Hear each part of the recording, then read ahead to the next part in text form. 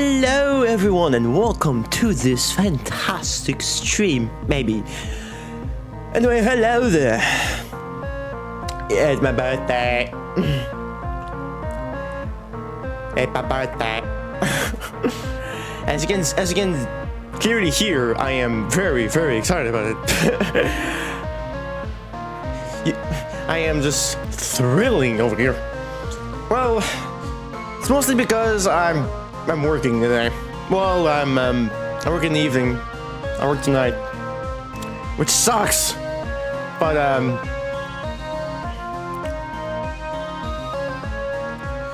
could have been worse. Could have been worse. I could have been working today during like the most intense day, in a day where I already feel kind of like crap. Everything hurts.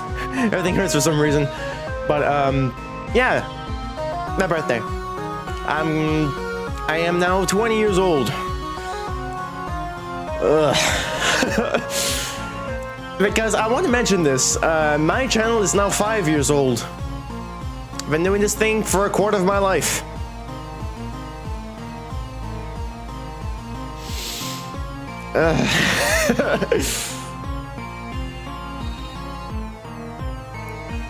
Yeah, my channel turned 5 last month.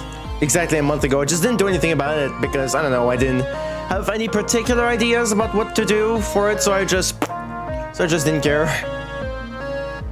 So I'll just go for it. But yeah, I've been doing this channel for 5 years now. And I'm now 20. I must have spent like maybe... That's the thing with the second decade of your life, is that memories, right? You start developing memories properly. You start remembering things.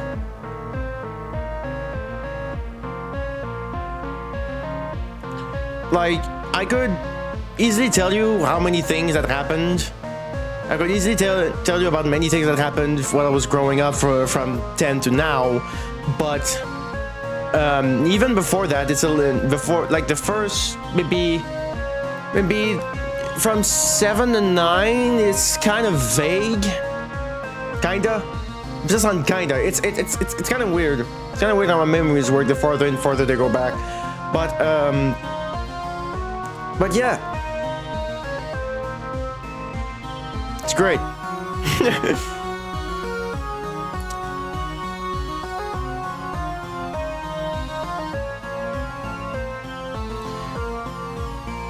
So yeah, today the plan is I'm going to watch the new Mount Pain 27 video again. He released, didn't his last one? He released it the 30th. So last Thursday. Yeah, that is when he uploads now. He uploads basically every Thursday until the, I think, is it like, what is it, like is it till like the 3rd or 10th of September. I'm not quite sure when he'll stop. I just know that for season 4 he has 9 episodes planned. So 3, 4, 5, 6, 7, 8, 9. So it'll be like at the 10th of September is when it will end.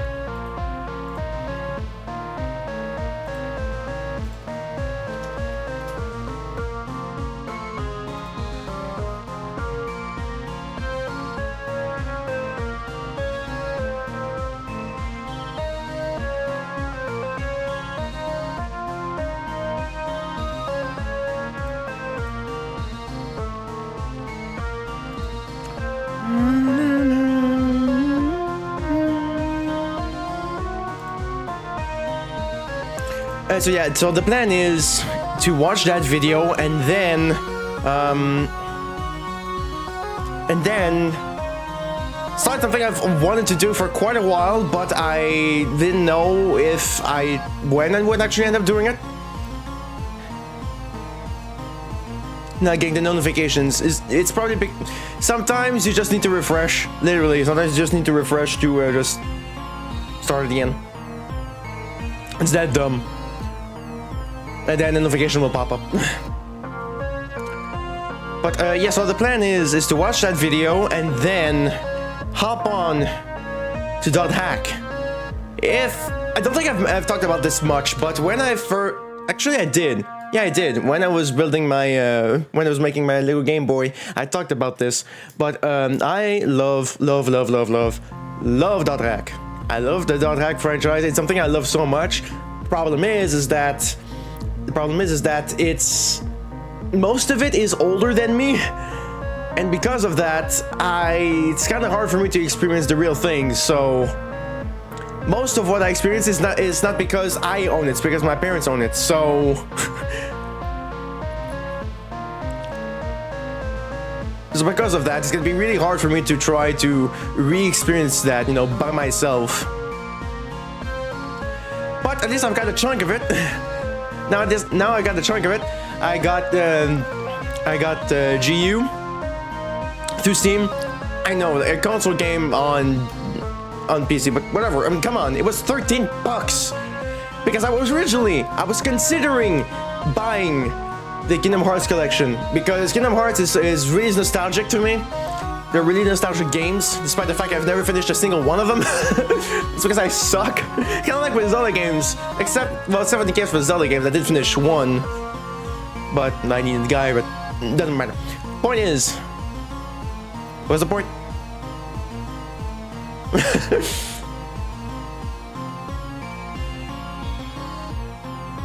Yeah, so I didn't have enough money to buy the whole collection of games, or even just the versions that I could have wanted to get 1.5 and 2.5. Even then, I didn't have enough.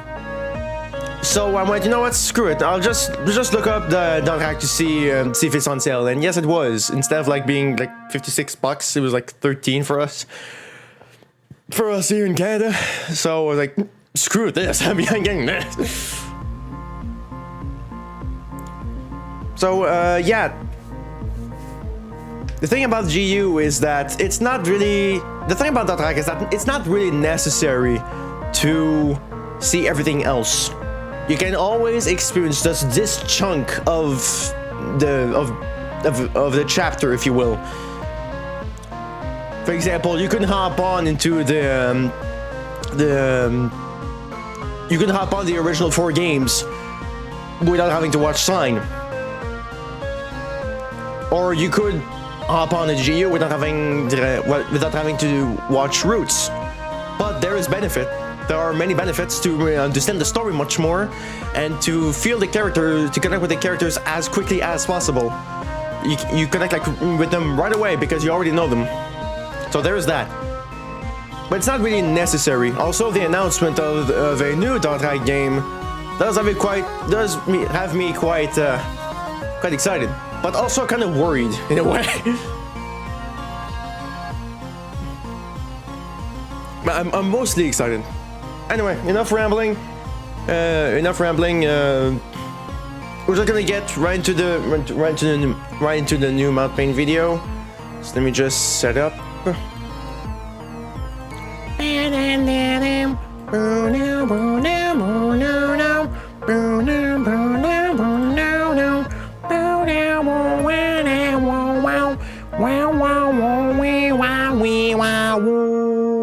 Right at the end of a loop. There we go. And there we go. All right. There you go. Hello there, I'm Mount Pain 27, and this is Dean of Doom, the show where we give grades to classic and contemporary Doom mods. All right, now you guys can actually see the thing I was talking about. Sorry, I'm already pausing, but you know the thing I talked about, like right at the start of Hell Reveal, that I have like these stats on the corner. Now you guys can actually see it. This was because my cat stepped on my keyboard, did something. I don't know what she did, but she just went on my keyboard, and then these stats popped up in the corner. Now you guys can see it. Now you guys can see how actually small it is, so it's not really in the way of anything. Anyway. Because ranking things is fun. Today's episode will be dedicated to Realm of Chaos 25th Anniversary Edition. Okay. The 1996 Megawad created by the Macintosh team, the very first made by Apple Doomers, and remastered by Kami between 2021 and 2025. So more like 29th Anniversary Edition, but never mind. What does remastered mean, you ask? Suffice to say, Kami qualifies as co-author on every map, he composed a 3-hour replacement soundtrack by himself, and he bundled everything together with custom sprites that were cordoned off in a separate WAD back in 96. All of this with the Macintosh team's blessing, mind you, not to mention mentorship from TMT bigwig Steve Duff. I haven't done an exhaustive side-by-side comparison, but you can safely assume that Kami is responsible for final combat calibration and some, but not all, of the prettier aesthetics in this WAD. Being generally leery of both remasters and megawads in their late 20s, I didn't expect to get seduced by Rock 25, but it has been a long time since I met a map set with this much natural levity. If you're wondering why all the fuss about such a niche interest, well, you are a Dean of Doom viewer, aren't you? If you gave me a chance, then consider giving this a chance. Here's how the show works. Every map gets 1 grade for quality and 1 for difficulty. That's fucking dope. Seriously, they even got the blessing of the original team, of the original Macintosh team. Holy crap. X to E. X for extreme, E for easy, A through D in between. Remember that disagreeing is part of the fun, and at the end of the day, this show is about spreading the joy of Doom. So let's do so. The rules are, we play on ultraviolence and must pistol start each level. I need to play the WAD twice before reviewing it. Saves are allowed, and we go for 100% kills in all levels, making exceptions when it's just not worth it. I played Rock 25 on Z Doom under Doom's strict compatibility.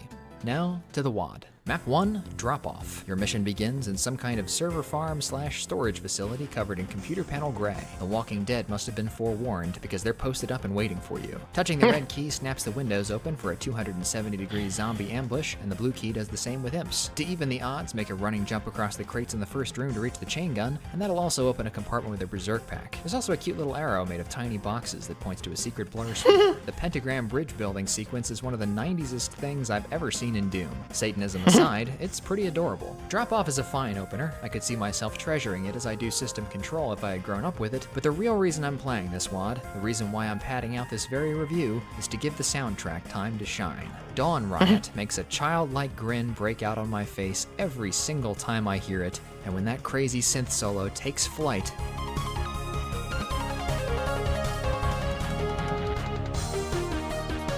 Whoa!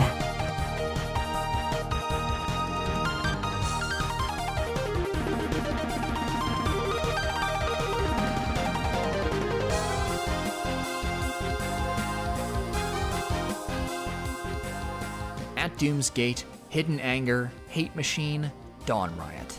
Grade B, difficulty E. Map 2, Outpost 27. I like that number. That's a good number for an outpost. This humble base is enjoyed like any other donut, 1 bite at a time. Interact with this wall to get a bit of fresh air under the strawberry sky, and snuff a pair of Hell Knights for a blue suit of TMT mail, which shouldn't even halfway wear out for the rest of the map. It's mostly shotgun fodder behind each door, but there's another Hell Knight somewhere, and 1 poor spider wriggling around outside. That's Arachnotron abuse, Kami. Build the path forward 1 switch at a time and punch your ticket. Grade C-, difficulty D-.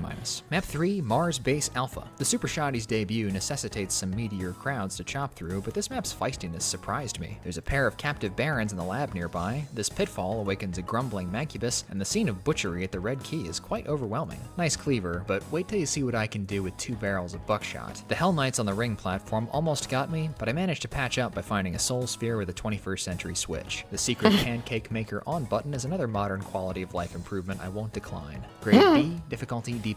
Map 4, Sewers. Pure whiplash. Between Jim Bagro changing themes in every room and all the cocaine Kami fed his monster roster. What the Between Jim Bagro changing themes in every room and all the cocaine Kami fed his monster roster, Sewers is Rock 25's wake-up call. After threading through a crossfire of Cacos, Chain Gunners, Barons, and Revenants, drop into a dark slime pit monitored by Arachno turrets and fumble for the rocket launcher. That is, if you haven't already discovered the first plasma rifle of the WAD, which comes fully loaded. Hold off on calling this tightrope megasphere overkill before you see the rest of the map. There are at least 2 certified shockers here. The sudden appearance of Hell, which holds the red key, and what waits behind the red door.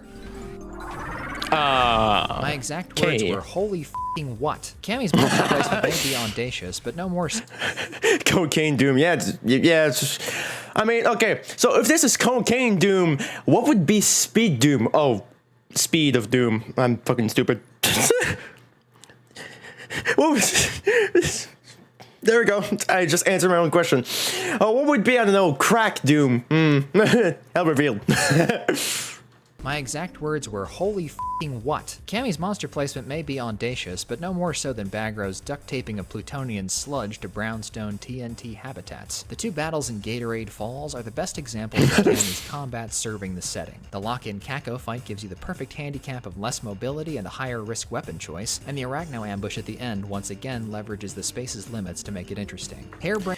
Why the Blast Blue? It's part of the new textures for the WAD.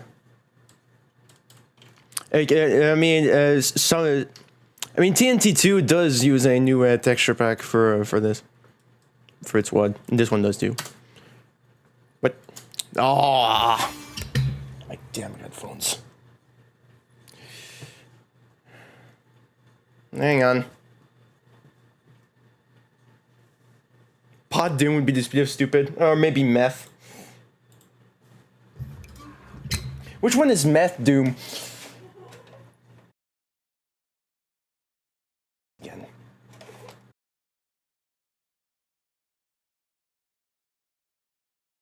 Kind of glitch out for no reason.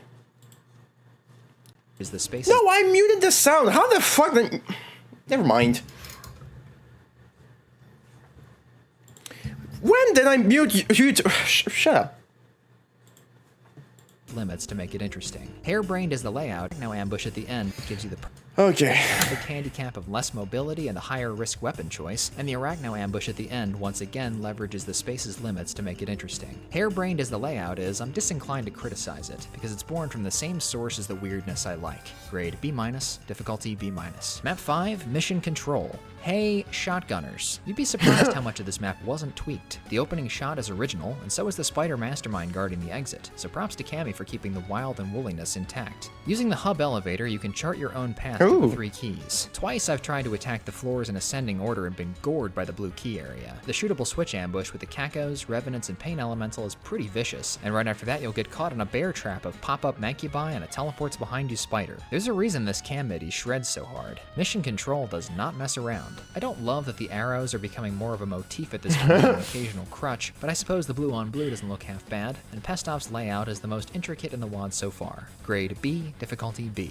Map 6, Splatterhouse. Steve Duff. Now there's a name I love to see. He's just as well known for his bloodthirstiness as his infectious enthusiasm. Steve Duff is still around, actually. Like, he's still doing some stuff now, I think. He has him on the forums, so I'm sure he's just as well known for his bloodthirstiness as his infectious enthusiasm on the forums, so I'm sure he'll cheer if and when he finds out that Splatterhouse was the first Rock 25 map to kill me twice. Tantalized by the BFG right outside the first room, your opening minutes in this shadowy stronghold will be bitterly fought for. This misaligned wall opens a shortcut between wings and reveals a secret super shoddy, but extricating it is almost more trouble than it's worth. Soaked in slime and shot up with slugs as you are, keep the faith, because the worm is about to turn. It's tough to hear with the music volume cracked, but a walk line opens a switch in this hallway. Shoot it to unlock a plasma rifle and secret blue totem. Cut a path to the red key and open this closet to initiate a secret super combo. Computer map, rockets, megasphere, BFG. Oh, hello. Oh. Okay. The map is essentially over now, but there are still plenty of targets to test your hardware on, and the final setup is fiendish, pinning you in a well-staffed control room with poison floor. The Splatterhouse rules. Grade A-, difficulty B. Map 7, Death Stay. Strange, stilted, and contractually obligated to Dead Simple, Death Stay links a few arena fights together with ultra-thin corridors and calls it a day. Sure, the Mankaboom is fun, but the cage fight does nothing for me. The surreal blue key stare would have been unpleasant without the secret trifecta of backpack, soul sphere, and rocket launcher, and the last squeeze before the rooftop shootout is something you'd never see in a map made today. Doc Bob has a knack for the abstract, but he does better work later. Grade D+, difficulty C+. Map 8, Research Lab. Here it is. The MIDI that convinced me to play Realm of Chaos, Deep Alone. I heard it first in another map we'll talk about later in the season, so for now let's just say Research Lab gets a significant boost from its soundtrack. It's not a novel layout. The Tricks and Traps hub facilitates a linear key hunt, and this time Pestov's elevator does not give the player freedom of choice. I interpret some of the more mechanical progression as symptomatic of 1. The lab's security protocols, as in the latest stair and bridge building sequence and the primitive game of Portal by the Red Key, and 2. Future tech eccentricities. Apparently, science is hard at work eliminating the need for stairs with teleportation technology. I guess some people would rather have every atom in their body copied and the old version destroyed than lift their feet. For what it's worth, this sequence builds tension. I've heard this MIDI before. I've heard this before. Atom in their body copied and the old version destroyed, then lift their feet. For what it's worth, this sequence builds tension to the ensuing flurry nicely. Pestov's generosity with secrets down the stretch should be a hint of what's to come. Wait, was it? Wait a minute. Wait, was it in his wad? Wasn't it in the Drake O'Brien wad? This elevator ride is another nod to Sandy Peterson, but the real mayhem starts at the top. If you didn't find the secret plasma, you'll need to lean more heavily on infighting than I did. Research Lab's well-defined location and immersive music make it one of Rock 25's early highlights. Grade B+, difficulty B. Map 9, Machine Gun Etiquette. If this map was as good as its title, I'd be surprised, because it's a goddamn great title. Propelled by a breathless Cammy tune, Machine Gun Etiquette is a bloodbath, but this time Steve D's lighting and detailing feel neglected. Lots of rooms lit flat and bright and wallpapered a single texture. Not to mention, there are some pretty glaring non sequiturs in the set design. Why the heck is this checkerboard realm stapled to a bronze slime base? And what is going on in the yellow key corridor? You have a yellow door, behind a yellow door, then a helping of What the hell is going the yellow key corridor. You have a yellow door, behind a yellow door.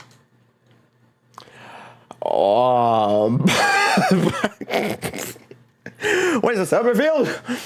Then a helping of rocket food, an archvile on the cliff, and an ambush Cammy could not possibly have altered. A dozen SS and a Baron pop out of a wall, and 2 pain elementals and 3 Kakos bleed from the scrolling flesh. Gene Bird isn't quite this zany, but he definitely could have drawn this map. Come to think of it, I'd probably be a lot more fond of Gene Bird if he had Cammy composing for him. For all its warts and weirdness, Machine Gun Etiquette keeps me in a good mood, and I do like the Megasphere side quest in the Slime Fort. Grade C-, difficulty B. Map 10, Hollow Oblivion. Given all the manic energy of a Saturday morning cartoon by Cammy's MIDI, Hollow Oblivion makes up for in zip what it lacks in square footage. Secure the area, nab the red key, and get ready for some pinky punch-out. I like how the walls time the waves mechanically, and also open up more space for you to float like a butterfly. Now all that's left to do is take a 70 damage Revenant missile to the face, fun. rockets and a launcher, and get ready for a scorching piano solo. And some archviles.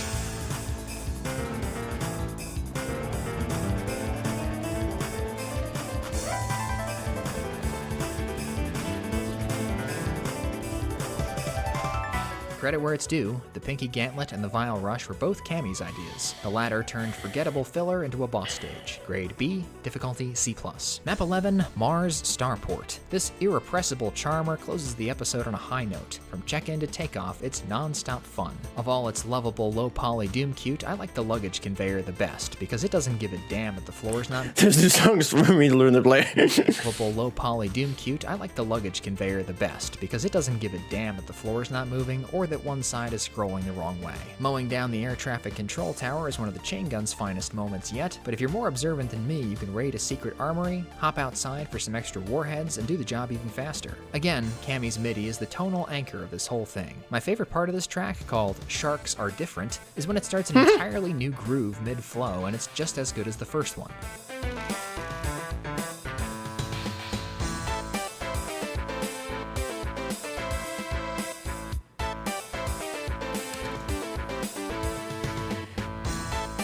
That sounds very Sonic. Cammy, you're different. Grade A-, difficulty B-. Map 12, Home Sweet Home. I sense sarcasm. We've landed on a beach at the end of the world, and the base before us is much too quiet. These undead converts might once have been our friends. So it goes. Home Sweet Home sports the highest kill count in the Megawad so far, but that's deceptive, because the action is sporadic and mostly straightforward. The ambient, effects-driven MIDI articulates the shift from shootout to scope out and amplifies the silence that descends after Fowler busts out the big guns. The ambush outside the computer room and this zombie conjuring are completely manageable, but the ending is less so. 3 Instapop archviles will scare you back into the firing squad and a throng of imps, but with quick feet and quicker thinking, you can fly the coop and bury them all with the rockets they left for you. I like the evolution flavors in this one. The grass, green base texture, and simmering dread evoke TNT maps 3 and 10. Grade B-, difficulty C+. True. Map 13, Bloodlands. This is the exact moment that Rock 25 becomes Hell Revealed. That's only a slight exaggeration Oh no. and not quite an insult. The Hell Revealed mentality Wait, what? becomes Hell Revealed. That's only a slight exaggeration and not quite an insult. The Hell Revealed mentality, grossly simplified, is go big or go home, have as much ammo as you want, and aesthetics. What's that? Cammy grabs a butt-ugly canyon with a massive firefight, ladles Jibs to be around the outpost, dropping 2 archviles on him for good measure, and sets aside a torrential secret fight for good listeners. As enjoyable as Cammy's rewrites often are, I'm just as much here for the campy old shit. The Mancubon turning on the lights before they attack you is glorious 90s novelty, the maze sections are pure rigor mortis, and there's no way the ending isn't a Doc Bob original. 3 chain gunners attack you in a room full of voodoo dolls, and they were even more effective against me since What?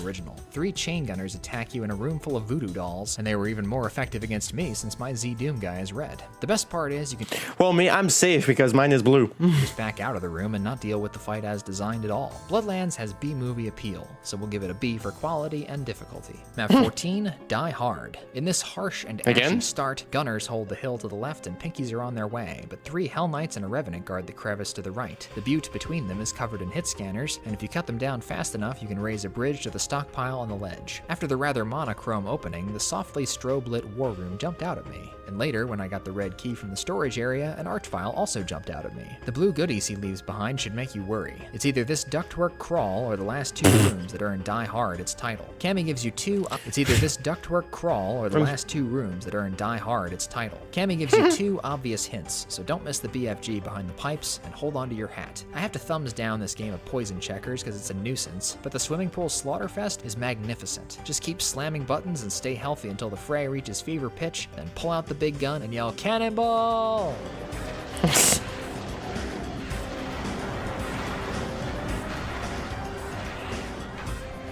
Having to squash the spiders by rote harms, but does not kill my buzz. Grade B+, difficulty B+.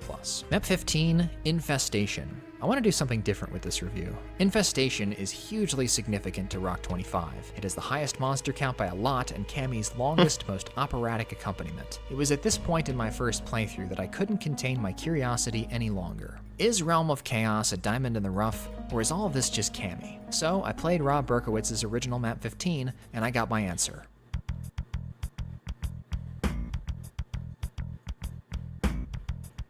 Oh. Ew.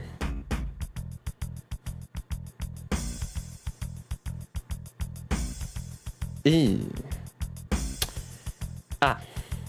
I already knew I liked Cammy's soundtrack enough to stick through a megawad for it, but playing Infestation 1.0 suddenly opened my eyes to its all-encompassing effect on Rock 25. The thing is, Doc Bob's work is almost all present here. Sure, the lighting and texturing are slightly cruder, his demon crowd's definitely smaller, but the big metal cavern with the twisting stairs around it, every step of the cage fight, almost every line of the toxic catwalk, even the pain elementals in the blue key room and the archvile ambush on the way out of the red. That's all Bob. Cammy embellishes here and there, but only to support Berkowitz's ideas. My question is, how can you see this and hear this and be moved to write this?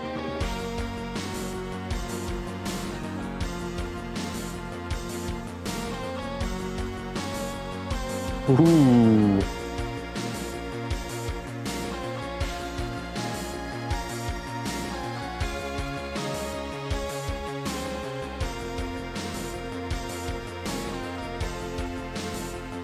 The music is the lifeblood of Bob's vision for this map, the auditory incarnation of his ambition. It glimmers with mystery, slams like industry, and soars like his monolith. The immensity of imagination required to capture this map's soul must only be rivaled by the love required to see it with such reverence. Rock 25's Infestation is grim and abstract, explosive and enigmatic, but playing it as the Infestations threw this entire project into new relief for me. Grade A-, difficulty difficulty B. Footnote, by the way, the secret exit's right here. Map 31, The Mansion. Slava Pestov sets the thermostat to cozy in this quaint and secret-rich abode. The furnishings here are like Doom-cute fossils. I think this is the minimum number of lines you need to draw a toilet. But I genuinely like the lava chandeliers and the bloody feast table, which will open a secret if you dance on it. Hazards-wise, keep a lookout for archviles and grumpy pain elementals. They're all grumpy. Despite its lack of hospitality, I can't be rebuffed by the mansion. Cammy's wistful score reminds me of Tristan Clark's Celtic stuff and sets the mood for wandering. Which is good, because I did plenty of it on my way to map 32. These shells point the way to a yellow key in the bathroom mirror, and from the exit you can barely see the yellow trim on this corner. Grade B, difficulty C. Map 32, Nowhere to Hide. This arcade power trip is only a tiny bit more complicated than it looks. Your first impulse, of course, will be to jump into the fray elbow deep with BFG blazing, but don't be so hasty. Borrowing a page from the Hell Revealed playbook once again, Cammy gives you just one megasphere and a full pack of shells, cells, and rockets. If you want a bigger allowance, cut down every dangling spaceman you see. When the exit bars raise, you done good. The faster you kill the Keens, the sooner you can invincibly cartwheel around the arena, flattening everything with blasts of blue. A jubilant camification, Nowhere to Hide is Rock 25 at its most cheerful and explosive. Grade A, difficulty B+. Map 33, Weapons Testing Area. As it happens, Steve Duff's Splatterhouse was not the original Map 6 in Realm of Chaos. Weapons Testing Area was deemed too similar to John Romero's military base to be id Games ready. It was jettisoned and largely forgotten about until Doom World user Andromeda produced a version of Realm Chaos.wad which contained the old Map 6. Cammy took this cue to definitively complete the Rock remaster, revamping Weapons Testing Area into a super secret challenge. From frame 1, this map is a fireworks show. Every room teems with fiends, archviles hide behind corners, Rammy players can propel themselves into some searing lock-in traps, and a highly mobile cyber demon will keep his patrol until you gather the guns and guts required to make a stand. Weapons Testing Area retains some E1M9 hallmarks, but under the hood this is close to 100% Cammy. Who else would think of this arachnid crossfire where the small ones get Kasali immortality, or this vicious pinch between two archviles and 3 pain elementals? What madman would have placed this final act in a map 6? A throng of pinkies, 2 cyber demons, a single rad suit, and 2 high-powered weapons to test drive. Remember, it's for science. This is the only essential map 33 I know of. Grade A-, difficulty A-. Yeah, because that's the whole thing about map 33 is that they're usually outtakes, so they don't stake out much. But here it was just completely removed, just didn't fit.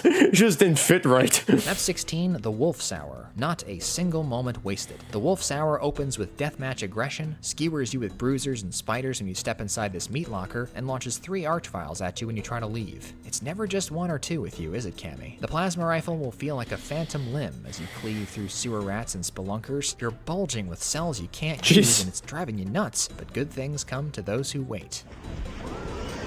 Whoa!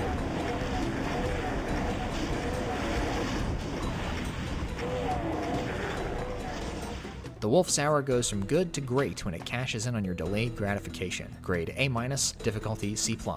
Oh, and by the way, this MIDI is called Scoliosism and Other Twisted Beliefs. Shakespeare, Map 7, No Escape.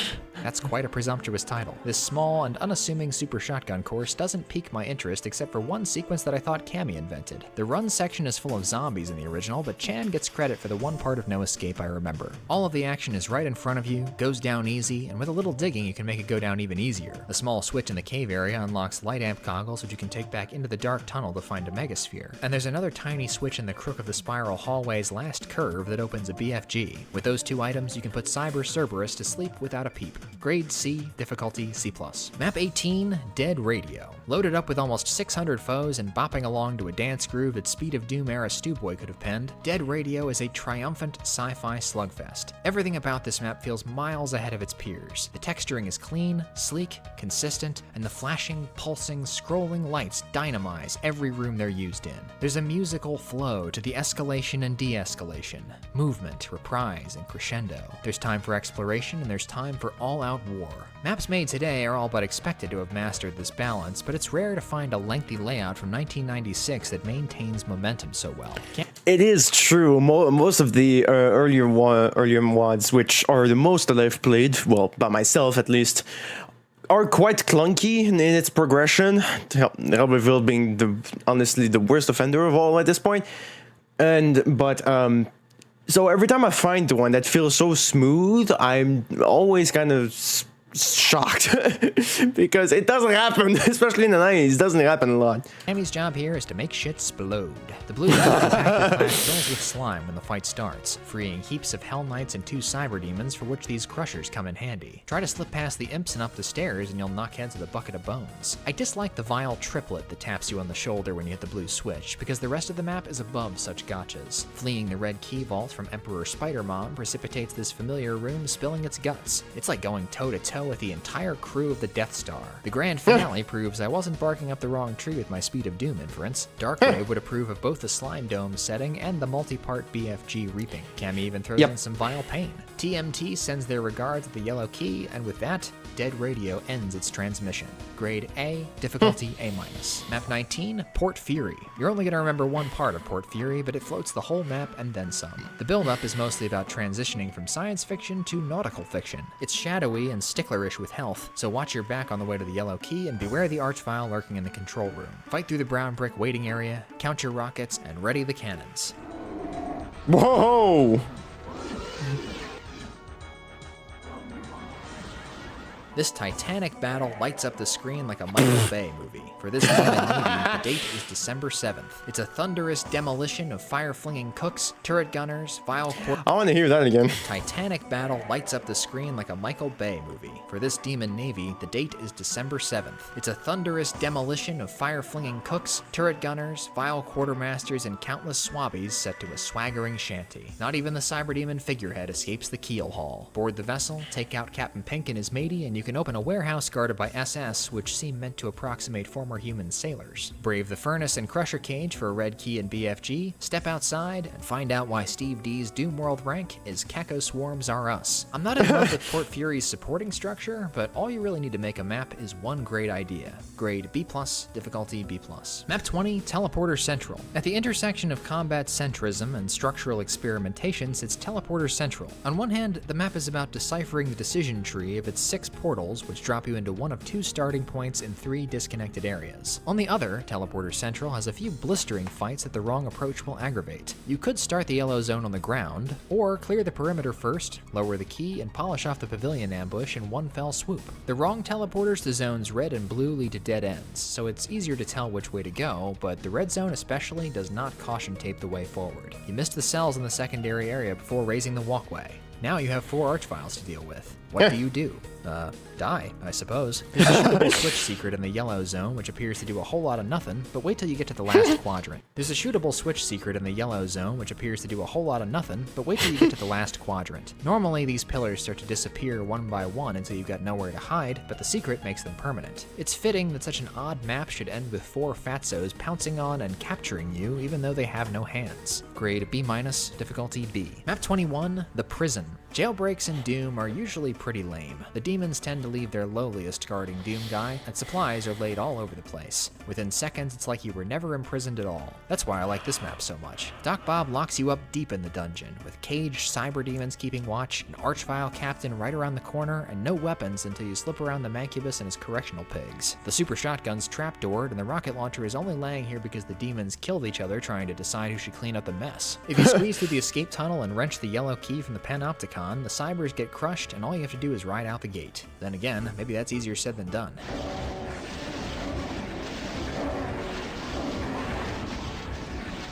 The fleshy bridge compactors were Cammy's idea, further beautifying a bloodbath that evolves on Bob considerably. Grade A-, difficulty B. Map 22, Nova Acropola. Perhaps an ignoble distinction, but these are officially the scuzziest urinals I've seen in Doom. Apparently we're still in Hell's prison system. The first half of this infernal stronghold is barred up and monitored by guards and towers. Inside the big red building is a healthy rocket fight and a keep bristling with sniper revenants and Mancubi. I enjoy the initial tumult, but ridding the area of distractions is pretty annoying. Either a red or yellow key will open the keep, but you'll want to complete both storylines before the razzle-dazzle finish. The Marble Fortress is a mess of rockets and a megasphere you can probably keep most of. The red key path leads to a BFG, more Schustaffel, and a nested secret plasma rifle, whose whimsical punctuation hints at how to get the secret invulnerability, which I still managed to miss in this recording. Without it, the 2-part blue key bonanza must be born with teeth clenched. I don't connect with Nova Acropola as much as Steve's other work. It starts slow and gets bogged down in the middle, but at least it finishes strong. grade B-, difficulty B. Map 23, Ancalagon. With enough sprawl and secret treasure to be its own D&D campaign, Ancalagon is Steve D's longest and densest map in the set. The hardest part is getting started. I got more pistol kills here than in map 1, and some of these traps will take pelts off the unprepared. You get quite a few from me, Steve. As is typical of Hell, the environment is grotesque and hostile. Lots of tight squeezes, unapologetic lava, even the gore parts for sharpshooters to spot you. Archmages are lurking all over the place and spearhead the red key tripwire. It's never just one or two with you, is it, Cammy? Luckily, Dungeon Master Steve left 7 secrets to fill your coffers. Spot the red schmutz trimming this wall, and a fire blue cave containing a computer map will be revealed. You can use that to dig up 4 other secrets, but the 2 most valuable items can only be unlocked with keen eyes and a sidearm. Knowing Cammy and Steve, I didn't want to face Ancalagon's fire breath without a BFG, but I did not expect the whole goddamn room to open up at once.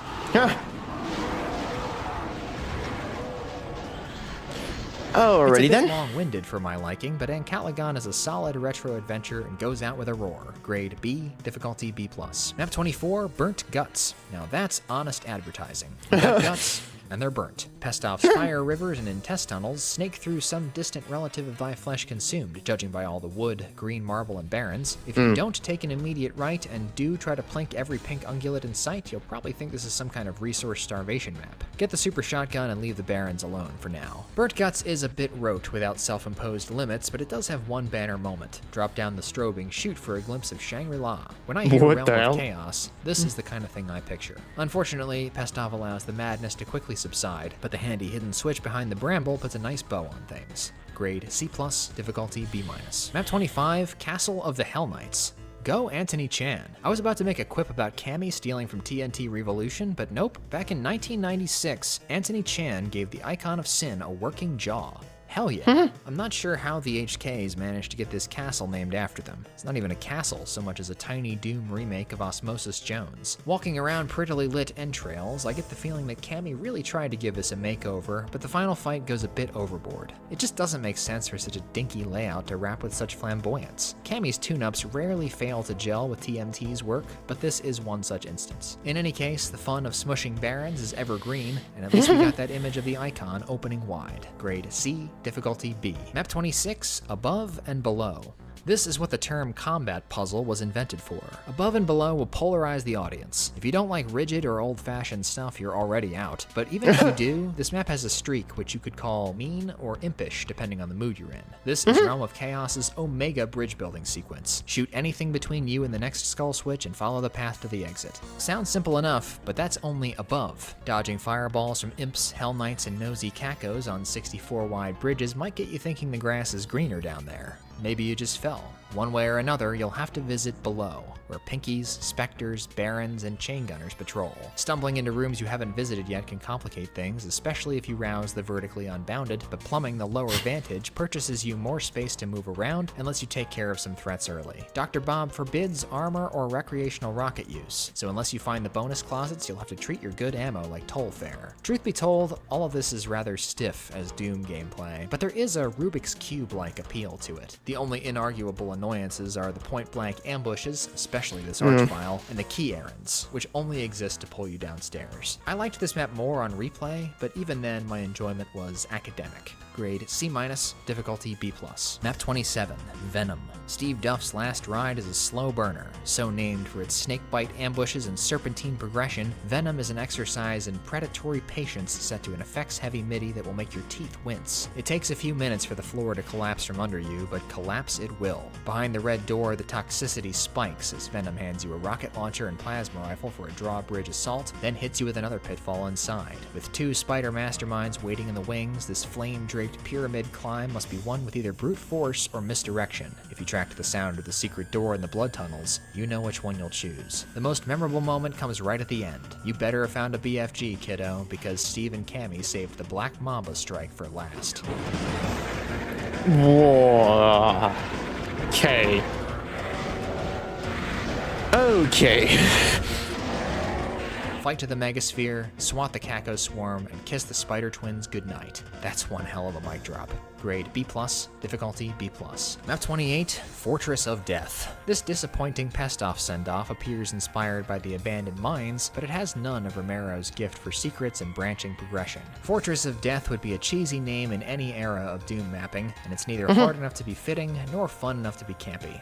It's stolid, constricted, and leaves a very light print on your memory. Slava Pestov sure loved his elevators. His earlier maps at least made them unobtrusive, but regular lifts could substitute for most of these. Cammy tries to rev the map with a galloping midi and a triple cyber boss fight, but both of them feel incongruous. Some 90s clunkers you must let be. Grade D, difficulty. True. Map 29, The Fountain. I'll never know for sure, but it seems to me that the original authors are the cutters of Rock 25's maps, and Cammy is the cookie. Rob Berkowitz is the exception. Maybe he's Cammy's favorite, and his particularities more preserved as such, but I think it's just as likely that he had TMT's best aptitude for stirring the imagination. The Fountain submerges you in darkness so thick you can barely see the gun in front of you and processes from scene to ominous scene. A red hell key on a pentagram pedestal, a plasma rifle at the end of a tunnel, a strangely empty marble chamber with 4 blank rooms and 4 skull switches. This time the repetition isn't needless.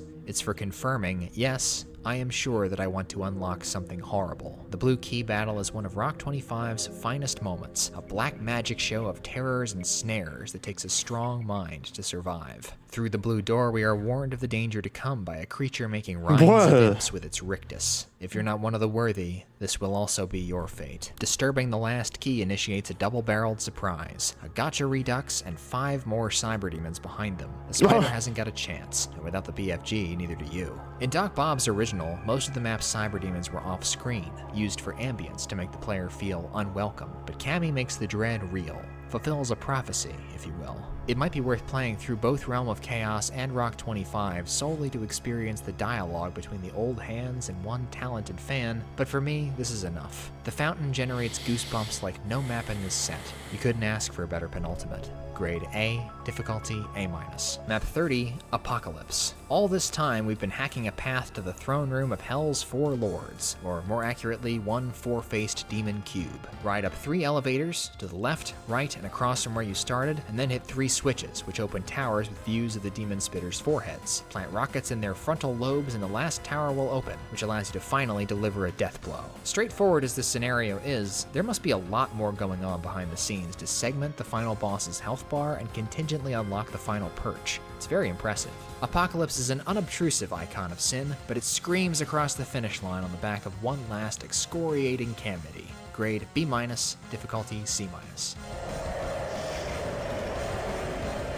So, Mac users are people too. I would never have known or cared about Realm of Chaos if its remake didn't exist, but it turns out that I don't even care as much about the remake as the force that brought it into being. This project is full of qualities I love. Creativity, obsessive drive and dedication, but above all, a desire to share love and gratitude. Rock 25 is Cammy saying to TMT, "This is how I see what you made." To me, the fun rides sidecar to the power of that message, but I clicked with Realm of Chaos Remastered right from the start. Playing Rock 25 felt like rediscovering a megawatt I forgot I played as a kid, except with the benefit of sprightly, modernized combat and a priceless soundtrack. Cammy's compositional versatility and spark are off the charts. His is the only megawatt I downloaded just for the music, but I'm pleased to report that Rock 25 is worth much more than its soundtrack alone. My final grade for Realm of Chaos 25th Anniversary Edition is a B. Difficulty-wise, this is the most approachable WAD I've covered in a long time, rounding out to a B-.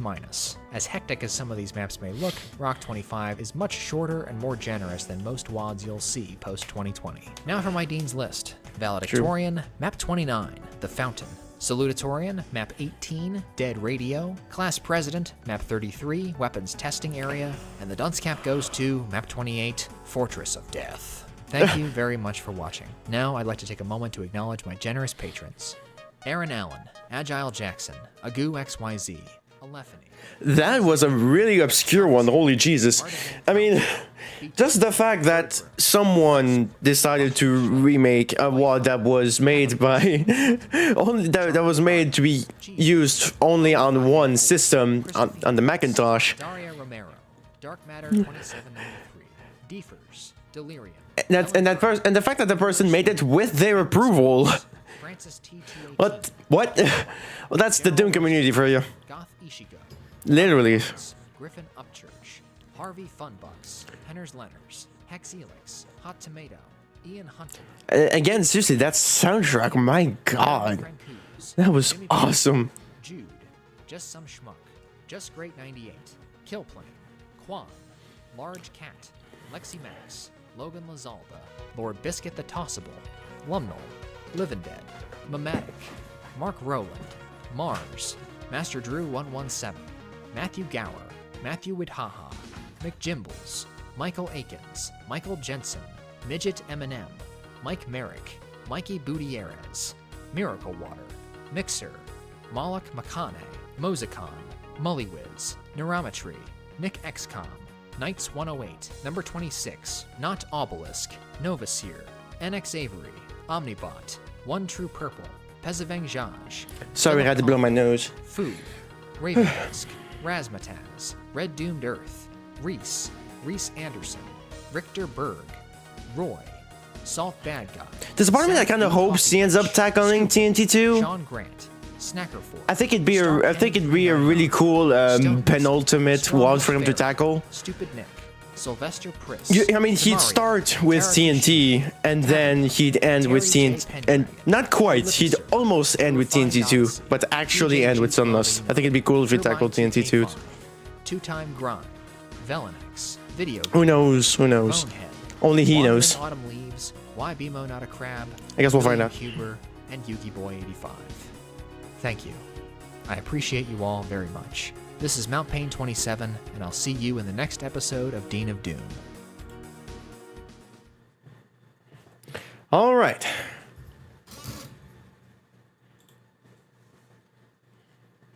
Alrighty then.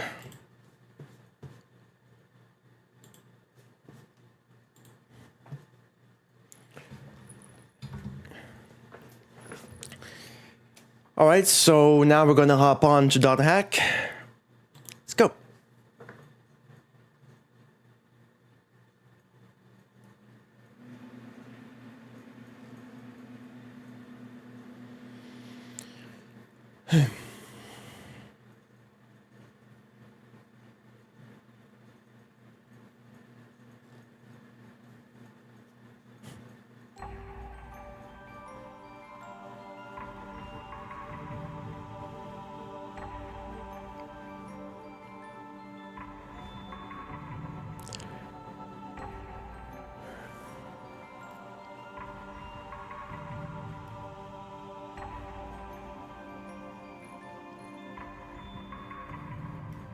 Hell yeah.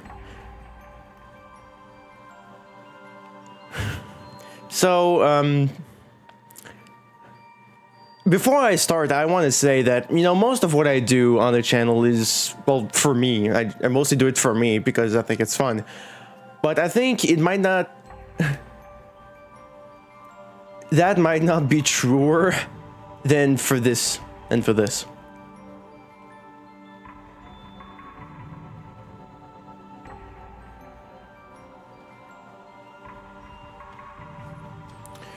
I can play with my controller. I don't know exactly how it's gonna go because, you know, I technically only have one stick. So I'm gonna see how that goes. I mean, it worked fine for Isaac, but that's because of how Isaac is configured, so... because of how the game works and how it's made, so it...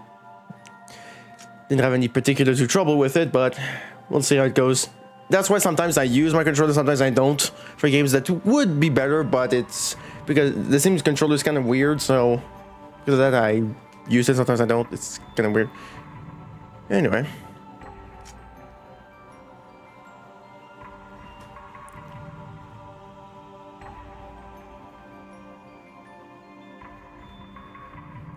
Wait, what's the terminal disk again? I say again because for those who end up watching this somehow who are kind of aware, I first learned of .hack through my parents, who told me for years that I should check it out, and then when I did, I loved it to bits.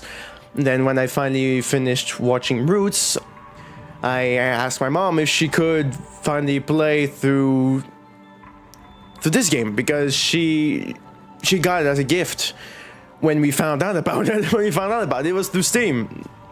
We just found out. We were like, wait a minute, what? Wait, what? And then poof, there it was. And of course, she got the physical version, and she did play a little bit of it, and I was already in love with it. But then again, it was just the beginning, and these are quite long games. I say games because originally they were all separate. If you just go like normally, it could take maybe, I don't know, more like 20 hours each if you just go normally.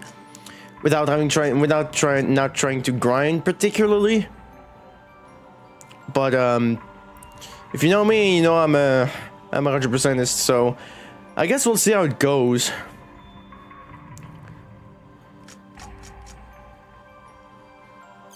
Let me see, what's the terminal disk again?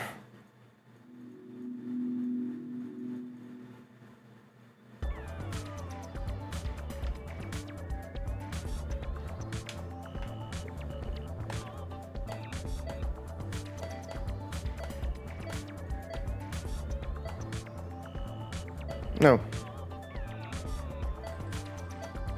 What?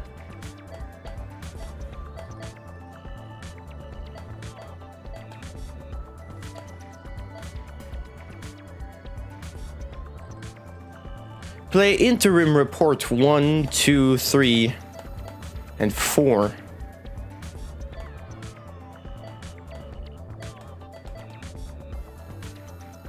Something I love as well about this game is just the general interface. I think it's just so cool.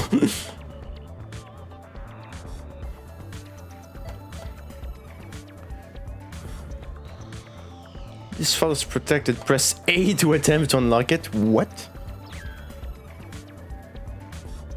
Ah, okay. Okay, so wait, so this first 4 I already have access to them like right off the bat.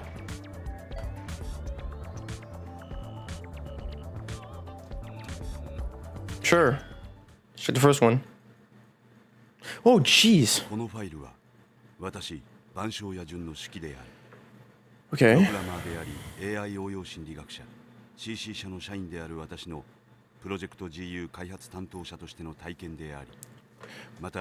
Wait. I'm in the way. I'm in the way of the subtitles. Hang on.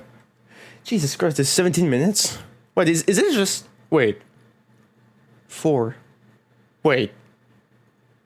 There's 4 of them. Did they? Is it? Or no?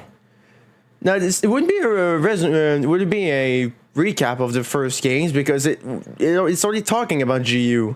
Wait, hang on. My face is in the way. Hang on. Wait. Hey. Hang on. I mean, I just started, okay? Give me a second here. Hang on. Let me get back. I'll get back to you. This might be a bit, treacherous, but just to make it a bit easier for you guys, for those who are listening in the background, which is completely fine with me. I'm gonna put it in English. Well, also because, well, it's what I'm mostly used to. Did I do it right? Okay. Yep. All right. Yep.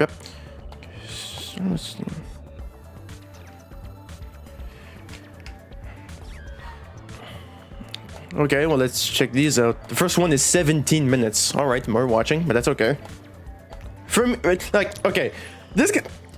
If I end up playing this, all of it, this might be very unconventional gameplay because there's gonna be like a big chunk of it. This is gonna be from world building, which I love because I want to take the time to. Well, I mean, I have to leave at 4:30. I have to leave at 4:30, so. Yeah. Let's find out. My name is Jun Banshoya. Whoa. I wrote this journal. All right. I'm a programmer. an AI psychologist, and an employee at CC Corporation. This journal will serve as a collection of my experiences as the lead developer on something called Project GU, and my personal impressions and analysis of a game known as The World.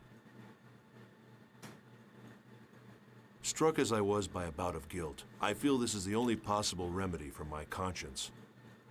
Although I wouldn't swear that everything in this journal is 100% accurate. To me, it's the absolute truth.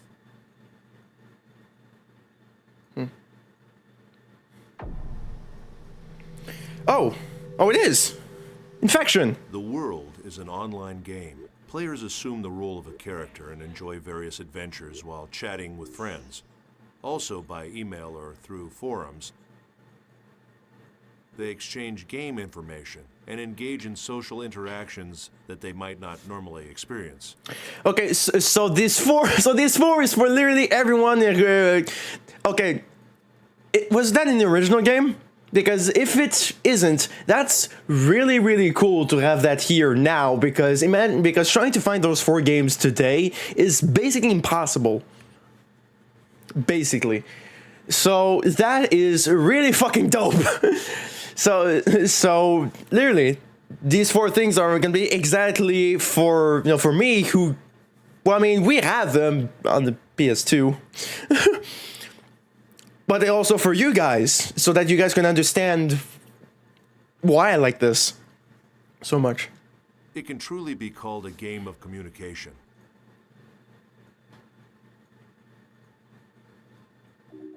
As I write this journal, I know there is one event I can't avoid discussing.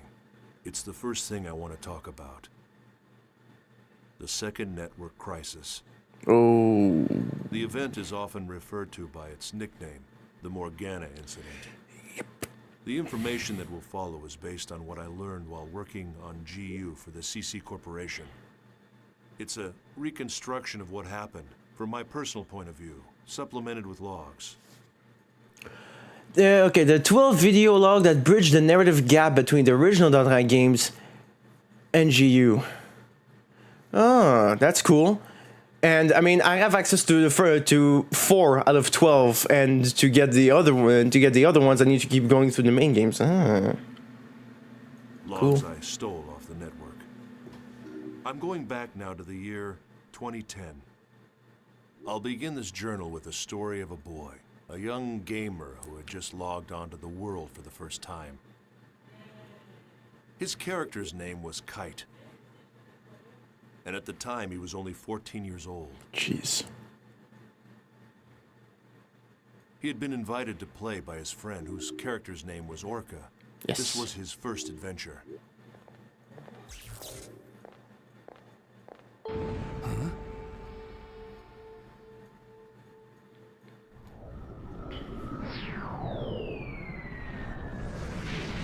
Hi. Hi. While Kite and Orca were journeying through the dungeon, they met a mysterious girl named Aura. Aura was being chased by a rogue monster known as Skaith. Yes.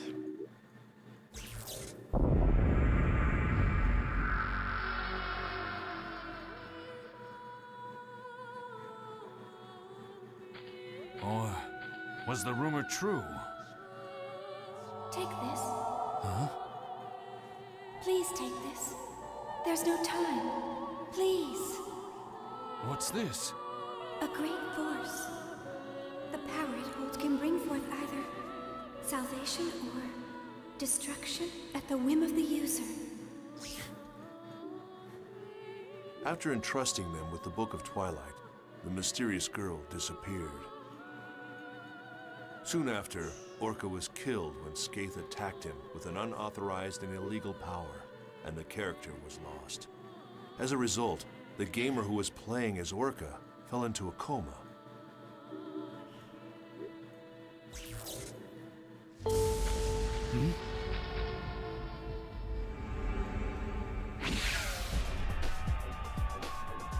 Run! He'll kill you!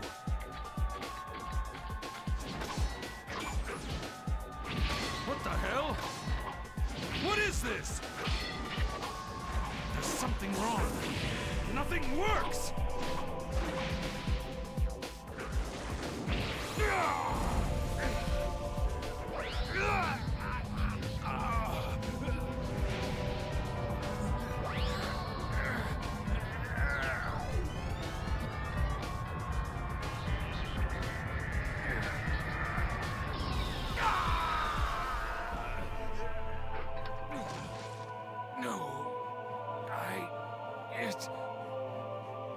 It wasn't supposed to be this way. I'm sorry. Get out of here!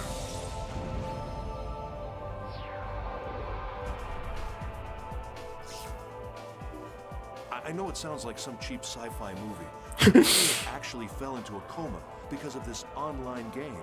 As involved as I was in Project GU, I understood how something like this could happen. This incident, a player being left comatose after playing The World, was not made public. I'm just Really? The narrator's the same voice. Okay. engineer, so I don't know all the details, but I can guess what happened. The CC Corporation must have used their political influence to kill the story before it was released. Not long after, I found evidence that at least 6 other gamers had suffered exactly the same fate as that boy. The names of the 6 were Sora, Alf, Carl, Kazu, Orca, and Sieg. The first of the lost players had already woken up from her coma. The character name was Tsukasa. Hey. At another point, much later, Sora and Sieg became intimately involved with Project GU.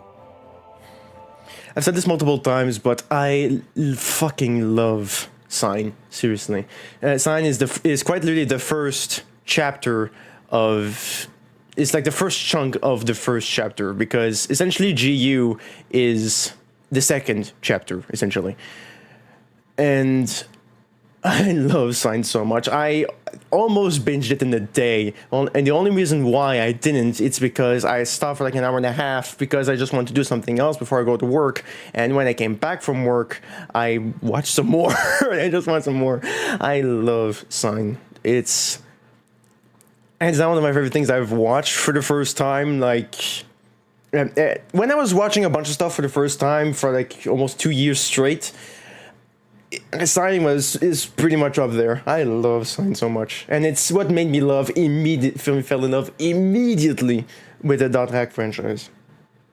To me, nothing has quite captured what made Sign so good to me.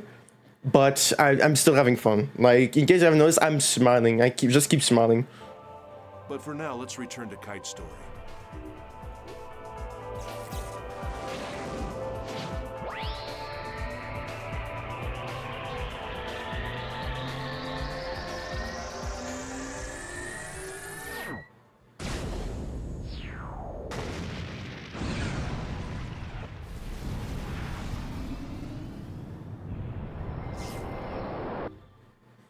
Thanks to the intervention of Helba, Kite was saved from the threat of Skaith. And it was Kite who received the installation book, Book of Twilight, instead of Orca. I think what helped as well with Sign was the soundtrack. Holy crap, that soundtrack is fucking amazing. It's so good. It's so damn good. That helped a lot. It really helped with the vibe, because holy crap, it's so good.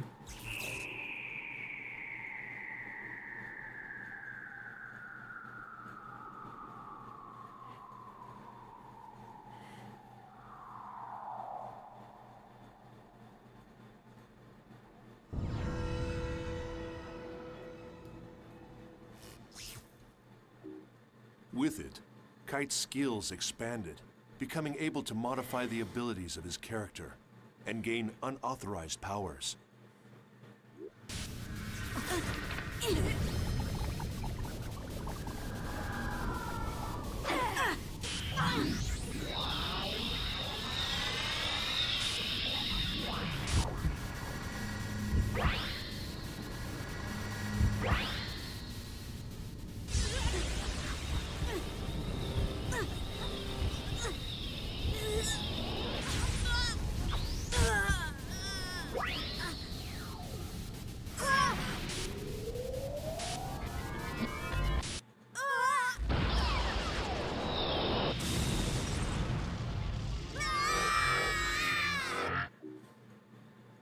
data drain. Like it or not, it was the same attack Skaith had used to put his friend Orca into a coma. That skill. Now, I understand. Hi. You are the same as the virus. To think that I was saved by someone like you. No! That's not... I don't even know what's... Do not lie to me. Recently, many places within the world have been damaged by a virus.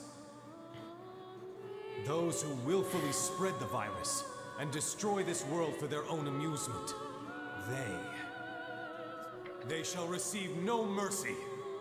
No, that's not me, Aura had given him the bracelet, and now with his new illegal powers, Kite decided to take action to save his unconscious friend Orca. And alongside Kite, there was always one girl. You didn't even need my help at all, did you? By the way, I guess you can tell that I'm a newbie too.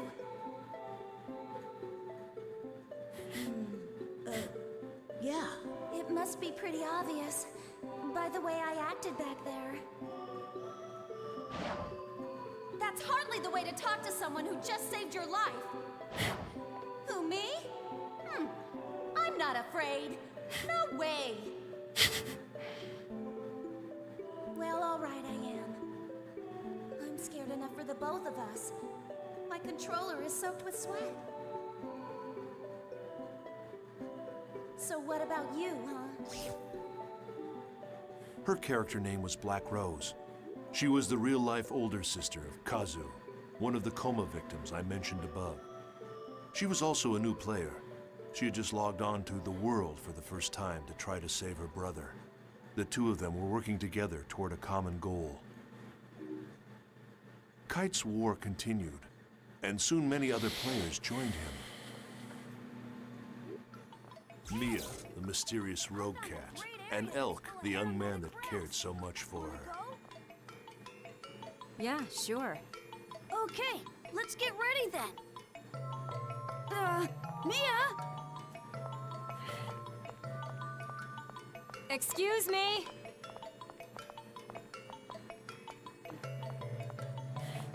You. Yes, you. That's a unique bracelet. Can I take a look? Can you see it? Yes, of course. Do you mean to say that you can't see this nice bracelet?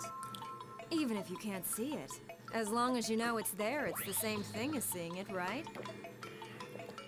Bracelet? Hey, what are you talking about? I can't see any bracelet, Mia. Well, thanks a lot for letting me look at your bracelet. I have a feeling we're going to meet again. Somehow. Well, see you around.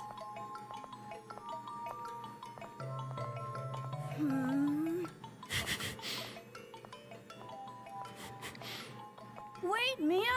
What about the aromatic grass? Balmung, who along with his sworn friend Orca, had earned the title Descendant of Fianna, appeared as well. Draw! Draw your sword! Now! I do not speak with hackers. Then I must ask. I have not been able to contact him since that event. What has become of him? I do understand. But you need to face facts. With you two involved, things get worse. That's how I see it. Am I wrong?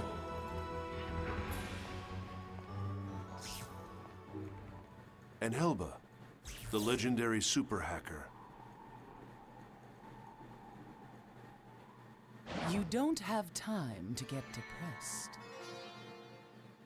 Who are you? A friend, or perhaps a foe. A meddler with a warning.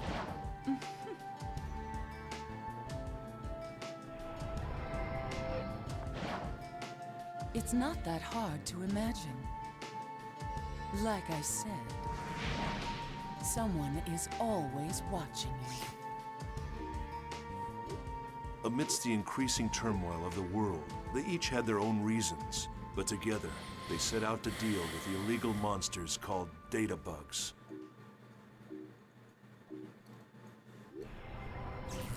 Aura?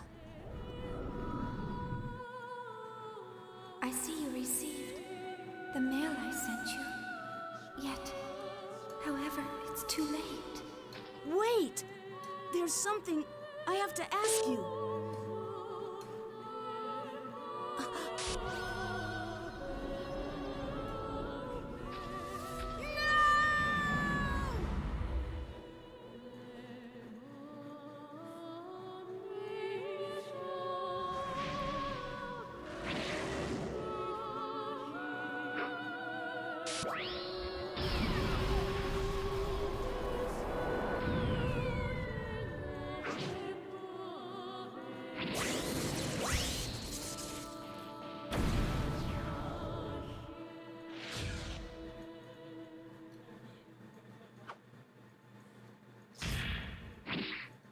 Kite finally managed to reunite with Aura, but immediately after Kite found her, she was deleted by Skaith. Aura's data was chopped into segments and frozen in various locations around the world. There was a battle between the first phase Skaith and Kite, the holder of the bracelet. Kite managed to gain a difficult victory, but what he couldn't imagine at the time was it was just the opening battle in a long, long war.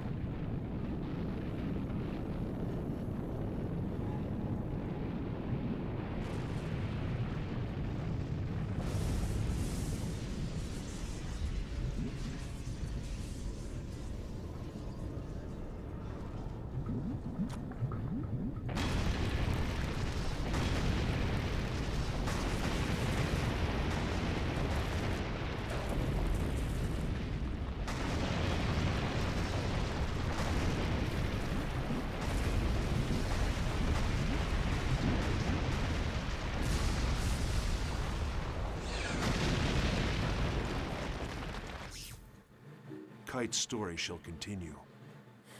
But first there's the mystery of the brilliant AI programmer and creator of the world, Harold Hewick, and the lost epic poem, Epitaph of Twilight. There's little doubt that the second network crisis of 2010 was a direct result of the world. It was awful.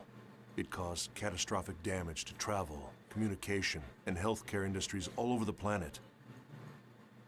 What exactly was it that caused the network crisis? It was the very power that was being researched at Project GU. In other words, the network version of God. Yeah. My efforts were entirely devoted to technical research and the existence of God in the world. It became a story of human foolishness and a paradise abandoned by God. I never remember what GU stands for. Graceless Unison. That's what it means. Okay. So yeah, so that was basically just the first game of the original tetralogy. Yeah, Pluto's Kiss. Yeah, I remember.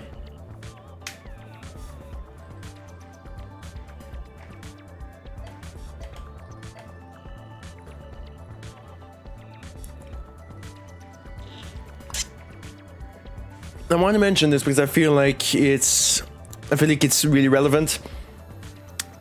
Back then, you didn't have the opportunity to change dialogue option. It was always going to be English no matter what. So this goes out to the old days, to the older days. So these streams will go out to the older days of gaming, where things were simpler, where we didn't have that much standard. sometimes it still feels like nowadays standards are still missing sometimes, but that's okay. Sometimes anyway. Yeah, I didn't watch Liminality though. I could have. I still could have watched Liminality though, but I didn't. They probably talk about it as well throughout these a little bit. Anyway, so let's check for number 2. Let's see if I remember the name of the second game. Don't tell me. Don't tell me.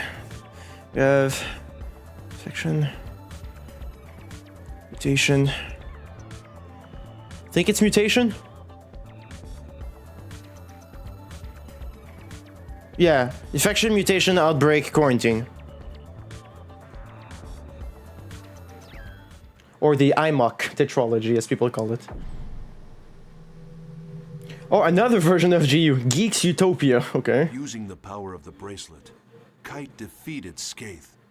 But instead of rescuing his friend Orca from the coma, Kite's victory actually led to the birth of a new, frightening enemy, Kubia. Yep.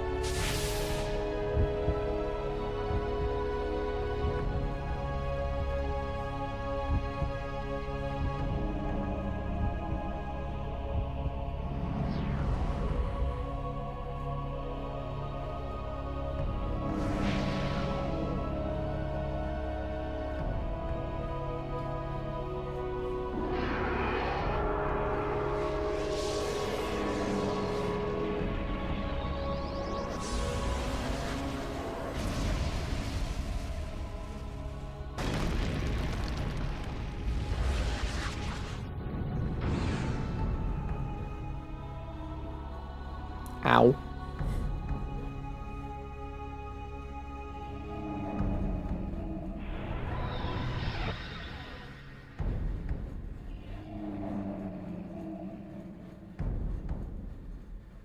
Kubia.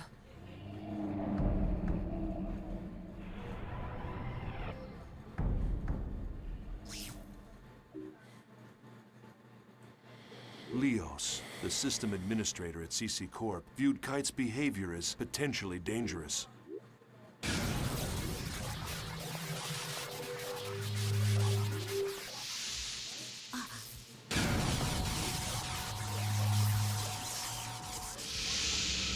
Welcome. I am Leos. Kite was determined to do whatever was necessary to save his friend. Then the situation would not have deteriorated.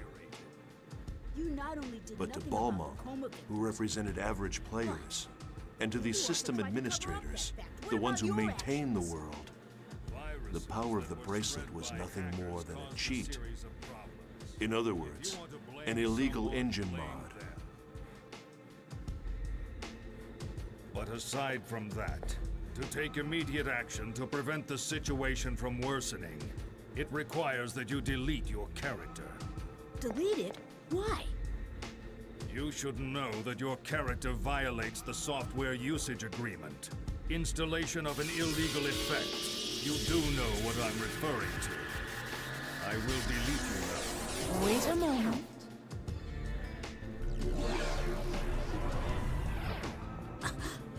However, Kite's character was protected by powerful defenses. And even the system administrators were unable to cancel his account. Right here and now. No way! I wouldn't do that! I know. Since you aren't stupid. The stupid one is this pig-headed man. You don't even understand how it works, yet you'll delete it before finding that out. Or do you even possess the ability to delete it in the first place? The boy's character data is so well protected, the system administrator can't even crack it.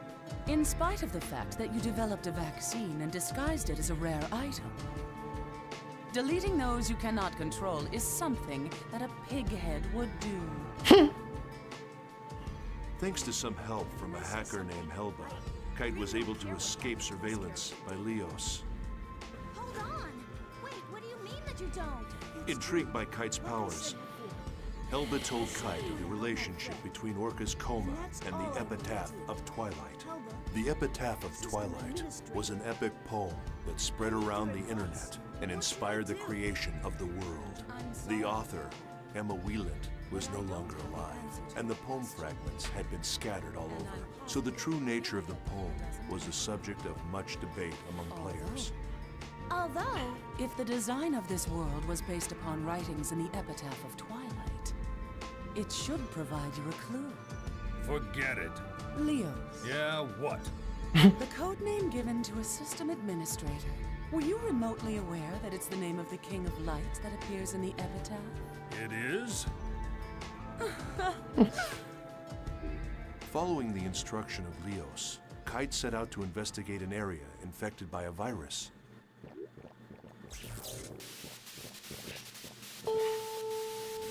huh? Ah! Oh no! What now?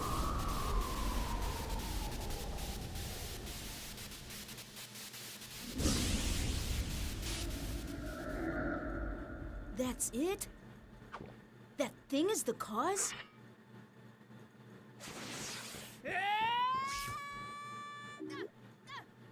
That's where he defeated the second phase, Innis.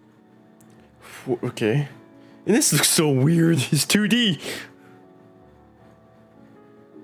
Skaith, Innis. Yes, this was exactly the Morgana factor that we were researching at Project GU. After defeating the second phase, Kite found one of the segments Aura had been divided into and liberated it. I didn't ask. Is the volume loud enough for you guys on your end? I always keep it at the same volume that I always do here for OBS. But is it loud enough for you guys?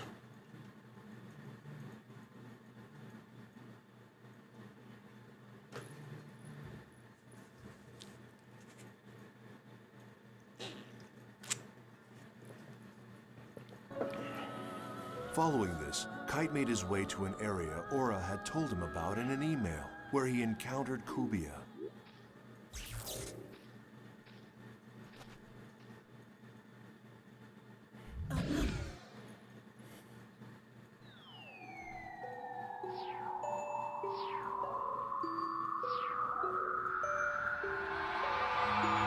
Whoa! That story you told me was true, wasn't it? Yes, it was. At any rate, this girl, she's beautiful, but I don't know how to say this, but she's not alive.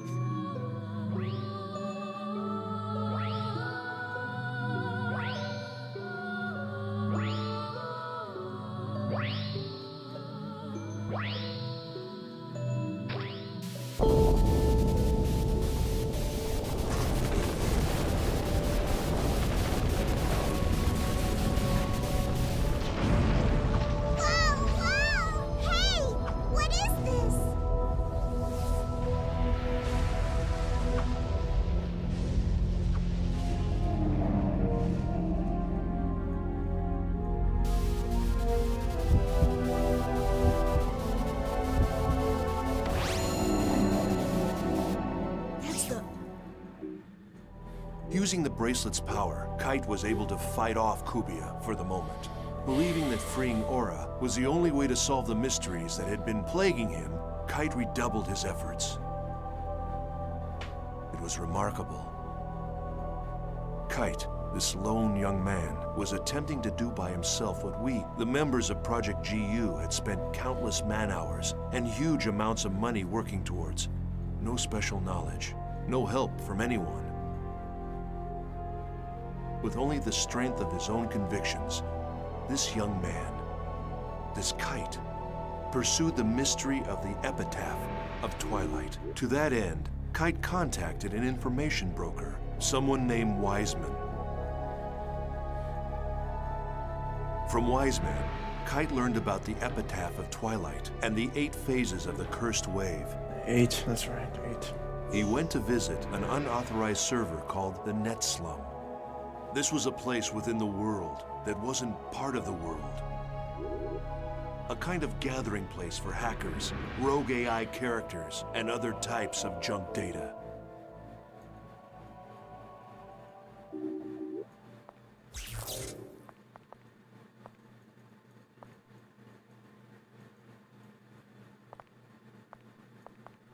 Are you looking for Helba? Huh?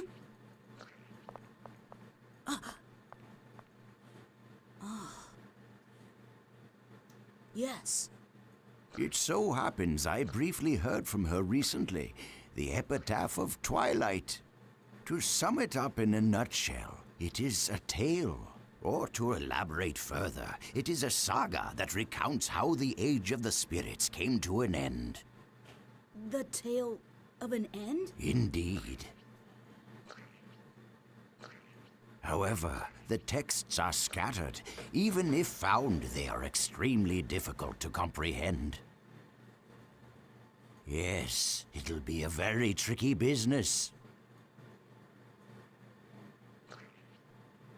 Say, there's something that's been bothering me. The people around here, they all look so different from anybody I've seen anywhere else. This place was once where all of the unsuccessful non-player characters drifted, sort of a sanctuary for failures. Then players who considered them amusing came up with their own variations of failed characters. Now the boundaries between player and non-player character is quite indistinct. Some of them simply don't know which category they fall into. There are maybe even those who have lost their bodies on the outside, mere memories, faded reminders of the individuals they once were. Only their character data remains intact and active as they wander the network. Yes, the same fate as Harold.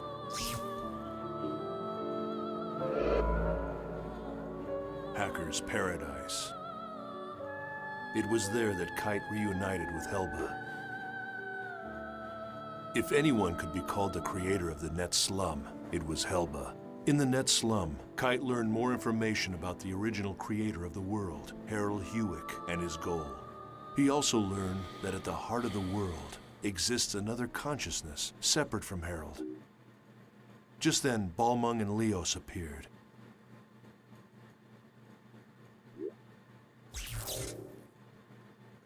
Epitaph of Twilight.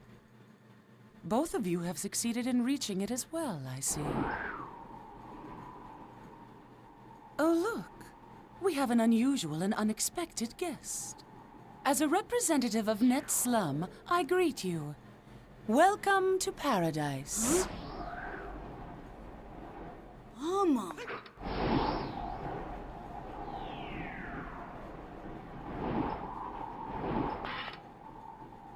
You sided with Leos, I see.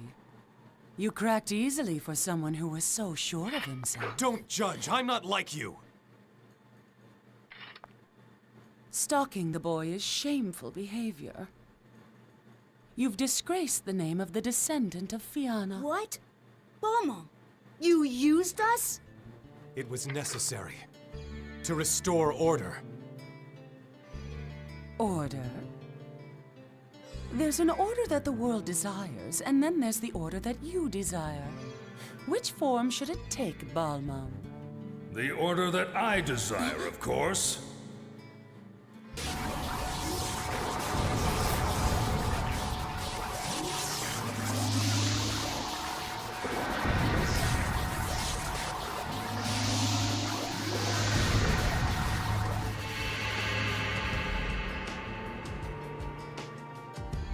Our featured performer.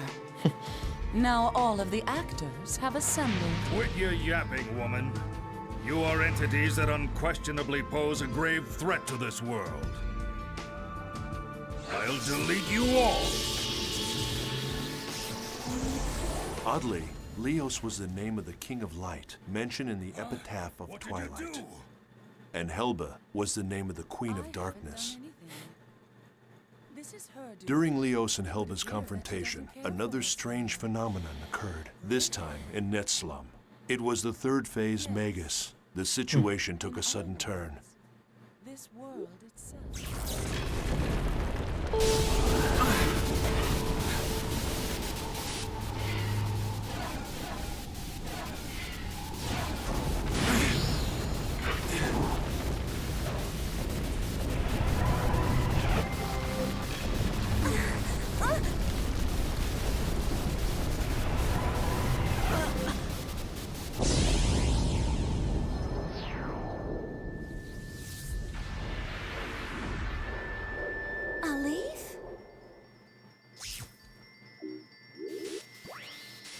Once again, with the power of the bracelet, Kite was able to defeat Magus.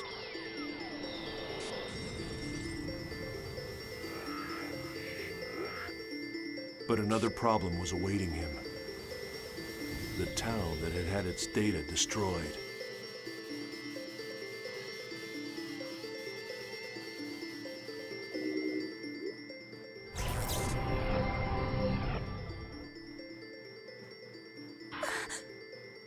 What the hell happened? You're kidding me, right?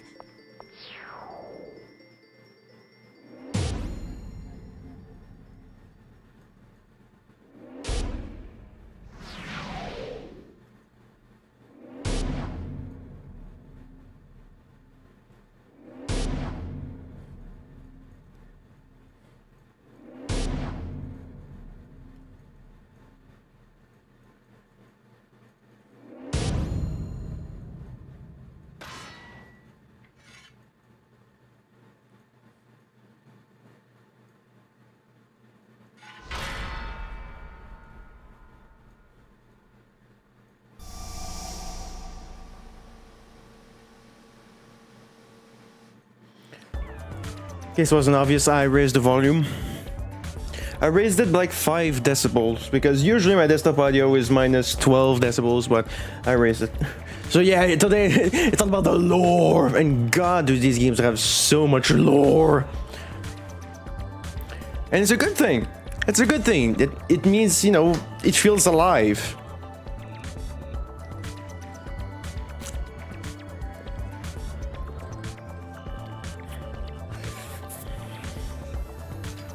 Yeah, hidden, forbidden, holy place. If I do remember correctly, again, I haven't played them, but if I remember correctly, they do end up going to that godforsaken temple. No, that church.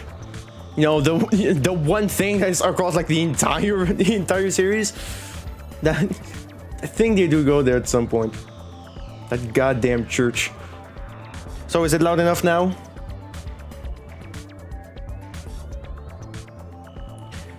Alright, so time for number 3. And I find it interesting how for like just the first two change the definition of what GU means.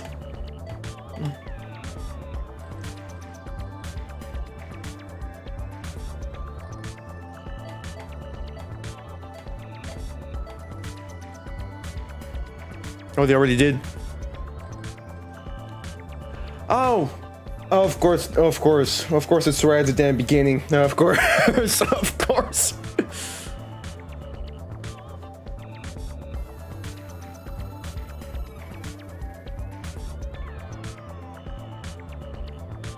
All right, time for number 3. Outbreak.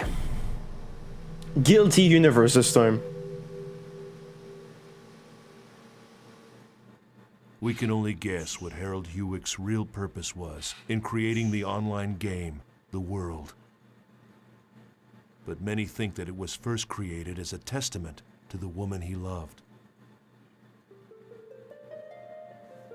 A love letter to Emma Wieland, the woman who wrote the epic but unfinished poem, Epitaph of Twilight. Harold designed and created an online game based upon her unpublished manuscripts and sold it to CC Corporation.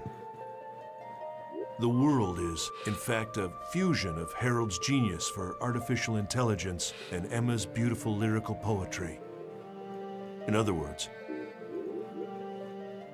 I believe Harold's true goal was to use the game to acquire data on the behavior of millions of online players, and by doing so, to create the ultimate AI.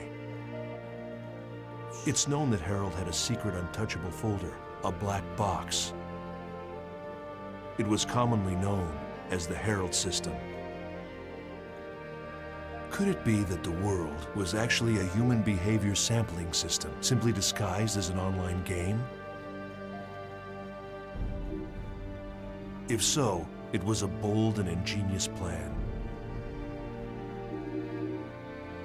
This system, the Morgana system, formed the nucleus of the world. It was to become the birth mother of the ultimate AI, Aura.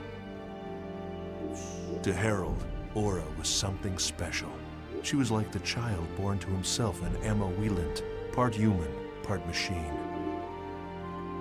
The Morgana incident was a result of the Morgana system running out of control.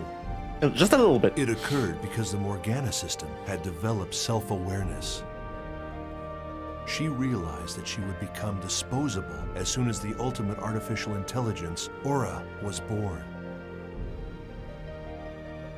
In trying to prevent the birth of Aura, Morgana drove her creator, Harold, insane. She even locked him inside the network. Then came the 8 cursed waves. Morgana's 8 phases took physical forms based on the 8 phases in the epitaph. They appeared to Kite, who had been entrusted with the bracelet from the then incomplete Aura. At that point, the world began to slowly come apart.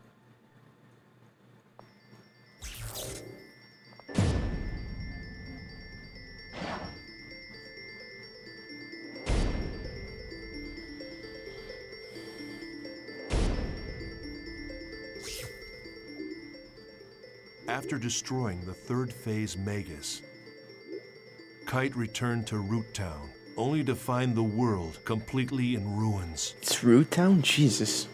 Server trouble increased. Game data was being destroyed by viruses. In short, the world was beginning to break down. Then strangely, these abnormalities began to expand and spread into the real world. Kite anguished over the fact that each time he used his bracelet, the problems with the world seemed to increase. However, with the encouragement of Black Rose, whose real-life younger brother was still in a coma from the incident, Kite reconciled with Orca's friend, Balmung, and decided on a course of action. And we're back.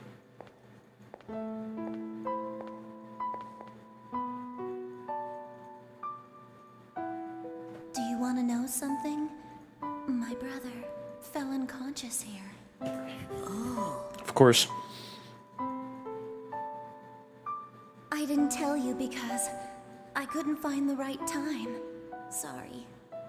When I first met you, I forced you to come here, right? Yeah. I wanted to see what had happened here with my own eyes, yet I was too frightened to come here by myself. And I still feel that way. I'm very, very scared.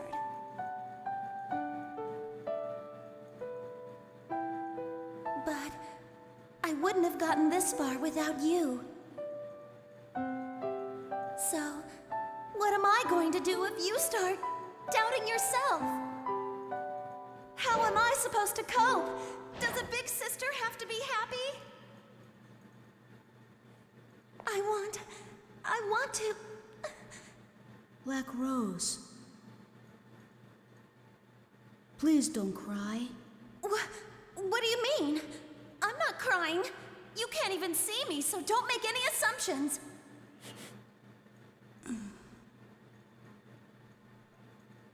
There you go. How typical. You always clam up when you should be talking.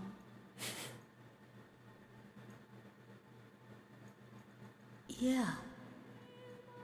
I'm sorry. I was wrong in thinking that I'm the only one who's trying to do something about Orca and the disaster. Everybody wants to do something. Now I know I'm not the only one.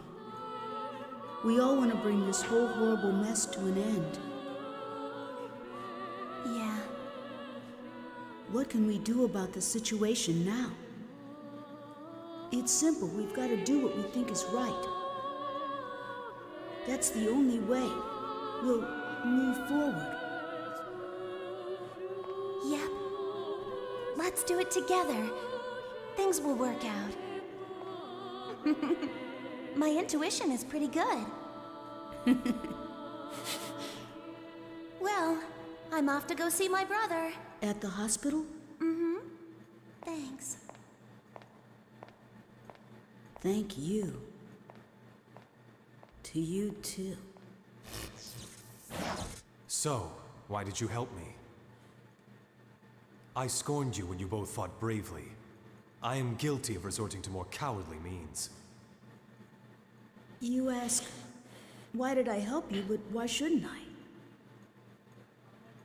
Yes, of course.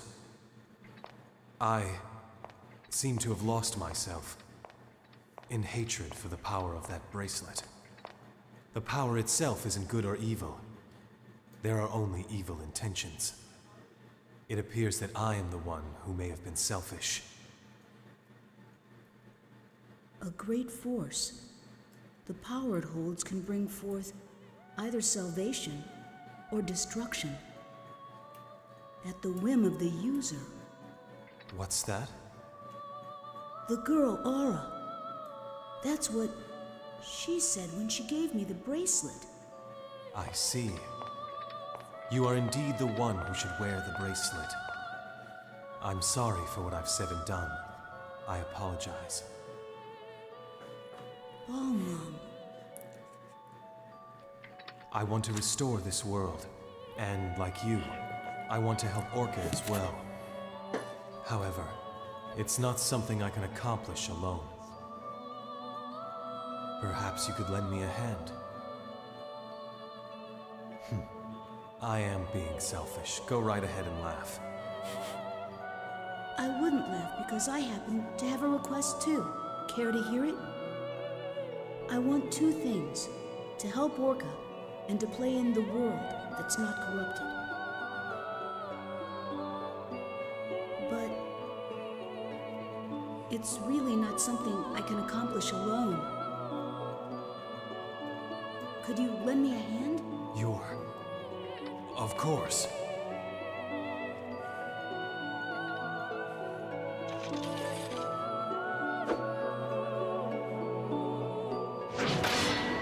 Yay.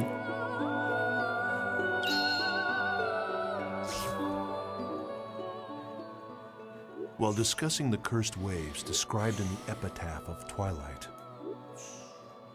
Wise Man told Kite his theory that in order to stop the virus from spreading further, he had to defeat the 5 remaining phases, as well as Kubia. Wiseman's theory was of extreme interest to those of us working on Project GU.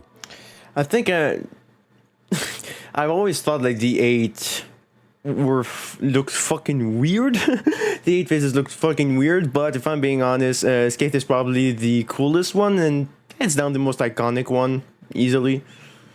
Because I mean, it takes like one of the games total to just go through him, and you still have 7 more phases to go for like 3 more games. So I mean, it's kind of a big deal. That's the thing. I've always loved beginnings and stuff like this, because I mean, it's like the first villain once you finally manage to get to it. Because I mean, it's how the best way I can describe it is like Stargate, like SG-1, right? Of the 3 main villains that SG-1 has, Apophis was always my favorite because of how they build up their own resources to get to the point where they win. And I love that. And I love the build up to it. You see that build up very vividly from the beginning all the way to his end. You see it very vividly, the whoa. There's the moment you go like, whoa. It's kind of the same thing here. It starts with literally nothing to where they are now. I'm not quite sure how to describe it. I mean, it just feels obvious, progression, but I don't know, something about it just always felt more satisfying and more memorable about the first villains, because you feel that build up, you feel it as you go along, but sometimes it kind of gets lost along the way. The further and further you progress, after you've defeated that first big bad, that sense of progression kind of feels lost. again, using the example of SG1 with Anubis, that sense of progression started feeling lost just a bit. And it felt like they brought it back a bit with the Ori. To me, it kind of felt like they brought that sense of, wait, what the hell? That sense of, oh, what the hell are we going to do with it? I don't know how to describe it. Am I making sense? Probably not.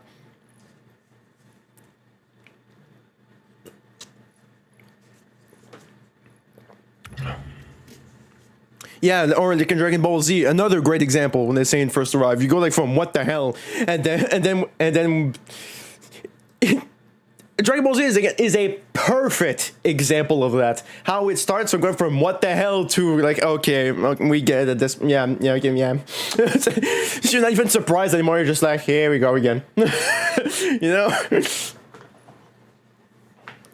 of like that.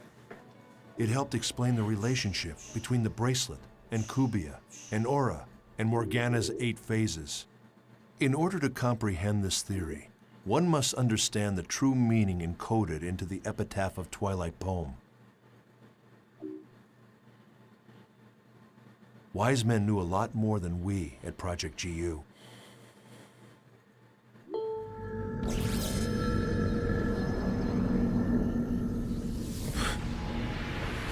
Wait a minute.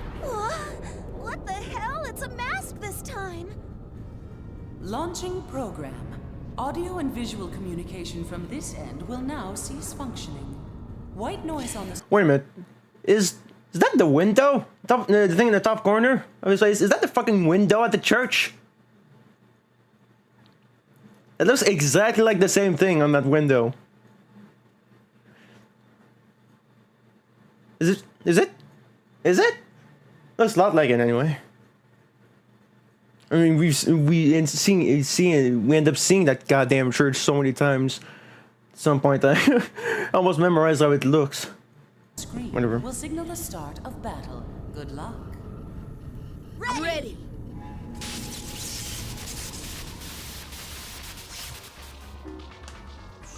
With help from Wiseman and Helba, Kite defeated the 4th phase, Fidhel. He also obtained the 2nd Aura segment. However, Leos, who was concerned about the spread of the virus, decided to destroy the world servers. Guided by her voice, Kite descended into the dungeon and was reunited with Aura. However, before that, Kubia appeared for a 3rd battle with Kite.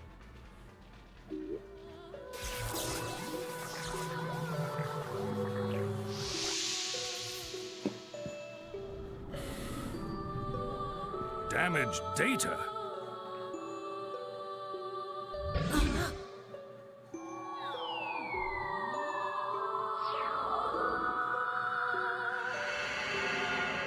What's this? I think she wants to say something. Huh?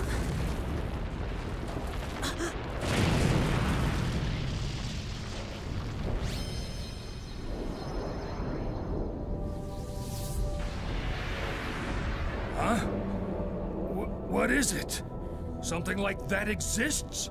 No, you're hallucinating. It's that thing again! It's big. Too big. Can we defeat it? It's growing. As if responding to the call of the bracelet, Kubia's strength grew enormous. Kite must have felt terrible, having upset the very balance of the world. Or perhaps his mental state was like mine.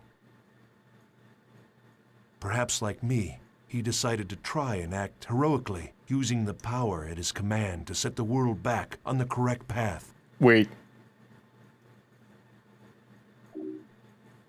After a long and difficult 2nd battle, Kite defeated...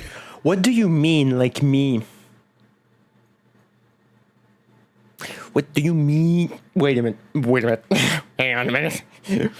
Kubia, and made peace between the hacker Helba and the admin Leos. When we learned that, for this battle anyway, we were on the same side as a detested hacker. My teammates and I couldn't hide our surprise. Yeah, he said he tried to act heroically, like me.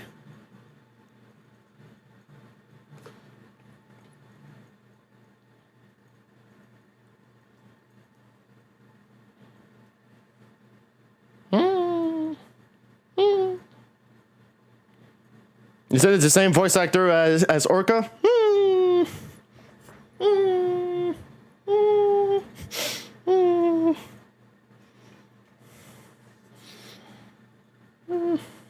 Anyway. Just as the epitaph of Twilight foretold, the King of Light and the Queen of the Dark were to fight on the same side.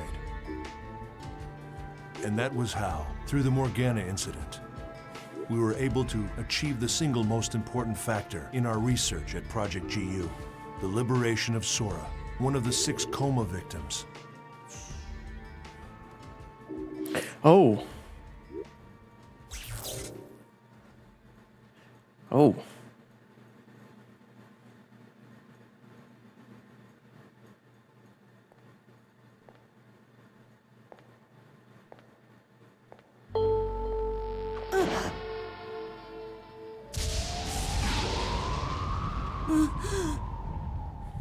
That's...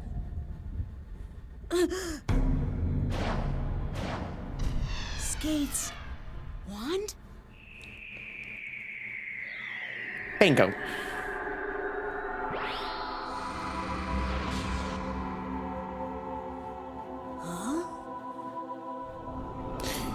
Yeah, it's never a good thing when you hear that chime. Every time you hear that, you wait a minute, oh no. And that was something that you saw. What you just seen right now was something that you saw happen right at the end of Sign. So that's cool. Again, it's not necessary to watch Sign. It's just a cool connection. You go like, hey.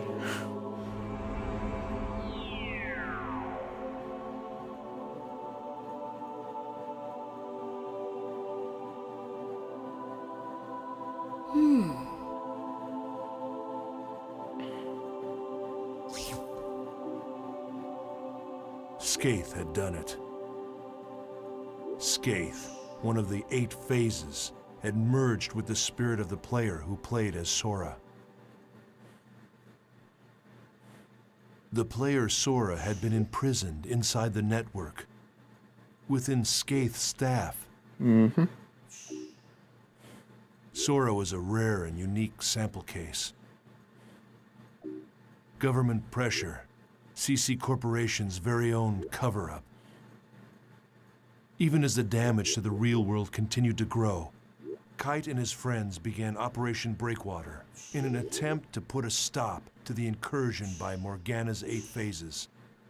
The Area Sigma, chatting snaring twins, is now quarantined. Communication will be offline.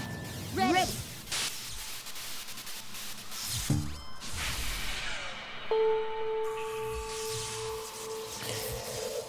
And there's another one.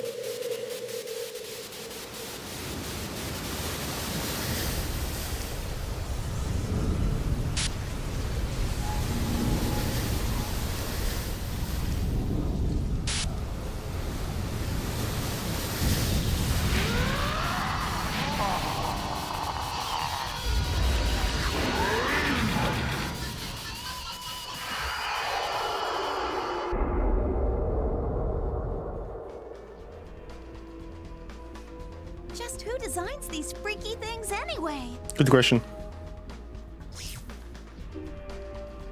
After defeating the 5th phase Gore, Kite received a transmission from Helba. At last, the source of the cursed wave had been discovered. It was the self-aware program, Morgana.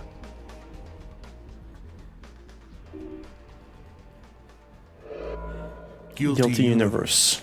Harold Hewick's world of corrupted love and dreams.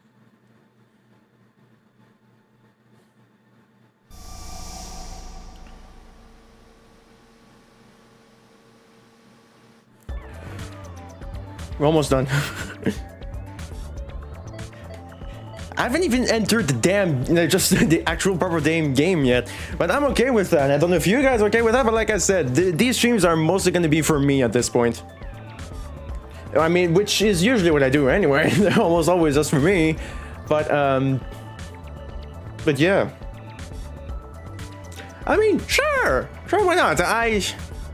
It's been fucking ages. I mean, sure. I mean, I told myself I was going to be checking everything, well, as much as I could. So yeah, these are going to be like a very sporadic playthrough and very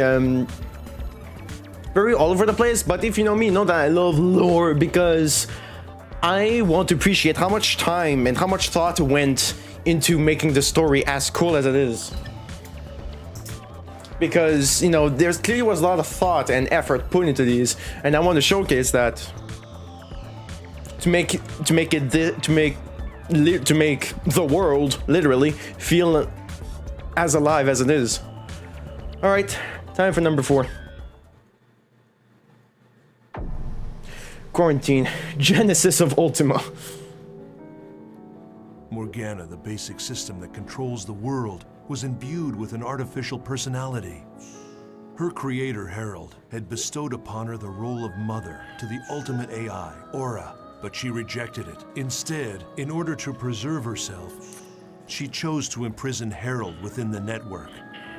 And immediately after Aura was born, Morgana decided to delete her. When they learned this, Kite and his friends set out for their final challenge, to resurrect Aura. Oh, it's you. The barriers have been lifted. They're all gone. We can go back and forth freely now. Isn't that wonderful? Tell me, do you happen to know where Elk is? I don't remember. My memory these days is fuzzy.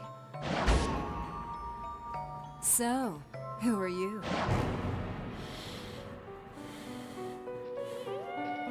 This is what Square Enix could have done with the Xenogears universe. Oh my god. I think that has been documented time and time. I feel like I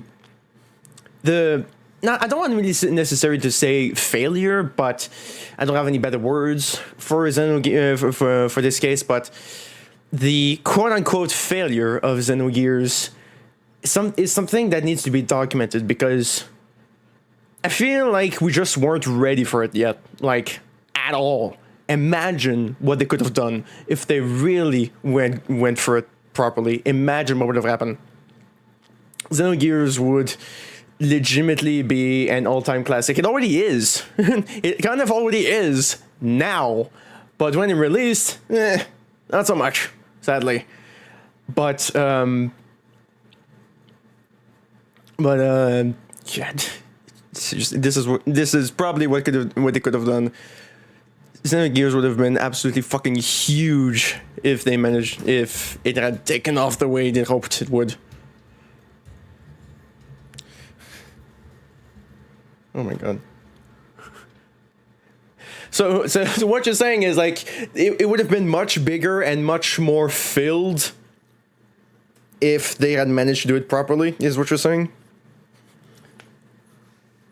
To make it as big and make it this lived in, this fleshed out, this detailed, is what you're saying?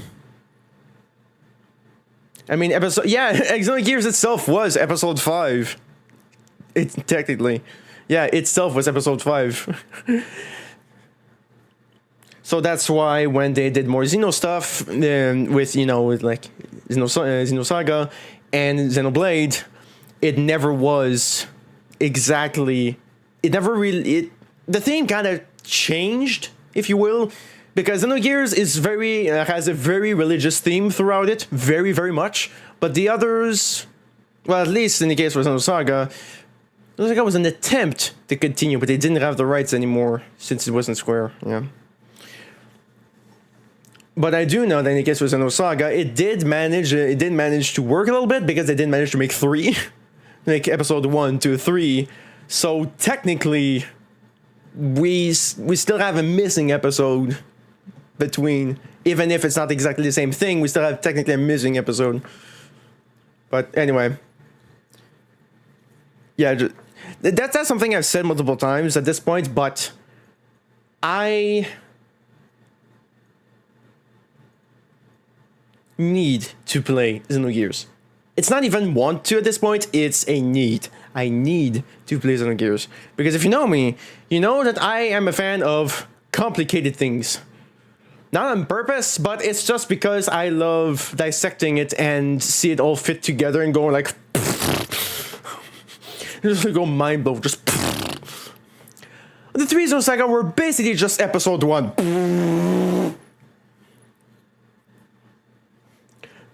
Bruh. Bruh. Just bruh.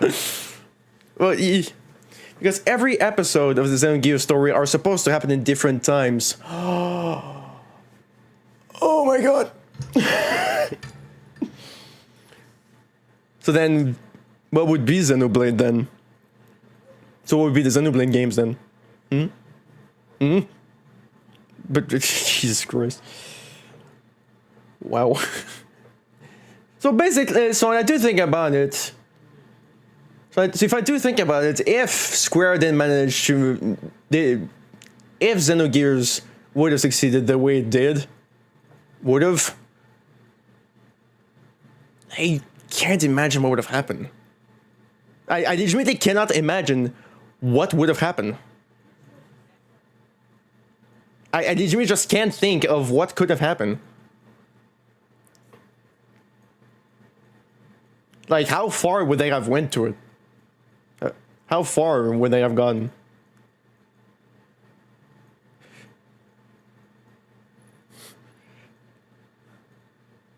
Imagine. Just imagine. But yeah, I've said this again, I'll say it again right now. I need to play Xenogears. I'm a fan, like I said, of complicated stuff and religious iconography. Because I feel like... I don't know, something about it is just so visual and just... They make for really amazing stories in games. Anyway, I'm getting really sidetracked, but yeah. If you somehow manage to have the opportunity to play Xenogears, go for it. Go for it. If you somehow, because trying to find Xenogears today, if you somehow manage to find Xenogears, go and play it. I mean, I haven't even played it and I'm recommending it anyway. But yeah, but it's an acquired taste. It's an acquired taste, but man, when you like it, holy crap. When it clicks, oh, there's a click.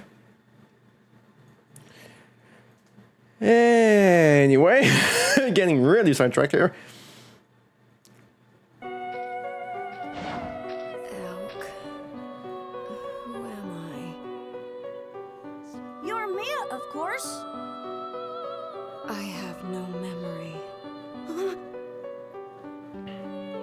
It's true. I only exist in the world. The only memory I have is when I'm in the world. No! Stop it! Mia!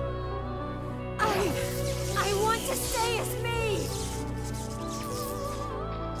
The true identity. This isn't helping with the Xenogears comparison, is it? This isn't helping, is it? This isn't helping. Or is it? I don't know. Depending on how you say it. Mia, the cat-like character, was actually a wandering AI program. The 6th phase, Maha. Elk. I'm sorry.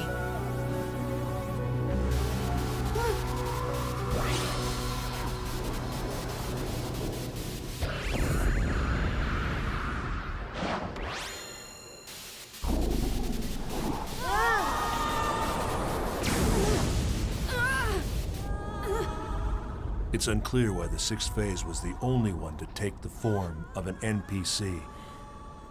This was yet another important sample case for Project GU to consider. Was it possible to establish a character with the Morgana factor and put the powers of the 8 phases of the Epitaph under a player's control? Mahal, the 6th phase, was destroyed, thus causing Mia to be erased as well. Elk, the Wave Master, had lost an irreplaceable companion. He mourned her deeply.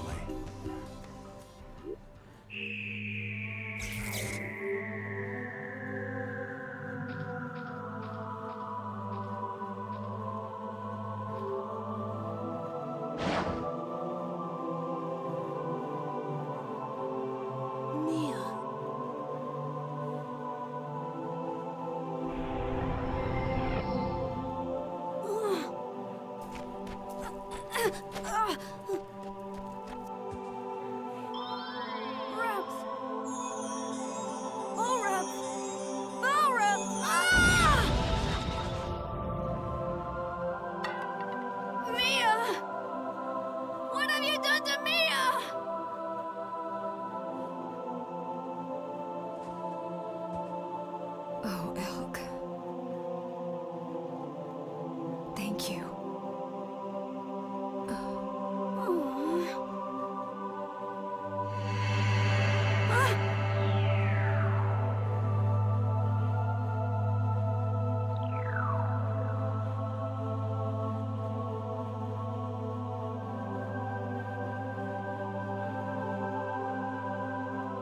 Me.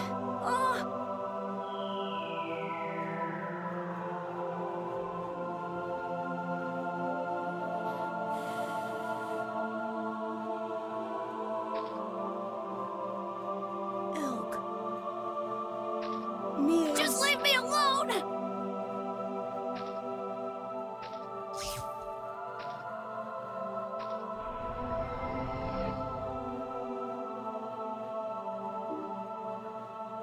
Now their quest had reached the point of no return. After collecting all her segments, Kite received Aura's help and was able to destroy the 7th phase, Tarvos. Just like a Zelda boss.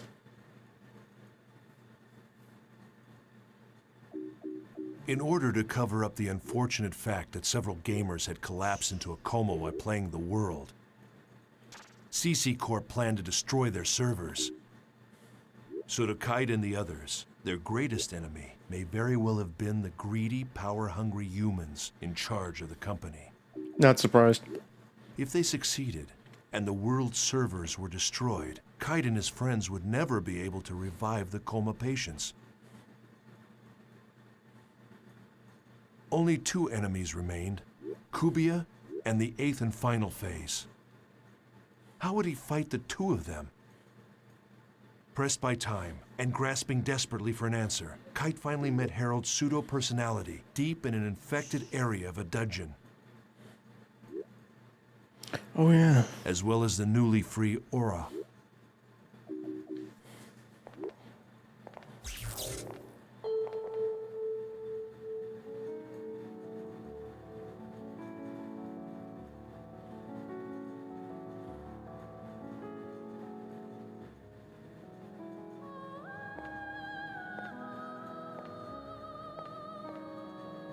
Who goes there?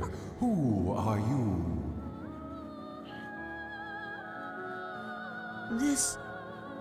This is Harold? My name is Harold. What? Hey, you're nothing but a piece of rock!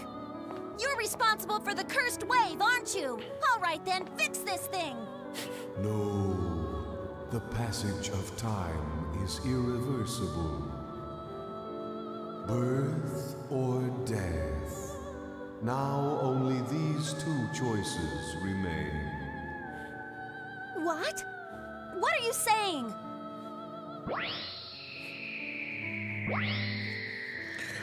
How about the third option, a rebirth? Haha. Haha. Haha. Anyway. Aura. Aura, the child of light. Emma's daughter. My daughter. Just a little more. It's no use. This guy is totally gone. Aura, I have something I want to ask you. You said that I shouldn't fight Kubia, but why? Kubia is the shadow. When there is light burning in the darkness, a shadow is born. When the bracelet appeared in this world, Kubia was born as well. The bracelet and Kubia are the opposite sides of the same coin. Therefore, if you defeat Kubia, the bracelet will be destroyed. Kubia must have already known that, and that's why it kept running away. Kubia will no longer run away. Because I have finally been released. What do you mean? Massive data believed to be the wave is heading in your direction. That's the last one! Destroy it! Traveler, take this to heart. It is darkest before the dawn.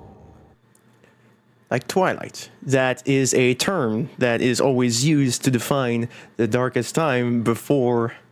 Well, it's kind of the opposite, actually. It's kind of the opposite, because you have, in terms of time, you would have the twilight, the night, and then the dawn. So yeah, twilight is the evening. It's right before the darkest time, right before the end. So it's funny, it's kind of an interesting word to use. Candle burns brightest before it dies.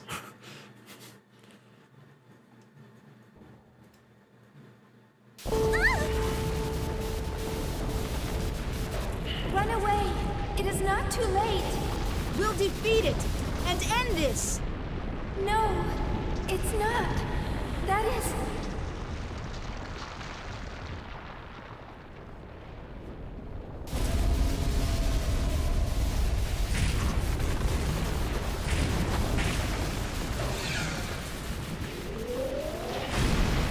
Whoa.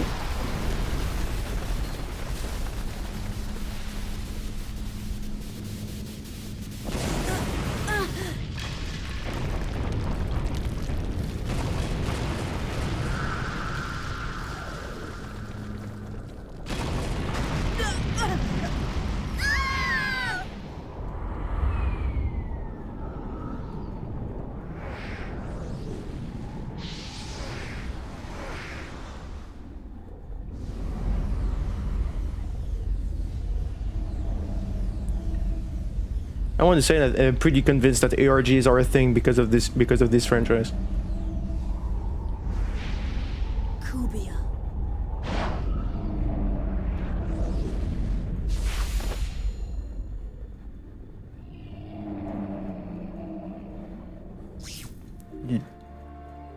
Kite finally found the truth behind the world.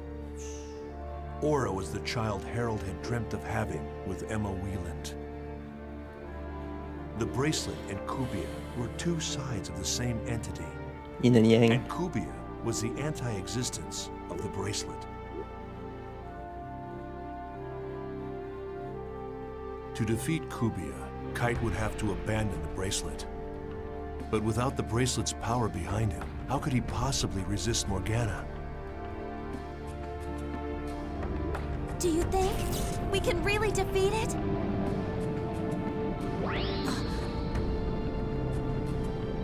Black Rose, strike my bracelet. You want me to do what? Hey, what the hell are you saying? If they're two sides of the same coin, then this would settle it. But the bracelet, it's... Forget about the bracelet, we're in danger! If you can't do it... Oh, all right, fine, I'll do it! I'll do it, so shut up!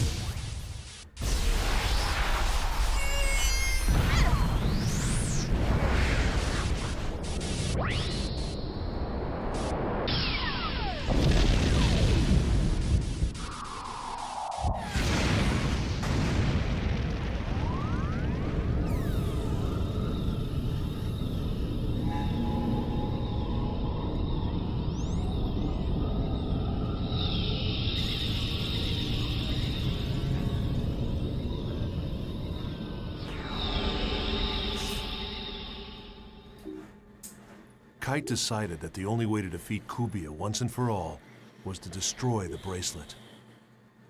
To do so, he was forced to enlist the help of Black Rose. Kite believed that the revived aura had enough power to stop the cursed wave of Morgana. That's what Epitaph of Twilight meant. Twilight refers to a time of day that contains both light and darkness. If the epic poem had in fact been referring to dawn instead of dusk, then that must mean that Aura would bring light to the world.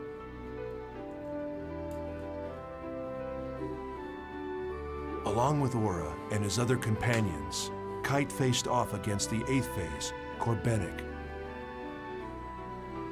Joining them were Kazu and Sieg, who had regained consciousness with the resurrection of Aura, as well as Kite's close friend, Orca. To win this battle, Kite would have to beat not only Corbenic, the 8th phase, but also Morgana, the source of all the phases. However, in the face of Corbenic's relentless assault, Kite's companions fell one by one. Then,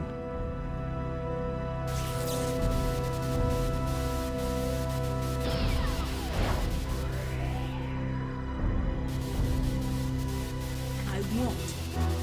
I'm not giving up!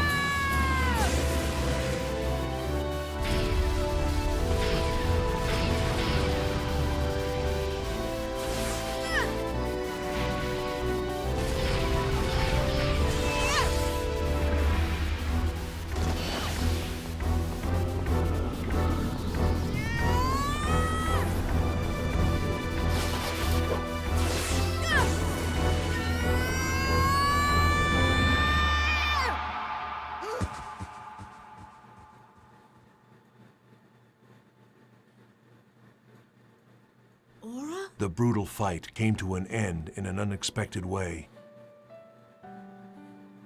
Aura sacrificed her own life on the tip of Kite's sword. Self-sacrifice. It was the final act necessary for Aura to awaken as the ultimate AI. It was a bitter irony. Aura had finally become the ultimate AI. She attained a wisdom beyond that of humanity, and in doing so, she formed a new system. A better system in which the world could exist. Yes. It was a far greater dream than any of us at Project GU had ever hoped to see fulfilled.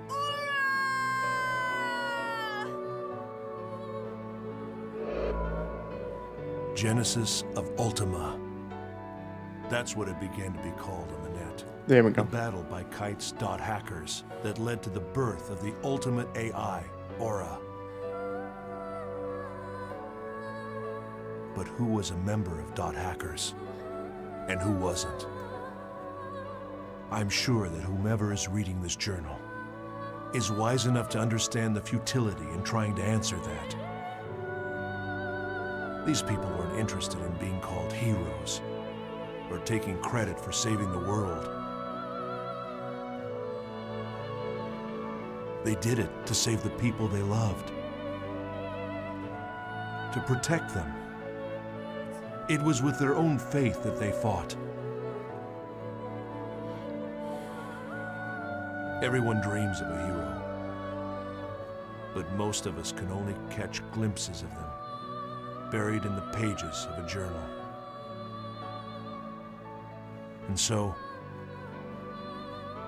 it was from this point that Project GU truly began.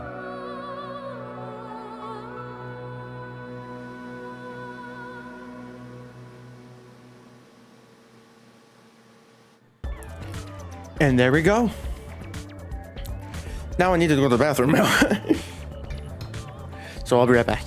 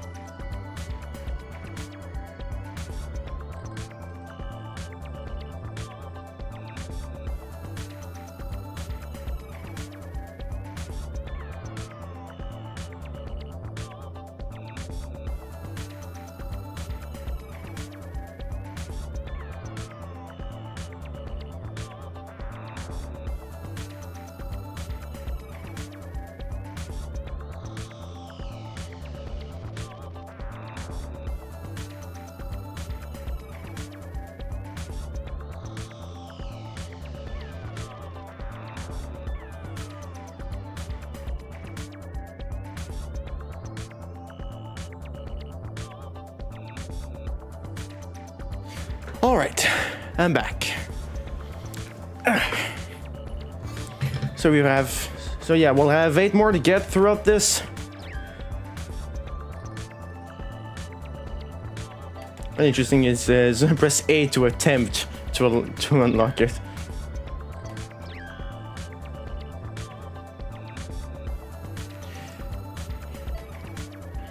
So yeah, so from what you told me, these are supposed to fill in the gaps in between.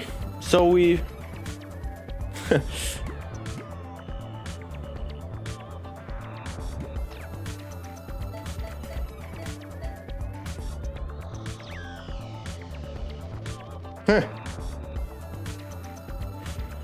System information. We're literally on his account, so that's why it's his own personal journal, if you will.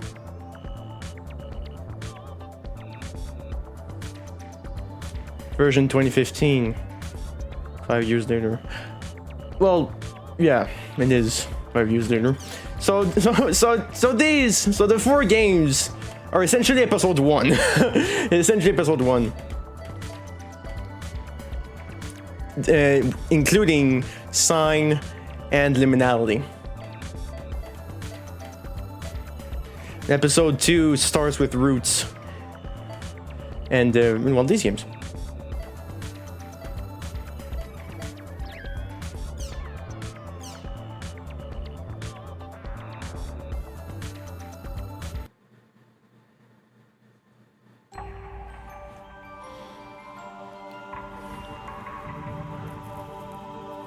Alright, let's actually start this damn thing.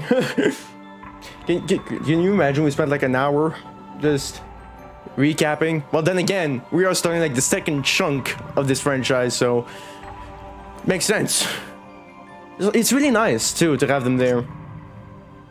Like I said, try to find these games now because they haven't been re-released like at all. The original, the IMOC tetralogy, they haven't re-released them yet. They probably never will, considering now they're focused on making a new one. But yeah.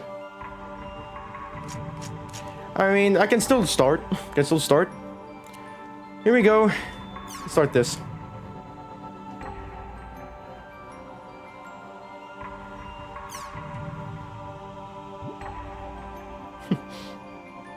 Recommend for those who play Narak GU or for those who only want to enjoy the story. Nah, I still want to play the game. That's an option, apparently. Alright, let's start this.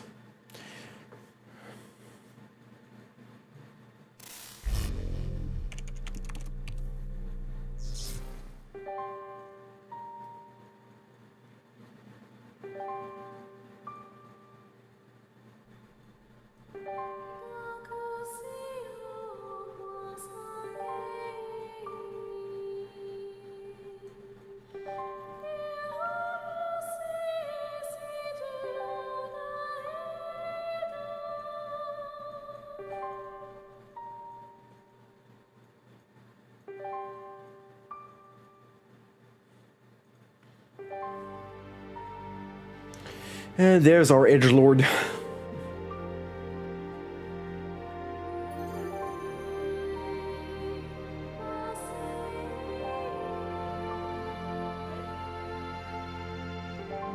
That's not a pun on Tri-Edge.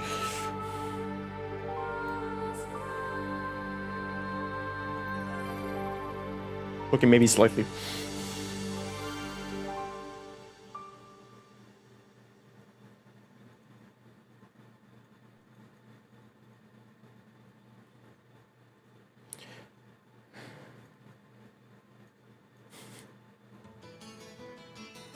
It's just so surreal playing this.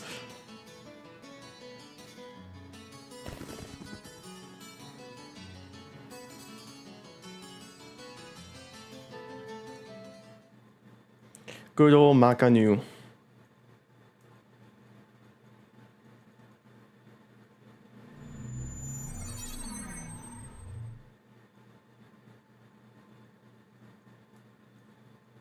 Whoa, this is cool.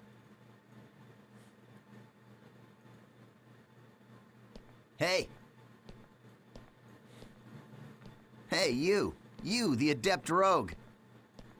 Yeah, you. I'm talking to you.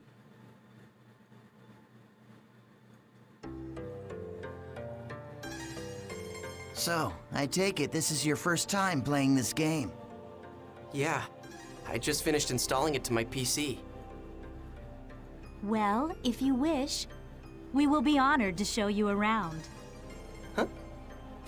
I am sure you would like to become well acquainted as soon as possible.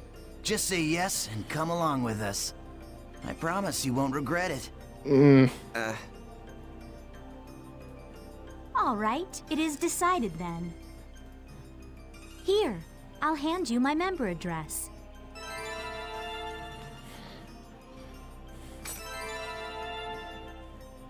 Member addresses are short email addresses that you can only use in the world. Yeah, the voice actor doesn't help the edgelord. To instantly send and receive messages from any player online in the world. You can only invite people that you have member addresses for to join into your party. All right, so let's open the menu.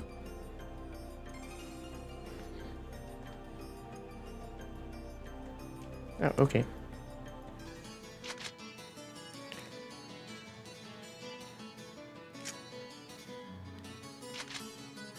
This is a list of all the people who have a member address.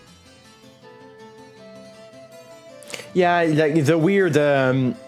That's like the weird thing about the English dub. It's just that little pause between lines makes it kind of awkward sometimes. But I still have to say, I also want you guys to know that this was the only option you had back then. So, yeah.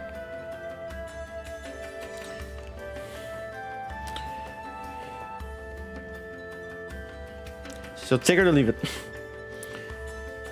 Choose names from the list. Yep.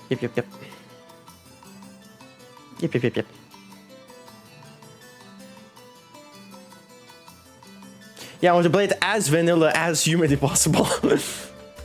Besides, again, for most people who just, have streams in the background, which again is most people, myself included, if I'm being honest. A few times I watch streams anyway. I do just have it on the background while doing something else. I mean, the other thing I'll be doing is mostly just living in my other clicker on the clicker game and just do something else. And just watch the stream while my other clicker is going. I can switch in between both screens. You put your Alt tab a lot.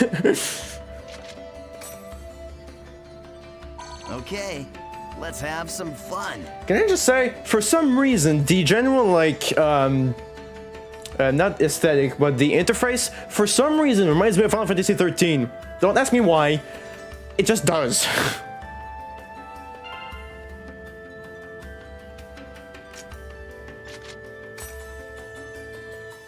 I am honored to lend you my sword. Okay, great. Now your party is complete. And I want to say as well, there is something I do like about older games that sound almost clunky, because it feels like nowadays, it feels like they try way too hard to make it as polished as possible, to the point where it kind of takes you for an idiot. I remember seeing that video of like Mario, but it's AAA. Mario, but it's a AAA game, and it's the dumbest thing ever. Seriously, it's... Could you imagine just Mario just talking your ear off the whole time? Just telling you how to jump, telling you what collecting coins does, and telling you it's fucking stupid. Look it up. That video is exactly made to make fun of how polished AAA games. Well, I mean, more like typical AAA games, right? More typical AAA games. Not because, yes, technically still is a AAA game, but it's a platformer. But they're, first and foremost, platformers. Above all, they're platformers. Just look the video up and you'll see what I mean. Remember, you can only invite people logged into the world. Enough with the formalities. Should we go on to your first adventure? No. Yeah. Save shop before going on adventure. The save shop clerk can choose save and menu save your progress in game. Yeah. Whoa, I'm fast. Damn. Okay.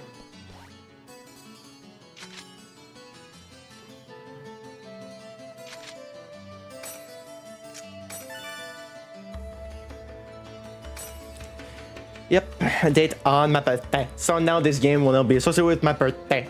Yippee. The same with the TNT 2 is. Which is why I uploaded the first video today.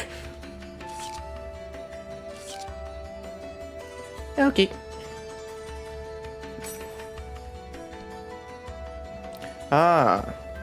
Okay. So I just have to use my little touchpad here for the camera. Alright.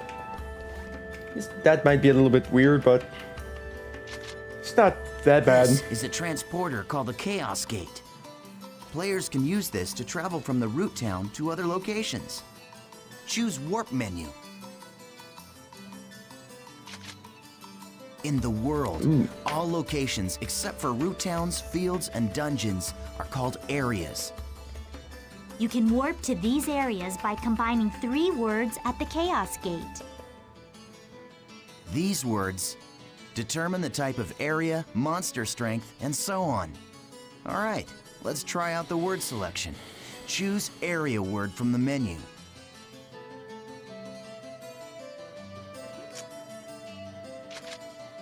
This is where you input the words.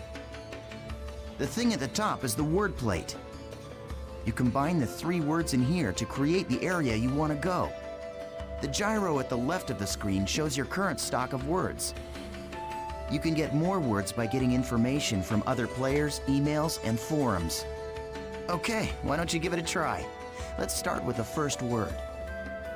Choose courageous from your stock. It's not as if I had other options.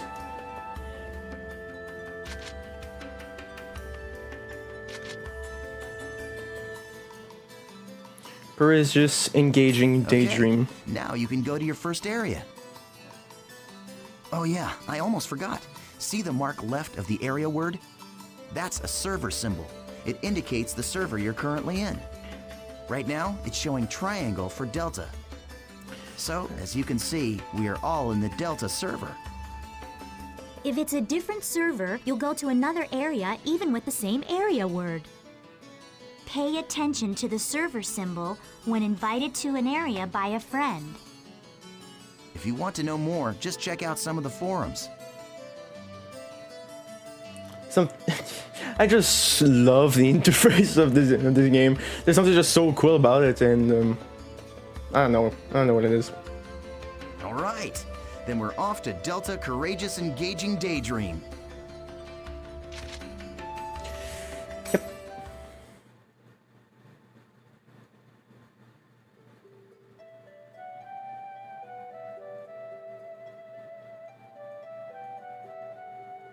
So, we've all been transported to a field. Open your map to take a look at the layout.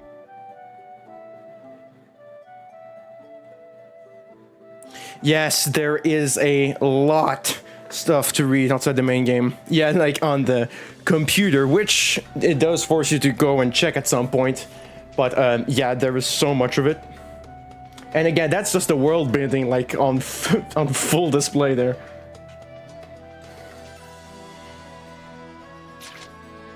This is the area map. Use this screen to check current position, mission info, and any other information you may need.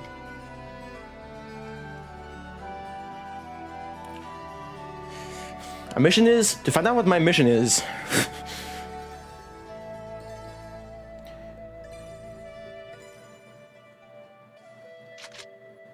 This is our mission. Symbol fragments. Yep. Missions are basically, well, I guess they're sort of like our objective for the area.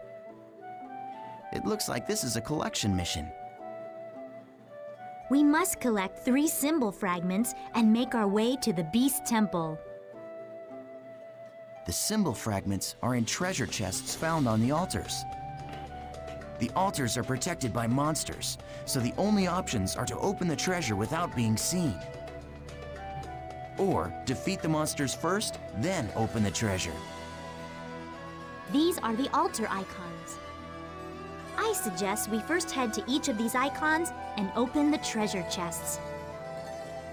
Now, this is the icon for the Beast Temple, which is our final destination. Okay, now that we've confirmed what our mission is, let's be on our way. Wait up, Asta. You forgot one more thing. Use this transporter to return to town after completing the area's mission. It's also got a healing function called Platform Rest, which you can use once in the area. Use it when you're low on HP and SP. Okay, this time let's really get going. To ensure the Beast Temple or the altars are, just to check the map. Okay.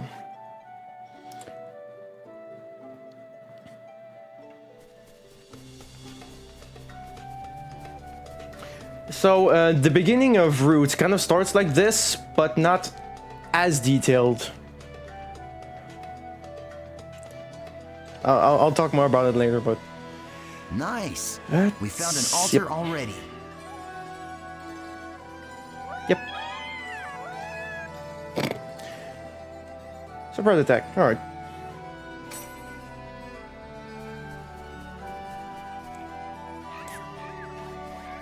Alright, you little shit. You can see me. You can see me. Shut up! Slow! Once a battle begins, the battle area spreads out like this. The battle area is surrounded by the battle fence, so it's virtually impossible for anyone to escape. The only way to escape from a battle is with an item called a smoke screen. Smoke bomb! Asta and I don't have one right now, so we'll have to fight it out. Oh, okay. You're not too bad. Not so difficult, huh?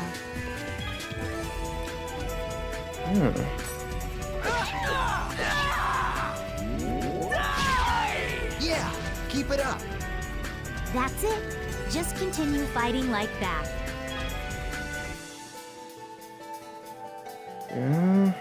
Alright.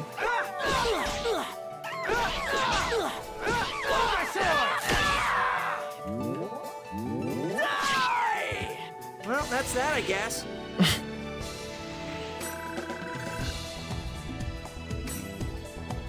Yay. Town's treasure chest on top of the altars will contain symbol fragments needed to open the Beast Temple sometimes. Remember to search the treasure chest after defeating the monsters around the altars. Yep. Collect 3 symbol fragments by opening all the treasure chests on altars. The symbol fragments are used to open the temple gate. Search the treasure chest on top of the altar. Hello. Bonk! He just kicks it. Just acquire the first symbol fragment. Head for the next altar to the east. Check the map for directions. He just fucking kicks it. Just open up, damn it. All right, we found another altar. I'll teach you about using skills to attack.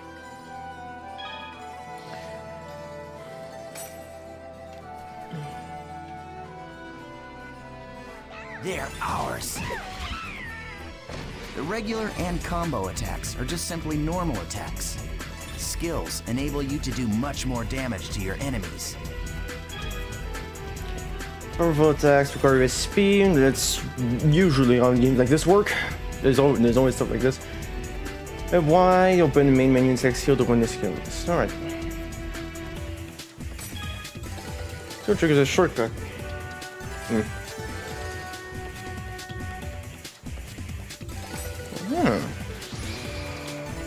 Oh, Killblade. Okay, Of course. what you see here is the skill trigger menu. Do you see the 4 panels? You can press the button that corresponds to each panel to execute the different arts.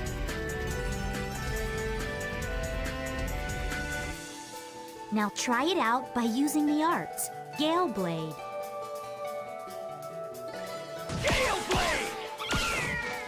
All right, perfect. The skill trigger is not just a shortcut. It can also be used to stop enemy attacks, or it can be used to interrupt one of your own. Aren't you forgetting something important, EO10? There is an even more important use for the skill trigger. Of course I haven't forgotten. You're talking about Rengeki, right? Yeah. Rengeki is an advanced skill attack with an increased amount of inflicted damage. To perform Rengeki, it's a skill attack when an enemy is surrounded by a blue and purple ring. Use them continuously inflicting damage. Alright. Attack the enemy until it's surrounded by blue and purple rings. Alright.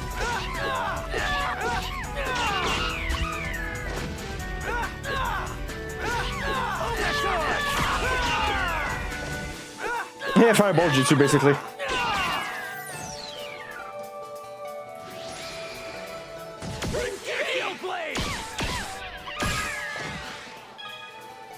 Favorite action is triggered when Rengeki is used or other conditions are met. It raises the morale of your party members and will allow you to execute more powerful attacks. Conditions for favorite action vary with each party member. Yeah. There you go. Very well. Shall we let him play as he wishes? That's a good idea. All right, Haseo, it's all up to you now. Yeah, of course. The gauge will appear above the player's head when a skill trigger is used. It's not possible to use items of skill until this gauge fills up. Alright. I didn't really need to.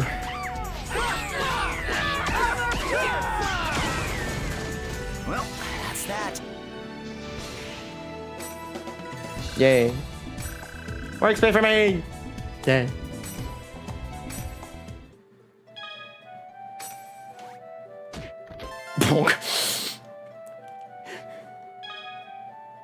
It's not just a small kick either. Like just moving up here, just go. Poof. No, he jumps as he kicks it. Just take that, stupid chest.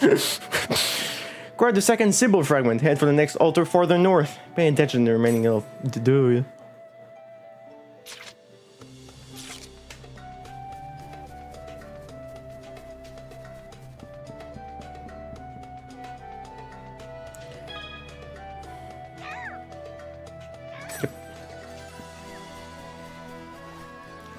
This'll be quick.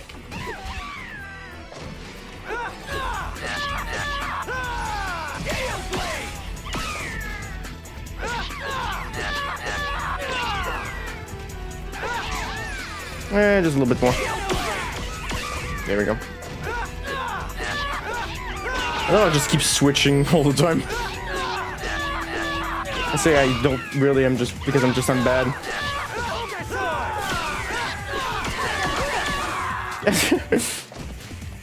Well, that's that, I guess.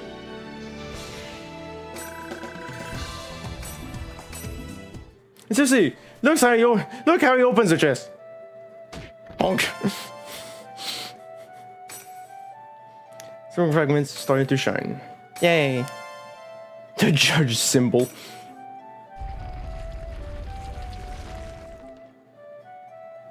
Yeah! Awesome job! Alright, let's finish off by heading for the Beast Temple. Okay, now use the map to check your position, just like we taught you.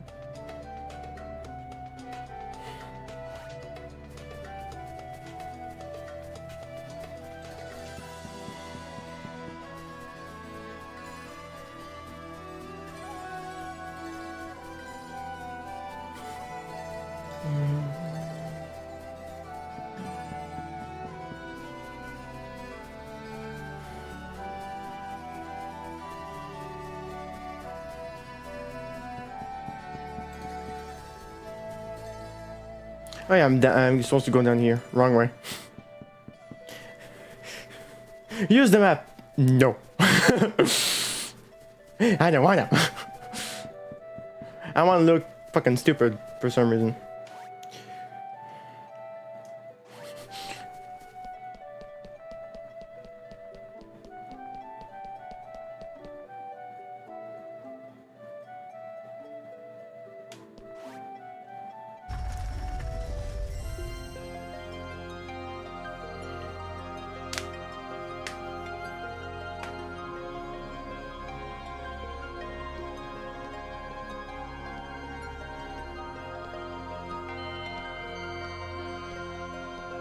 This is a statue of Folset, the god of law. We just call it the Beast statue. But I think in the game's story, it's supposed to be an important god or something. You see that treasure box? That's the offering to the Beast statue. There's a rare item inside of that you can only get in this area. Go ahead and open it, Haseo. You sure? Go ahead, you're still a noob. You need all the help you can get.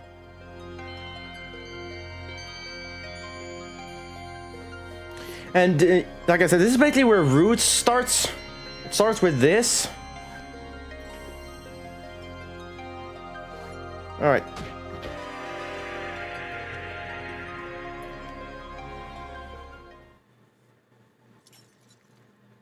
Now we're in more detail. Thanks. What the? The items in the treasure chest are your rewards. Yes, and our reward is you. I love taking out these pathetic noobs. It's really quite fun.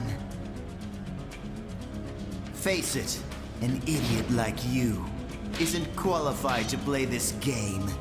Hey, hold on. I thought you said I could kill this one. Don't you remember? After all, Jesus Christ. my reward.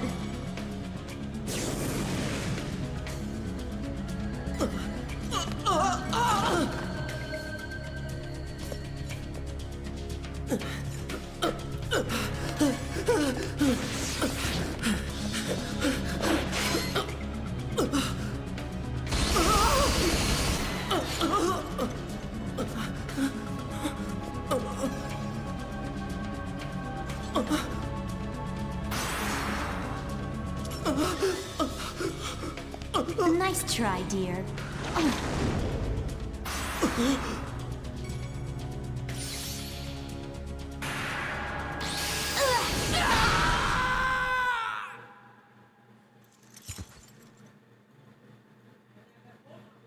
How pathetic. Well, what do you expect from a noob who's just logged in for the first time?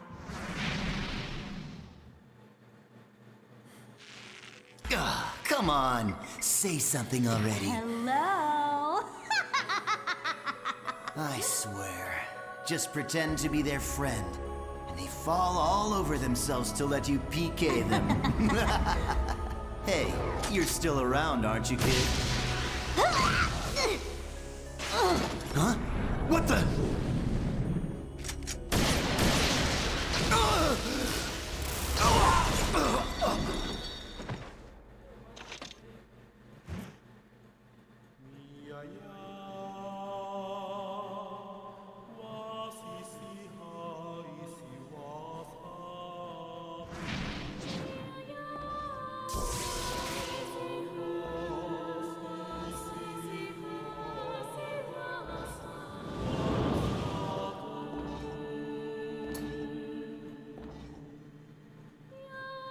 Yeah, he's got a gunblade.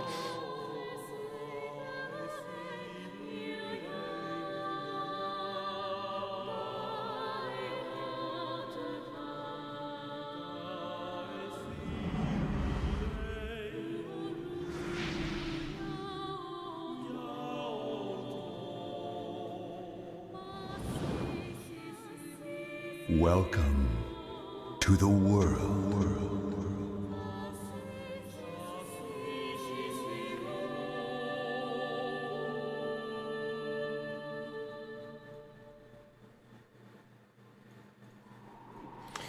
And Roots happens during that 8 months, where Roots ends basically here.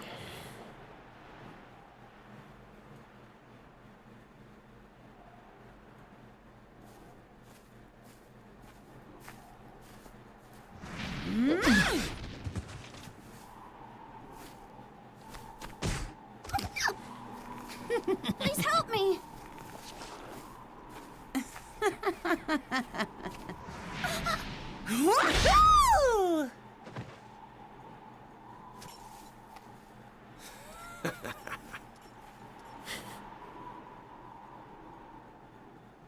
What an idiot. Ha!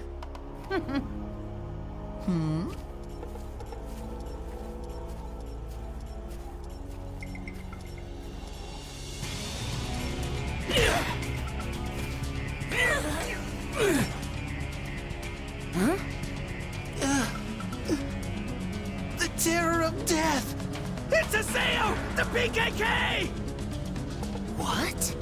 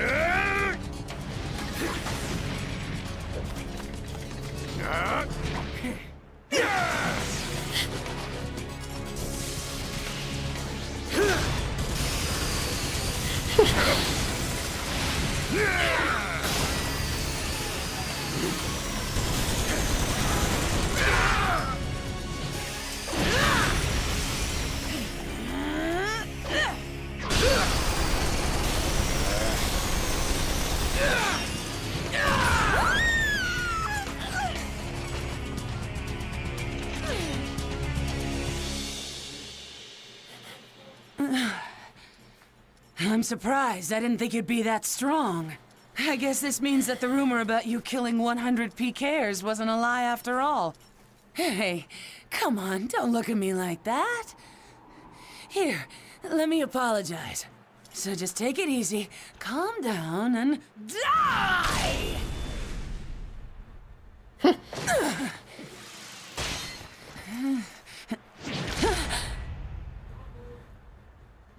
Didn't even flinch. Do you know Tri-Edge? What did you say? He's a legendary PK, shrouded in blue fire. They say players that get killed by him never come back to the game. Huh? Oh, come on now. Don't tell me you actually believe that crap. Those old forum fairy tales. So, you think you can go up against me, the Great Bordeaux, and just walk away like nothing happened?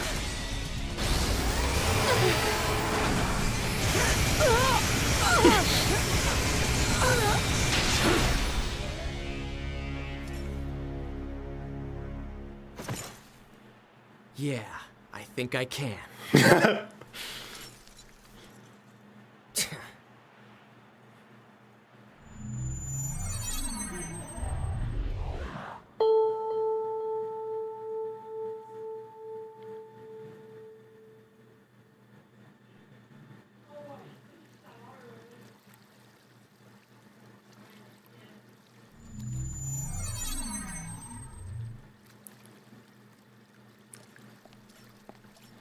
Yep. That damn chime.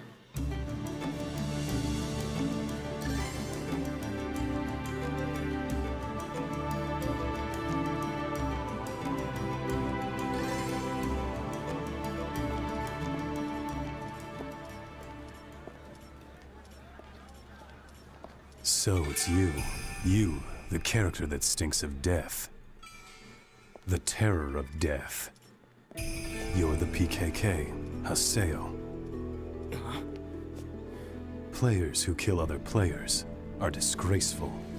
And I agree it's terrible how PKs can just strut around the world so easily these days. But is it right that you PKKs have chosen to use brute force to stop them? I don't have time for this. Not now. You have no authority, and it earns you nothing. So why? I am the leader of Moon Tree's Unit 2.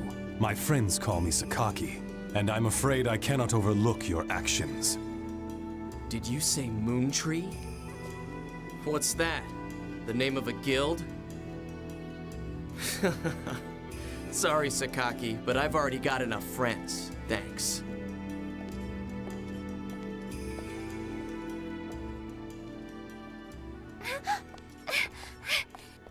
Do you always interrupt people like that? You know, Sakaki wasn't finished talking to you yet.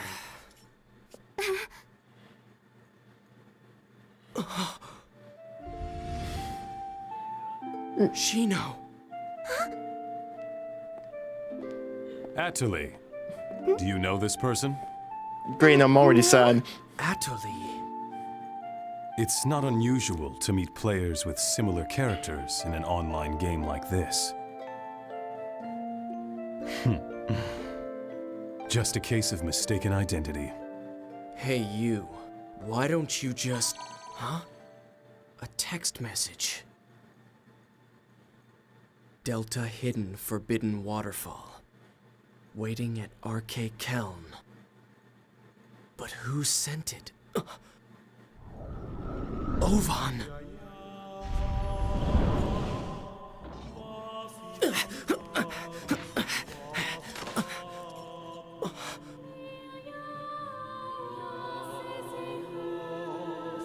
Just hold on a moment. Why don't you stop acting like a complete fool? Remember what you PKKs are trying to do. If you succeed, you'll be no different from the PKs themselves. Serial killer killing other serial killers. There'll be less. There won't be any. There won't be none.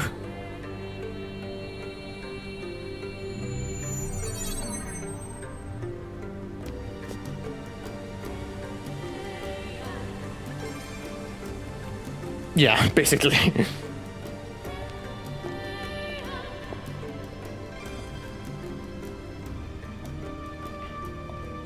Ovan!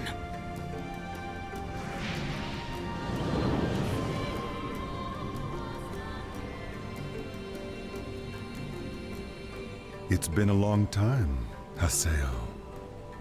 Or maybe I should call you the Terror of Death. You've gotten quite strong, a lot stronger than you were back then. Well, I was forced to become stronger, thanks to you. You, where have you been? Haseo, always the reliable one. I knew I could count on you. When the Twilight Brigade broke up, why didn't you come then? What have you been doing the last 6 months? I was busy. It was such a small seed. I needed to find out what was growing inside. And there was only one way to find out. That's why I decided to raise it. You raised it? What are you talking about, Ovan? I'm speaking figuratively. When you suddenly disappeared, we all just... Why did you disappear like that? After that, Shino...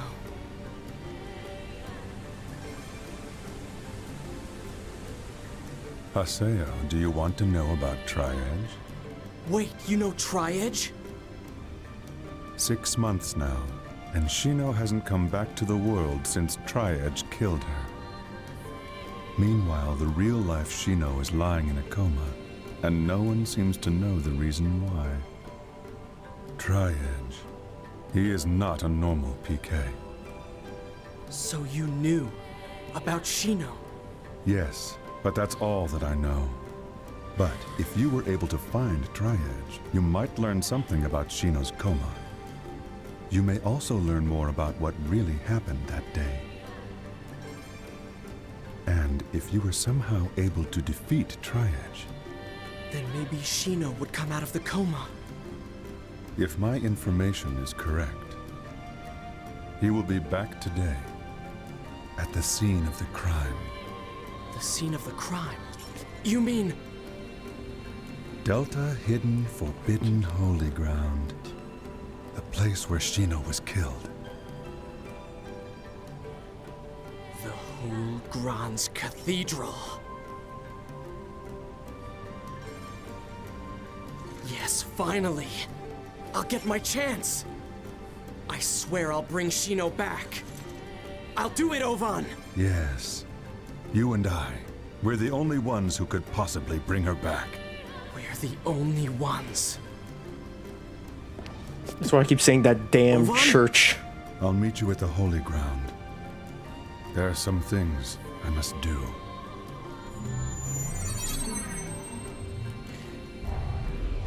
This spot is the main of this one, but that damn church is still huge.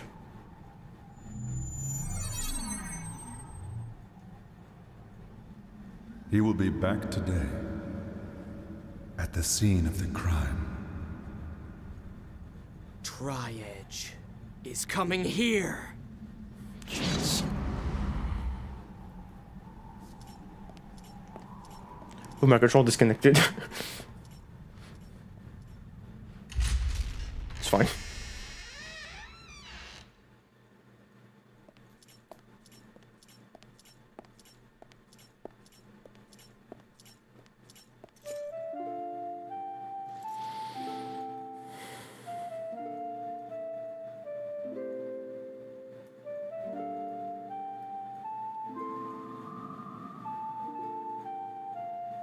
Yep, Edgelord.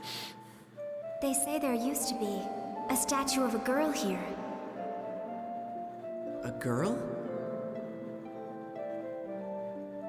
That's right. She was called Aura. I wonder, why'd she disappear? Who knows? Maybe she just lost her interest. Lost hope for this world. Oh boy. What's that sound?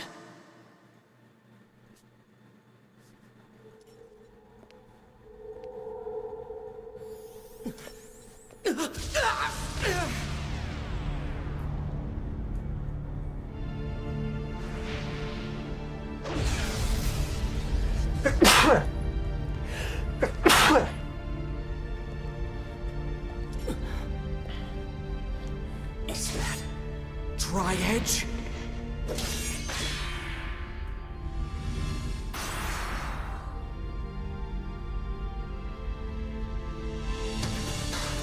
You bastard!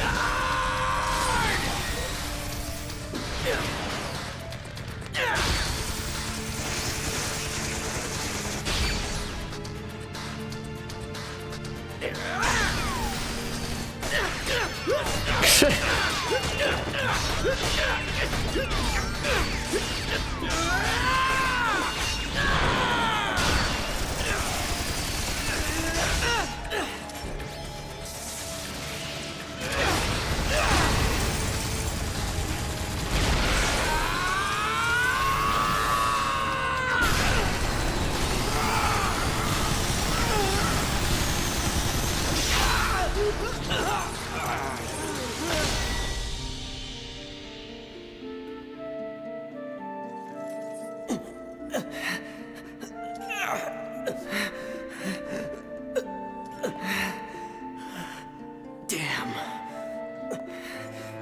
What the hell? What the hell are you? Yeah. This guy killed Shino. It's not over yet!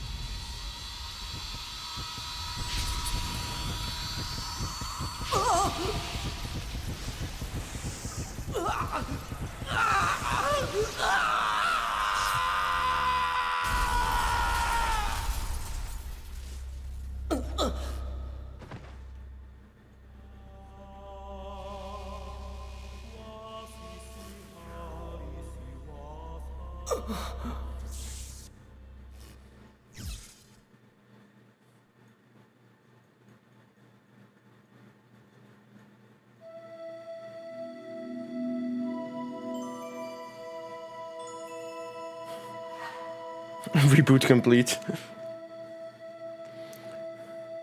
Huh? What the? I was fighting Tri-Edge, but then... Continuing process. Damn it, I can't remember. His game crashed.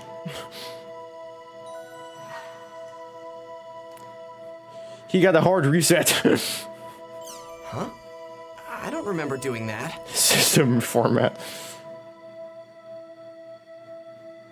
Reformatted? What's going on? What about my emails?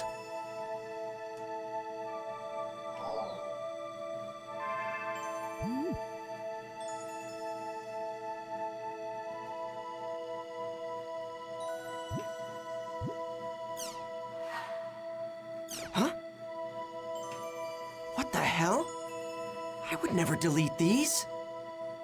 They're all gone? Even the emails I got from Shino.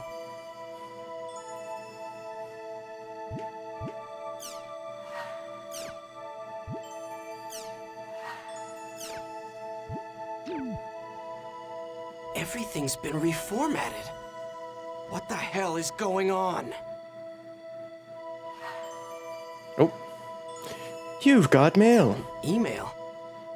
Fine, let's take a look.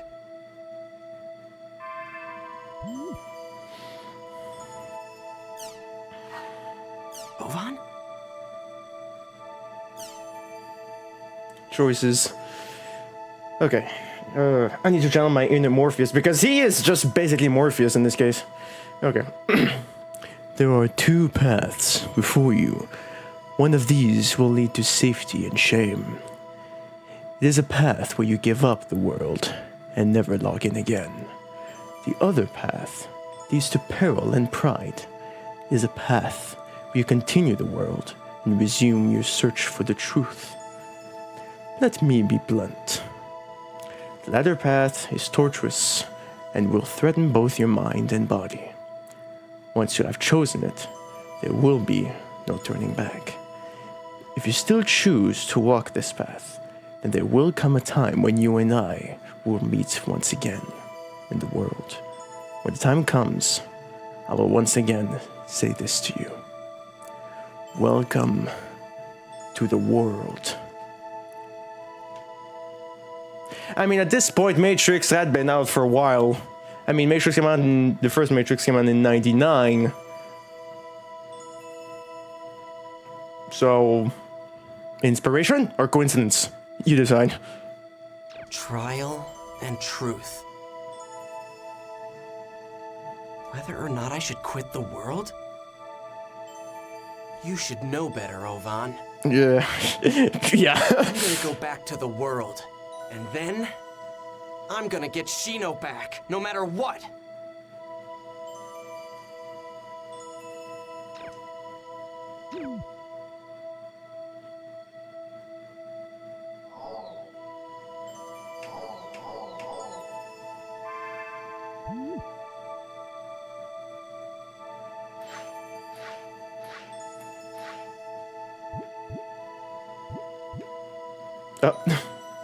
Volume 1 title demo? Okay.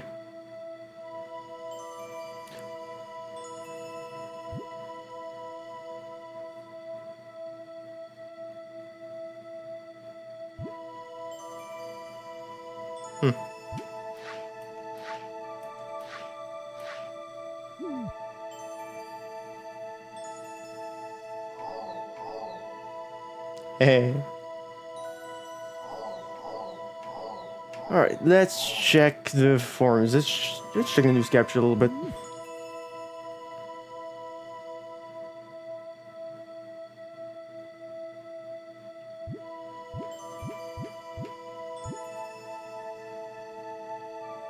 Check the arts. CC Japan announces New World M2D. Ooh, we have a little movie too.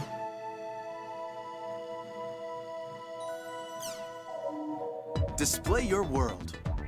For business or for entertainment, the new M2D Micro Monocle display now on sale.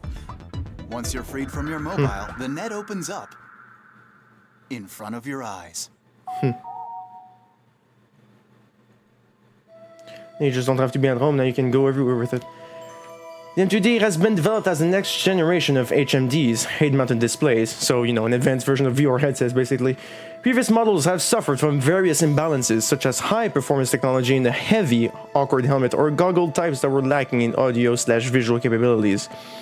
However, this new generation HMD features all the comfort of a light goggle display together with AV performance that outperforms previous helmet types. It features a standard 1280 by 1024 full color projection display, kind of like my screen, complete with transparency option, and high quality audio immersion thanks to its new Omnisphere system. Its default usage is monocle mode, a mode where the screen is displayed in only one lens, but is also capable of switching into double lens mode, allowing one to enjoy a fully immersive virtual world. Customer service is also excellent, with regular updates and complimentary software. I personally recommend the software Automatic Broad Interpretation.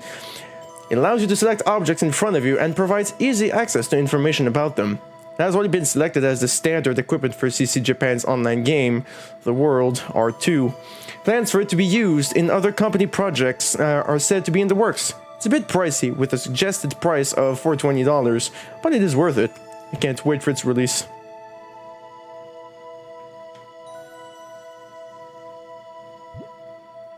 Is it the same movie, or is it another one at the bottom? Display your Oh, it's the same one. Alright. Okay, okay.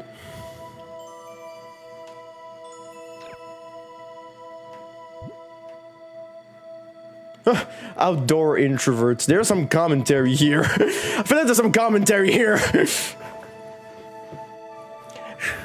Is it just me? It wasn't long ago that the word introvert referred to someone who would spend most of the day cooped up in their room playing an online game. But now advances in mobile technology have given birth to a new type of introvert, known as outdoor introverts, who play online games wherever they go. These introverts insist that they are healthier than their indoor counterparts because they spend more time outside, but their refusal to let go of their mobile devices, whether they're traveling to work or school, shopping, eating out, or even going on a date, is unnatural. One of these introverts, John Doe, a 20-year-old college student, says, "Nothing I do in the real world feels real. It's so much more satisfying to complete a quest with your friends together online." For them, online games are more than just entertainment. If anything, their meal times and errands only serve as something to do in between game sessions. And now these people are outside, being introverts like it's completely natural. In the old days, when people thought of an online junkie, they envisioned someone locked in their room, glued to their computer 24 hours a day. But today, due to radical improvements in mobile devices, network games can be enjoyed outside and have given rise to a whole new breed of online junkies. There's some commentary to be said here. I'm not gonna say what it is. You guys are smart enough. On the news, R2 breaks the 12 million mark. CyberConnect Japan announced today that its popular online game, The World R2, has sold 12 million copies worldwide. CC Corp's other products include The World, Fate Must Die, Person, and Kurukuru Michi. I mean, commentary, like social commentary. It is a word, so like, there's something to be said here. It's as if there's a message here. There we go. World War II is an online game set in a fantasy world where humans and beasts live together. Players become world-renowned adventurers and travel around killing monsters and discovering the world's secrets. As recently as a few years ago, shares in the world were at an all-time low due to the emergence of new developers. On top of that, the world was completely shut down after all data was lost in a disastrous fire at CC Corp headquarters. Amid the chaos and compensation issues that resulted from those events, CC Corp announced the sequel, The World R2. Most people deemed it as a desperate plea for attention, and many analysts declared that R2 would fail miserably. However, the figures shown today have proven that the world is as popular as ever. CC Corp seems confident. Watch us overcome the problems we encountered in our previous title. Seems everyone will be watching the world for some time to come.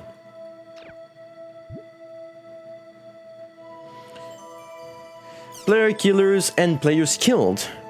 Players known as PKers exist in online games. There are player killers, and they play in the game to defeat other player characters. PKing also refers to the actual act of killing a player. The victims of PKers often lose experience points and in-game currency, and many of them have given up playing online games due to this shock. When asked, most PKers will say things like, if it's allowed in the game, then it's not against the rules. Everyone's got different playing styles, or if you don't like it, go play a game that doesn't allow it. It's true that there are many online games that do not allow PKing. However, on the other hand, when considering that many players in non-PK games have far lower motivation to play than their PK game counterparts, it becomes difficult to say whether PKers are good or bad for the game. One player had this to say, "The PK problem will never go away unless the people controlling the characters change." She was saying about online games, how sometimes, having PvP is not necessarily a good thing. That's why PvP, they try to make it their own place, so that it's not, everywhere. Is it in the Doom game? I think it is. In the Doom game, there's like one zone that is PvP, I think. Just one zone, and then everything else isn't. Ow. Crimson versus Service Down. Okay. Crimson VS, the popular online card game run by CyberConnect Japan, remains offline 6 months after efforts to expand its servers and conduct software updates. Crimson Versus is played together with The World R2.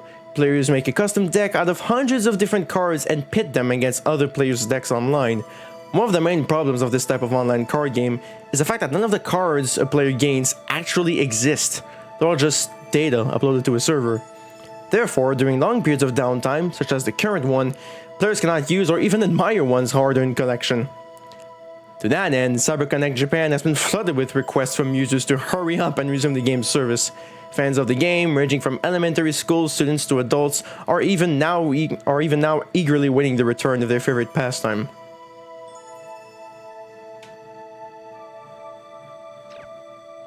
Or in Arc Raiders, where you get sent to a different server PvP base if you kill too many players in regular servers. Yeah.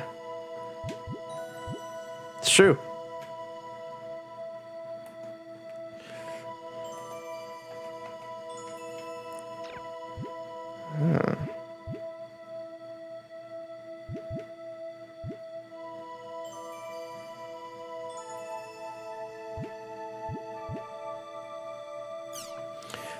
Alright, let's check a little bit of tech. New York and back in the day?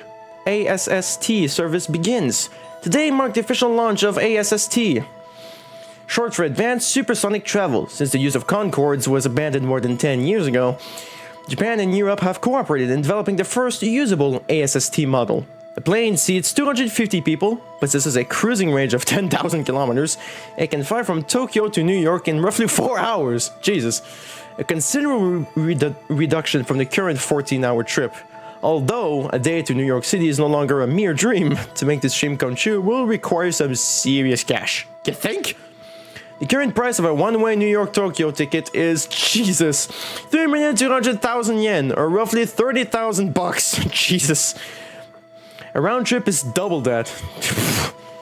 It's enough to make the old, expensive Concorde prices feel like pocket change in comparison. A round-trip Concorde flight between London and New York costs between $9,000 to $13,000. However, there appears to be no shortage of people desperately seeking tickets, despite the high prices. The moment ASST flights were announced, New Ace Airlines phones began ringing off the hook with requests for tickets, causing the phone lines to become jammed. One NAA employee remarked that he just hopes his company can keep going at this rate. The Supersonic Passenger Jet, ASST, which can attain speeds of over Mach 3, has been officially commissioned. As a result, the amount of time it takes to fly from Tokyo to New York has been shortened from 14 hours to just 4 hours. I just love the fact that the little the little movies, quote unquote, are animated like that. I think it's really cool. Whoa. Ubiquitous families surpassed 70%. The Ministry of Health, Labor and Welfare announced today that according to the latest Japanese census, the number of ubiquitous families have surpassed 70% of the population. Ubiquitous is a Latin-based word meaning present everywhere. Oh. Yeah, that's true. How did it feel not feel G-Force? Well, the thing about, well, I don't know, dampeners, inertial dampeners inside. That's usually how it works. That's usually the thing they always say for stuff like that. It refers to the third generation of computers. The first generation was mainframe, one computer per household, and the second was the personal computer, one for each family member. In the current third generation, using a computer in daily life has become almost as natural as eating. We can connect to the internet without effort or even conscious thought, anywhere, anytime. Home electronics are now managed by a personal home server, and we are now able to watch over everything, from the contents of our refrigerator to the temperature of our bathtubs, programming TV shows onto our HD recorders, and even checking if our doors are properly locked, from any terminal anywhere, including our cell phones. The fact we can do that now.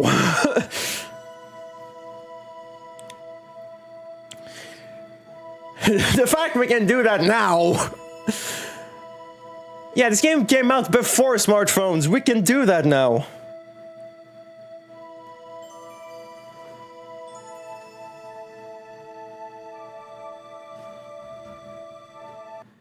Oh, shit. Am I in danger right now?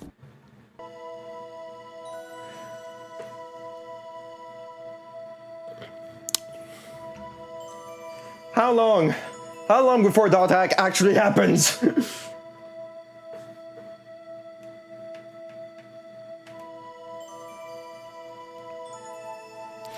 Furthermore, progress made in voice and handwriting recognition has opened up computers to a more active, flexible method of working, and users are no longer ruled by a strict list of settings managed by a machine. While it comes as no surprise that the most active members of the ubiquitous family are in their 20s, what is surprising is that the next largest group is made up of senior citizens. The ministry reports that the main reason for this is the added simplicity such connectivity allows the elderly in managing their homes. True.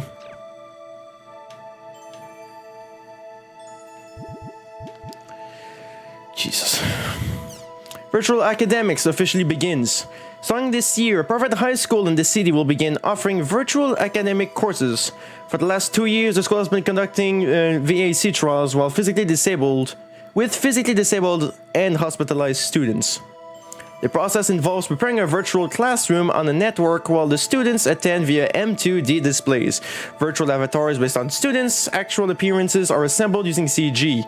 Students are even able to look out the virtual window.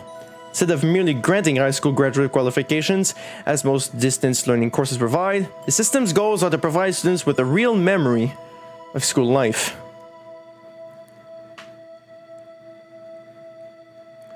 It's not quite what we dealt with during COVID, but pretty close. Jesus Christ. Oh God. New GPS systems widely used. New global positioning systems, GPS for cars that monitor real-time traffic information through a constant connection to the database of the Ministry of Land, Infrastructure and Transportation, are now in widespread practical use. The new systems speak with the driver as naturally as a human and learn the driver's speech and behavior patterns over time, enabling the systems to understand and set a destination even when the driver refers to vague terms such as the usual place or work. Furthermore, the systems are equipped with highway-specific auto-drive functions, allowing users to leave the driving entirely up to the GPS system. God damn it. We are just going full on dot hack here. Crap.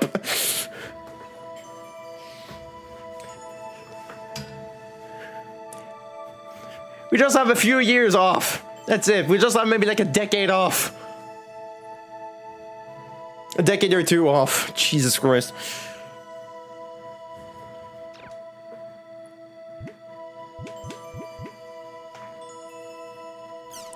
50% of parents support microchips for children. The belief that Japan was a safe society has long since been destroyed. Now a new study reveals that over 50% of parents want to have microchips embedded in their children's bodies to prevent them from getting lost or kidnapped. Oh my god. Currently, the safety chip from Horizon Inc. is being widely distributed. The chip size is less than half a grain of rice, and by scanning the area it's embedded in, usually the neck, with a special scanner, all the information contained in the chip can be easily downloaded. The chip costs $115 and a monthly fee of $10 is required to access and manage the database. Once the chip is embedded, the embeddee can use it as they would a cell phone in order to get cash, buy groceries, enter passwords, and so on. However, the chip can also be used to look up personal history and/or a criminal record, and pinpoint the embeddee's exact location using GPS technology. Furthermore, it is also possible to use the chip to pay for train tickets and highway tolls, and to send information to a computer or cell phone by pointing it towards them. However, many people are strongly opposed to implanting a chip into children who are unable to make their own decisions, calling parents who choose to do so egotistical, and invasive. In response to these complaints, Horizon Inc. is developing a new model called the Guard Bangle, which is a bracelet with a chip embedded in it. But this option leaves itself wide open to theft, defeating the purpose of having one for safety purposes. Many teenagers desire to have one of these chips implanted for the cool factor, but in the survey of children who have had these chips implanted, over 80% say they regret it. It seems that these chips have a long way to go before they'll be accepted by society. Oh my god.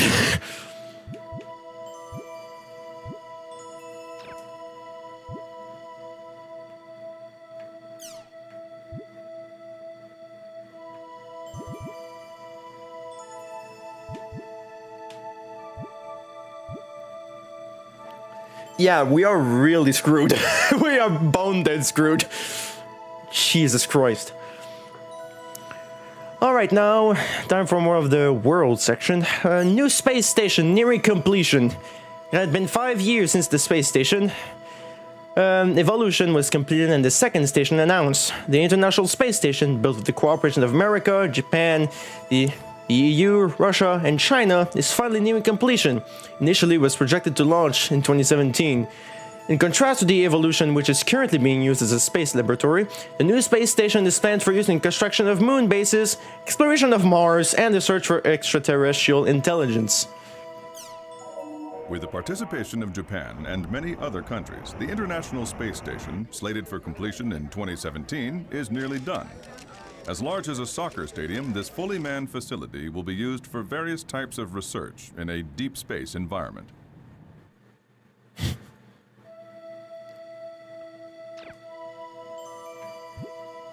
Games to blame for juvenile delinquency. The eternal question. The eternal question. Do video games cause violence? Most people would say no. People who actually looked into it anyway. People who actually looked into it like in depth would say no. But yeah, the eternal question, the question that still remains today. I'm a hero. These are the words written on the sketchbook found in a young boy's school bag. The recent outbreak of juvenile delinquency is said to be the effect of video games, according to experts. Games have far better graphics compared to novels and comics. Games have better graphics. We've gotten to the point where it even feels like movies actually feel like they have better, where the movies look better than actual human eye. And I've seen many people say that 4K is completely and utterly pointless. And 8K is even worse. Because at that point, your human eye can't even see that detailed, that precise, and that Seriously, we literally gotten to the point where our TVs have better graphics than actual real life. And Dodrak thought about this 20 years ago! Anyway, games have far better graphics compared to novels and comics, and games are interactive. It's easy for children to see themselves as the protagonists of their favorite games, called main character syndrome. This is a dangerous phenomenon. For example, what would happen if a child were to play an extreme action game and began to believe that he was the game's main character? He could possibly act in real life the same way he could in the game. It frightens me just thinking about the consequences of that. Yeah, main character syndrome is something that I feel like everyone goes through at some point. And I feel like it's something that I still go for. Like, I keep saying this, right? I don't want to feel like the world revolves around me, but the world isn't helping. Like, I'm trying not to be so egotistical, but sometimes there's just too many things that happen all at once that make you go, come on. You know that kind of thing that makes you go, what are the odds? What are the fucking odds of that? Anyway, I'm rambling. There are several cases of parents of both game-influenced assailants and their victims suing game companies, claiming they are responsible for making their children into criminals or somehow responsible for their child's death. However, the game companies respond by saying, "We have implemented a perfectly good rating system for our games, and no one is allowed to buy them without proper identification. Perhaps the ones who are truly to blame are the parents who allow their children to buy such games."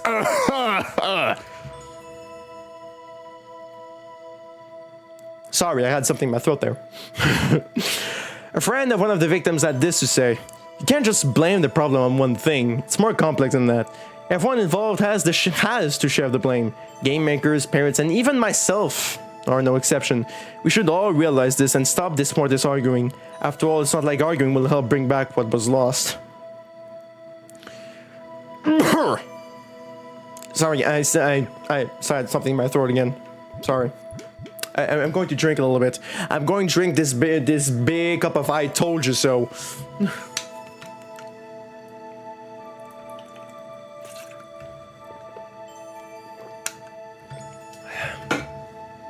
This is messed up, oh my god. This is messed up because of how scarily accurate this is. I mean, of course, some of it is still a bit more exaggerated to what we have right now, but it's kind of scary. World Meeting on Global Warming. A meeting was held this week in Kazakhstan, Central Asia, about the greenhouse effect and cutting down greenhouse emissions such as CO2. Thanks to progress made in carbon dioxide processing technology, the amount of CO2 released last year was down to 10% of what it was in 1990. However, the problem of global warming has yet to be fully resolved due to the expanding energy needs of former third world countries. 5 Japanese to play in Major League Baseball. This year marks the first time that 5 Japanese players will be playing the MLB All-Star Game. Among them, 33-year-old Kyuji Nakasugi will be playing in the majors for the 4th consecutive year, and currently holds 2nd place for most home runs batted this season with 20 home runs so far. Nice! Nakasugi commented in his blog saying that, "I'm very happy to have been chosen as an All-Star again this year. Hope you look forward to my home run contest." Death by gaming, a worldwide epidemic. Remember that case of someone playing Diablo for like, what? How many hours? 72 hours without eating? Not doing anything? Incidents of players dying from playing online games for too long are increasing around the world. In most cases, players died from heart failure due to extreme exhaustion after playing a game for over 30 hours straight. Yeah, kind of like that. One college student was enjoying a game in an internet cafe when it suddenly collapsed. He was taken to hospital where he was pronounced dead. The student was a well-known player in the online game The World and was reportedly leveling up his character in preparation for a title match in the arena, an online series of gladiator-like battles. There have also been incidents of players dying from too much excitement after losing an arena match, placing greater focus on the problem of online game addiction. That's an overflow of dopamine, which is something, an overdose of dopamine, which can happen. Why do you think sometimes people get dizzy when they finally complete a challenge that they've been going for hours and hours on end? Too much dopamine. Dopamine and adrenaline, almost all of that stuff, just too much of it. Too much of it can kill you. What?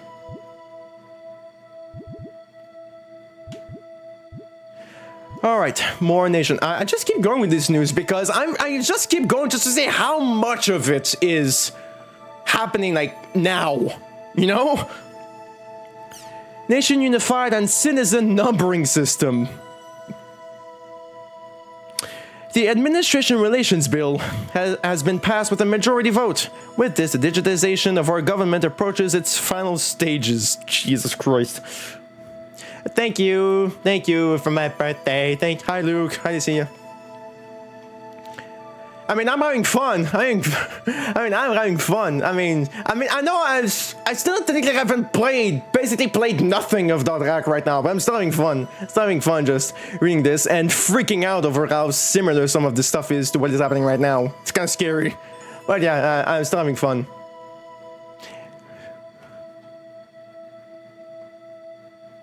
Yeah, the dopamine thing, like when Markiplier beat some FNAF challenge. Was it when he supposedly beat a 10-20 mode when he was actually just 10-10? He's like, oh, I'm gonna have a stroke in a hurry! Something like that. But yeah. Yeah, I'm still having fun. I'm still just smiling. It's not just smiling. I've spent like an hour just watching a resume of the original games, and then another like 20 minutes of watching the intro cutscene. And now, I'm just gonna spend a bunch of time reading this and freaking out over how similar some of this stuff is to what is happening right now, or to because of where it seems like we're going for. The Administration Relations Bill. It's amazing the amount of older narrative games that were dystopian visions of the future, and you look how similar it is now. There's so many. Yeah, it is true. It really is true. It's so scary when you think about it, because the thing about older sci-fi, or just older, like you said, dystopian visions, is to always imagine like the worst, right? They all would, not always, but almost always would imagine the worst situations that we could get in, that we could get into, descended from like from a vision that they had at the time, from what it seemed like they were going for at the time. And now, when we actually get to that time period, have you noticed how when games or movies do dystopian futures, they get worse and worse and worse as time goes on? Have you noticed? Like, every time there's a dystopian thing, they just always get worse. Have you noticed? Is it just me? Is it just me who noticed this? Or thinks this? Yes! Yeah, of course I remember the episode, the long game, quite saying about how the news is, well, basically just all fake. That was over 20 years ago, and it's still true now. Yep.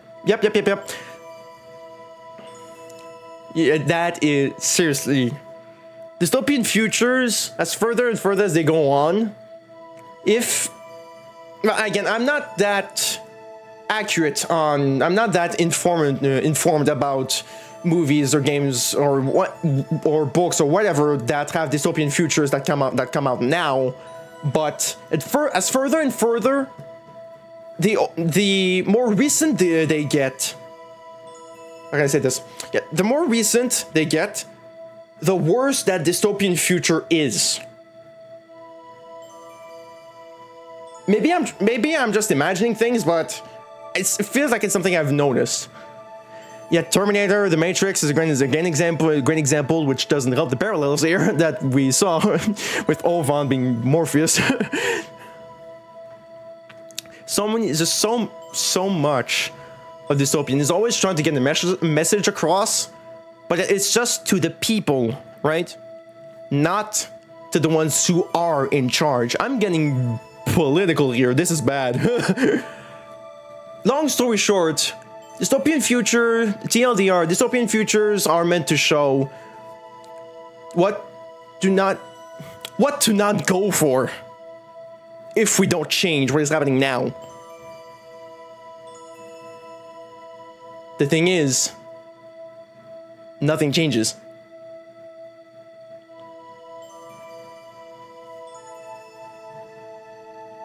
When I become the ruler of the world, I intend to rule with an iron fist.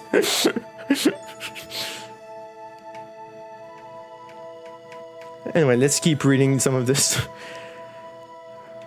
Alright, so the Administration Relations Bill has been passed with a majority vote. That's also scary. With this, the digitization of our government approaches its final stages. Starting this month, all local servers managed by regional governments will be frozen, and all the various ID rules used by self-governing bodies will be unified to federal government specifications. In addition, it will become required for all governing bodies to adopt the numbering system, and for all citizens to wear their own number at all times for administrative purposes. What's it trying to say? Is that we're all just numbers in the end? It's not even discreet. It's not even subtle about it. Modern day Australia says hello. Hello. I mean, hello. The system Sorry. The system introduced to speed up government processes by conducting them online is already being used in online banking, shopping, and other sites. Do a flip!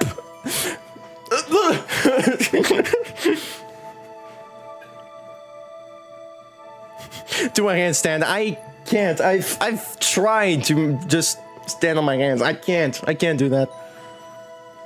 I tried for so long and can't do it. I don't have enough balance for it. Jesus. The system introduced to speed up government processes by conducting them online is already being used in online banking, shopping, and other sites. By using a receiver placed in one's home, all Japanese citizens will be able to use their cell phones or mobile computers to access a variety of services from anywhere in the country. Yet, in spite of the incredible conveniences we have today, the system has met with severe opposition. I wonder why. Recently, the Independent Japan Party won many seats in the lower house of the Diet because of their popular position to abandon the bill altogether. Calls for all political parties to discuss this bill are still continuing, and the problem has attracted a lot of media attention. Mr. Koji, chief editor of the weekly magazine Netwatcher, had this to say. It's true that this system will make things very convenient. When you compare the time when the bill was first approved to now, encryption technology has made huge leaps. The NAB, Network Administration Bureau, has been established and some semblance of order has been brought to the internet. There are far fewer data leaks, and at first glance, it would appear that there are no problems whatsoever. Appears. However, take a moment to think. In exchange for IT advancements and a more convenient lifestyle, we have been reduced to being defined by a 15-digit combination. This is no different from the ear tags placed on cows and horses to tell them apart. It's no wonder that people are so opposed to this degrading system. Despite all this, the system has made it through the legal process and will soon be a part of our lives. Will there ever come a day when we'll welcome it? The Online Administration Act received a majority vote of the ruling party, meaning the adoption of the citizen numbering system seems to be inevitable. As a result, the process of converting to an electronic government has overcome its final hurdle. I mean, it feels like we're already going this way because just even to get more information now, it's almost like you need to create an account on... no, it's not almost that. It literally is that. You need to create an account on the government website so that you can actually get some of the more information that you need. How messed up is that? Think about it. Just for a minute. Just think about it. I mean, sure, again, it's more convenient, but again, think of how kind of messed up it is. Anyway, deleted data, ongoing grudges. Some people have said, in the flash, the world was gone. It's been 2 years since the largest online game ever, The World, with 20 million copies sold worldwide, was taken offline. It was around this time that CyberConnect Japan, hereby referred to as CC Corp, had a fire at their headquarters. As the extent of the damage caused by the fire, which wiped out all of the world's data, became increasingly apparent, CC Corp's leaders held a rather somber press conference. The game program, character data, and cyber data were all reduced to ashes. What was left was drenched in water used to put out the fire. This happened soon after a striking of break-ins, which meant that usage of megafloats had just been stopped. All backup data was in the company headquarters.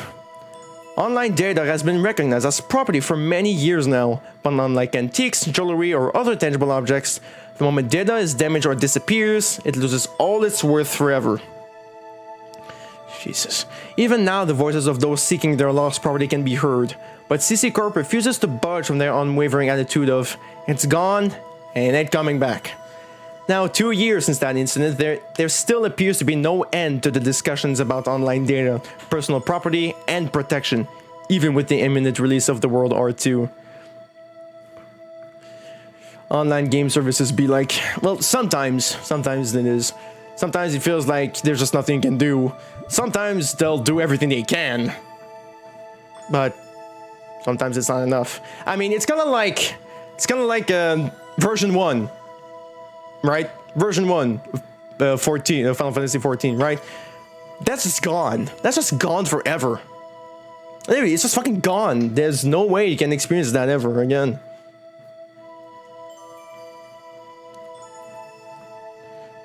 Anyway, CC Corp employees happy in new office. The new headquarters for CyberConnect Japan has been completed. The new building, designed with an avant-garde look and located close to a high-powered commercial area, is sure to become the next great landmark in the city center. The CyberConnect Museum, located on the ground level, is open to the public, though one must apply for admission, and popular characters from its international mega hit, The World, will greet visitors personally. 2 years after the fire that broke out in CC Corp headquarters in 2015, reportedly caused by a spark in an electronic device. Several people were killed and many were injured. 2 years after the fire, employees are happy to be leaving their cramped temporary offices and moving back to a proper working environment. Users have also been eagerly anticipating the move in the hope that newer and more interesting games will be made as a result. After having suffered a huge fire in 2015, CyberConnect Japan's new home office has now been completed. Subsequent investigations determined that a spark from electrical equipment led to the blaze 2 years earlier, resulting in multiple deaths and injuries.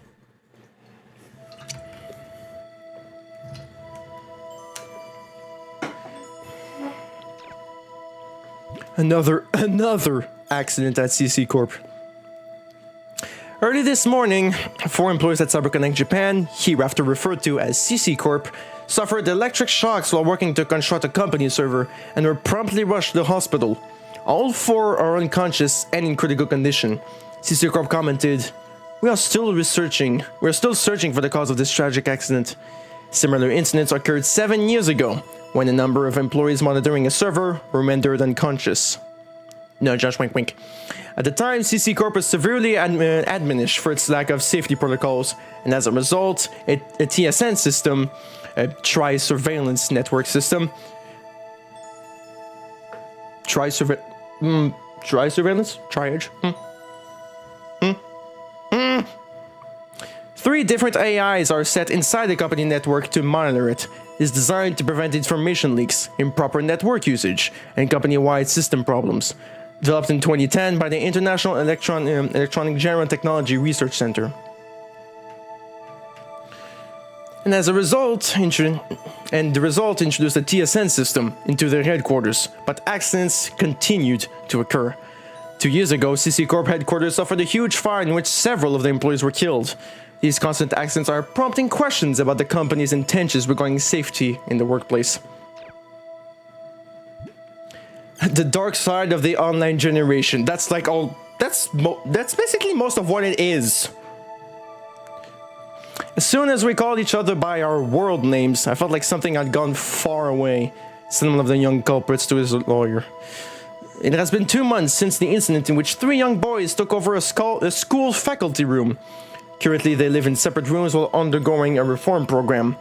Only recently has one of the boys started to speak about what happened that day. Even now, they continue to inhabit a virtual reality, said the source close to the boys. They don't like to talk about school, and when asked about their family or friends, they reply with only the most basic information possible. The only time their eyes sparkle is when talking about the world. When asked who his best friend is, one boy replies with a Western name. If one were to then ask him if that is the name of his pen pal, His expression saddens, and he responds, I don't have any friends in real life. One thing these boys can be said to have in common is the fact that they have all completely removed themselves from the real world. They do not trust the real world. I told people online about my problems. In real life, no one would care about them. But online, everyone cares. My online friends are all so nice. They were real about me. They gave me advice. I just wish real life was like my life online. Although discussion about the effects of online gaming on young boys has been going on for years, public opinion has been moving against games as more and more facts of this case come to light. These boys know of reality, yet do not seem to understand it. What will they see when they return to the real world? It was discovered that the 3 armed youths who were responsible for the recent school riot were devoted online gamers. Following this discovery, public criticism of online games increased sharply. Jeez.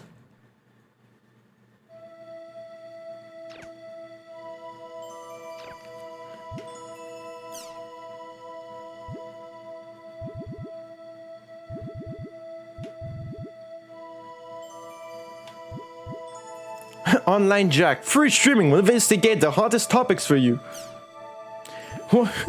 Welcome to Online Jack, the no-holds-barred information program that brings you the hottest topics. Our star reporter Salvador Aihara will bring you all the dirt you want to know. And here's this week's Jack target, Doll Syndrome.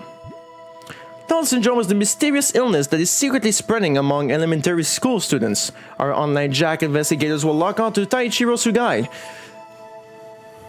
the noted professor and author of online games are turning our children into dolls. The dangers of Doll Syndrome. Okay, everyone, let's call Salvador Aihara. Yay, it's my birthday. I'm now 20 years old. God help me.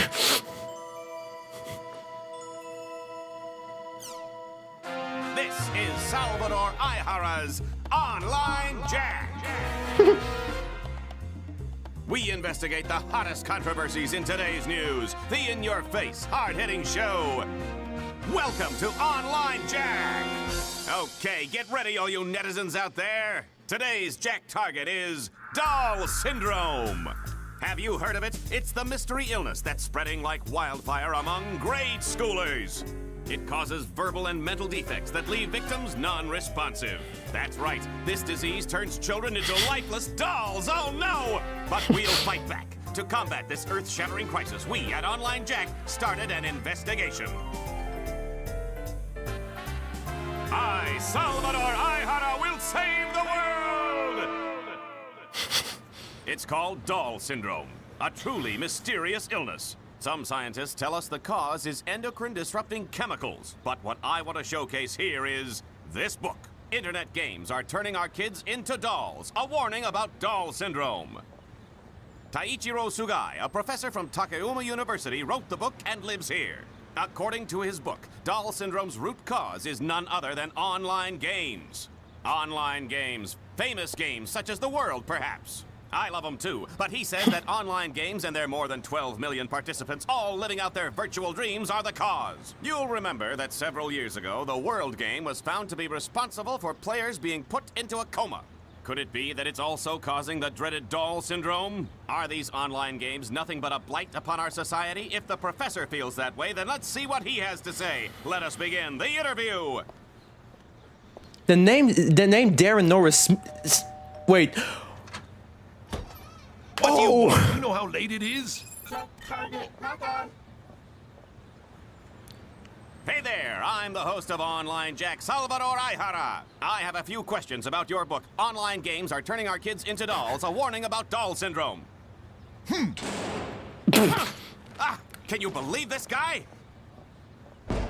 Open up, Professor Sugai. We want to talk to you. You've just come to make fun of my book, haven't you? Get away from here! If you don't explain yourself on camera, sir, you'll make yourself look even more suspicious. I don't have to explain myself. All I did was publish the results of my own independent research. How you say independent research, but isn't it true that your sources themselves are questionable? Not as questionable as you. Well, then prove to us that your sources are credible. If you do, we won't bother you anymore, Professor. Oh! Give me a break. Who would believe you? And another thing, I'm an associate professor. Okay. Well, we were turned down by Associate Professor Sugai, but to follow our own independent research, we went undercover into the very elementary school that Sugai was investigating. This is the elementary school where Associate Professor Sugai was conducting his study on Dahl syndrome. Is a killer disease stalking the children of this ordinary elementary school? Let's take a look. Darren Norris, what the hell is he doing here? Well, cool then.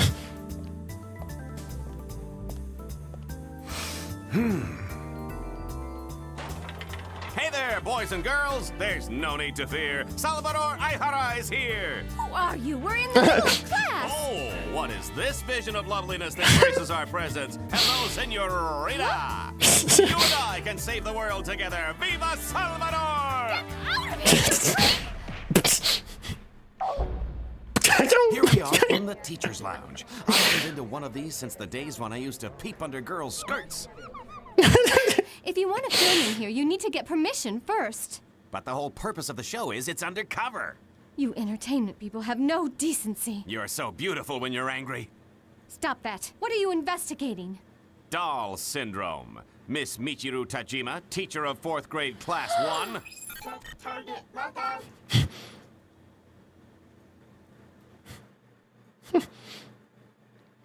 To be continued. Yeah, I saw that he was another character, like right at the beginning. We the names basically of the main characters.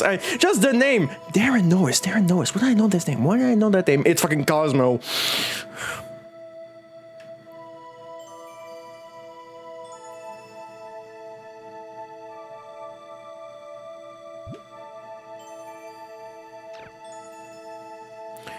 All right, so that was all the news. Oh, Timmy!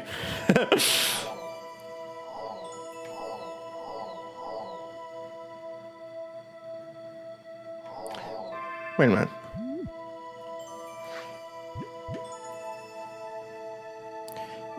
Title demo, huh? Just for fun. Just for fun.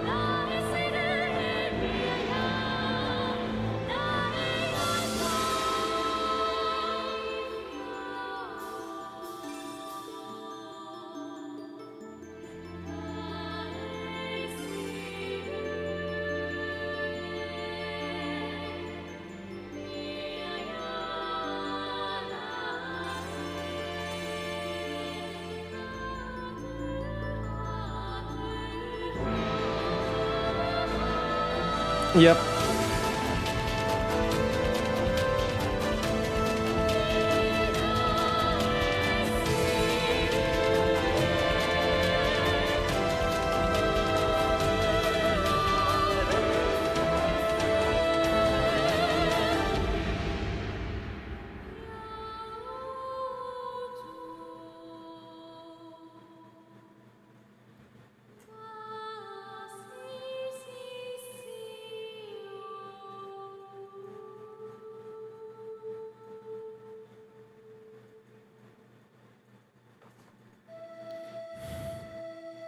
That's dope.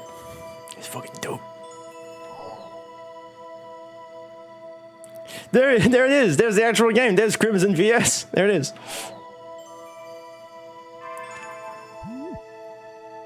Let's take a look at the community forums. Yes, I will actually do this. I do not care.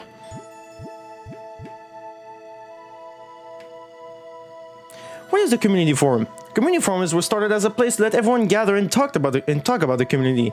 Currently, there are 5 separate forums: The World, Crimson VS, Rumors, News, and Apkalu for the graphics forum. Forums can be added or deleted since all forums are created and managed by the administrator. There's no need to worry since the administrator will not delete a forum without prior warning. Who is the administrator? Hello everyone, no face here. I'm admin for these forums. My nickname comes from Homer's epic poem, The Odyssey. Of course, not that any of these the kids these days would know what I'm referring to. Well, now they do. Now they do because of, well, the movie now. Which made like 100 mil in just the first weekend. Anyway, recent happenings. The world is my life. The world is the center of my universe. The world is, well, let's just say, other than takeouts and deliveries, the world's for me.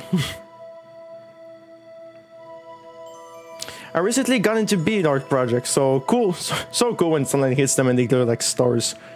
What are the rules for posting? The community forum's posting rules are: please refrain from posting meaningless topics. Make sure the topic is clear so that everyone can understand it. Bad topics: help or looking for info. Good topics: where's the treasure of calamity? Or help, what's the relationship between elements and items? Please do not post multiple or repeated topics. Please also refrain from posting the same topic in different forums.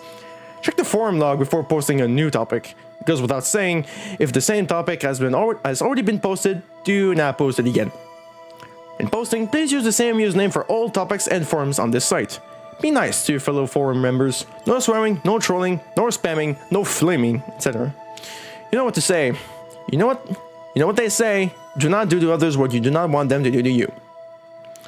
There's no need to introduce yourself when you first join. In other words, don't make topics that only serve to introduce yourself. Anyone who has posted even once will be judged to have read these rules. I didn't know or I didn't read it will not be accepted as excuses. Take responsibility for anything and everything you post in the forums. What is prohibited in the forums? The following are forbidden on these forums. If any topic or posts break any of these rules, they will be deleted immediately. Do not turn the forum into a chat room. Do not abuse the forum and use it for personal use. Do not insult, threaten, or abuse fellow forum members. No trolling! Don't forget your manners as well. If someone helps you out, say thank you. If someone points out something you did wrong, say sorry. No topics or posts for the purpose of advertising or other off-topic uses will be allowed. Party or guild invites should be posted on the official forum for the world. No discussion of hacking of any method will be tolerated. This includes, but not limited to, topics on hack tools, hack methods, and loophole exploits. Any talks involving transfers of currency in real life is also not allowed. Do not impersonate other users by posting under their username. If you suspect you are the victim of a username theft, please contact the administrator. The administrator will put a lock on the username in question. Anyone who has posted even once will be judged to have read these rules. I didn't know or I didn't read it will not be accepted as excuses. Take responsibility for anything and everything you post in the forums. My topic was deleted. What's up? Any topic that violates the forum rules will be immediately deleted.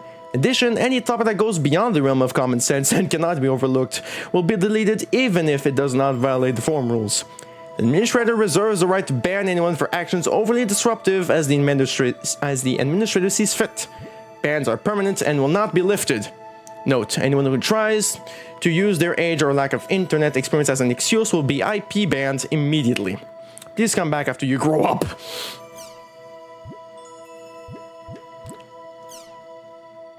Alright, let's check out Apkalu.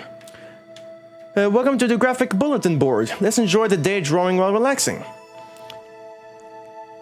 Please check the rules and regulations before uploading images. What is Apkalu? Apkalu is a special forum created for uploading and showing off your drawings to other members. Apkalu is the name of a new Babylonian or new Assyrian mythology or something like that. I don't have the details. Does anyone know? Congrats! The word on the street is that one of our frequent posters, Shuju, is going pro. Congratulations! I'm adding your name to our list. But if you have any problems with that, please let me know. Professional Apkalu members, Basilico, now designing Crimson VS, Smodo working in the animation industries, and Shuju waiting for confirmation. Yep.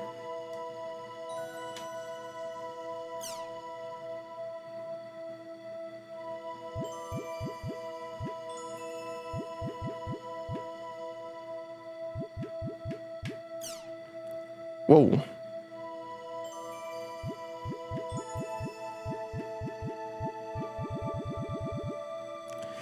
Alright, let's start checking this. Join! How are you? I'm Maki. I'm an extreme noob who only just logged in for the first time the other day, but I'm already completely taken with the world. Recently I tried making a party for the first time, and it was so much fun I found myself drawing without even realizing it. The above are the nice people who joined my party. Raw Ham's sister is on the right, and the other one is Peach Boy. When we fought a giant turtle, for some reason, they were desperate to help. They also helped me to get good items and build up my XP, to which I'm very grateful.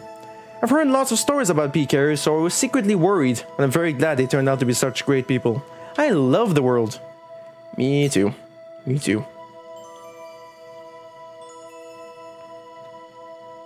Nice. Hey, wallpaper downloaded. Hey.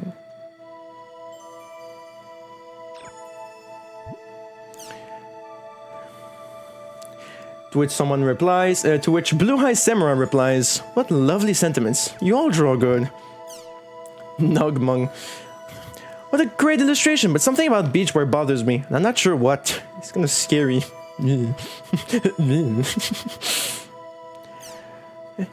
And nice to make your acquaintance. I'm known as Julius.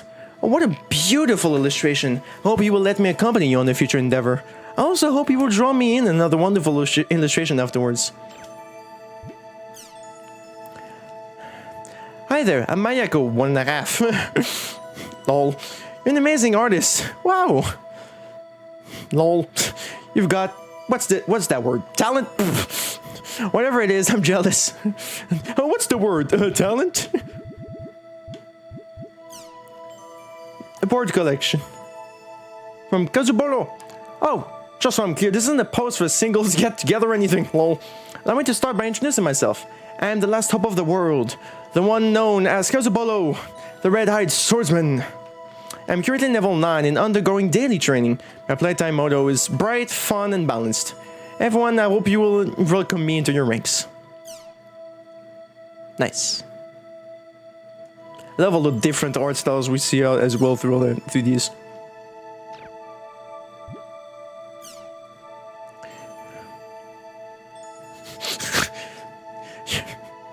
That's mean. From Buri, your level's awfully low for being the last hope. That's mean. To which Kazubolo simply replies, ouch. See, don't hold back. Well, since I am the world's last hope, right now I'm not even the first hope. Which is why I'm currently looking for comrades who will help me save the world someday, lol.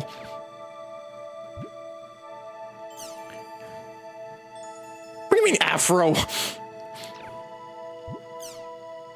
Admin, doesn't this fall under public solicitation? Is this allowed? To which Nugmung simply replies, it's true, this board is supposed to be for people to post their drawings and receive feedback, so it's not really the appropriate place for party solicitations. But he did put up a picture, so I'm going to call it the gray zone and leave it up to the admins. Besides, who am I to decide the rules of this board? If there's a problem with this post, feel free to delete it, admins. Deletion key 1234. No face at admin. Party solicitations fall under the following prohibited behaviors. Please be more careful in the future. Please refrain from posts that contain advertising your personal diary content. However, since you have posted an illustration, the self-introduction part is not a problem at all. Just barely dodged it.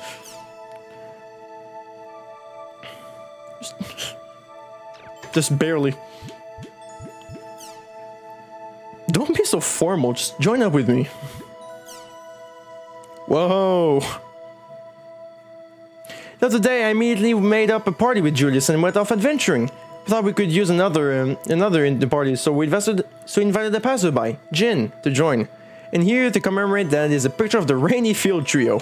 Thanks, Julius. That's a really cool one. Looks very Final Fantasy-ish.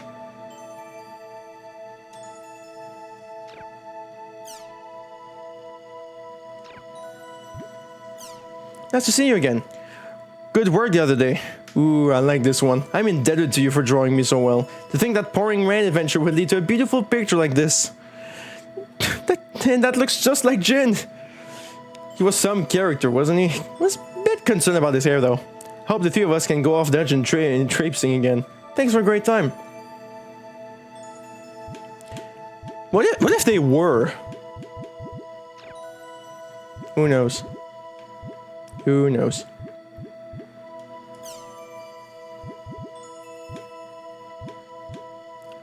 Gym soccer. Oh.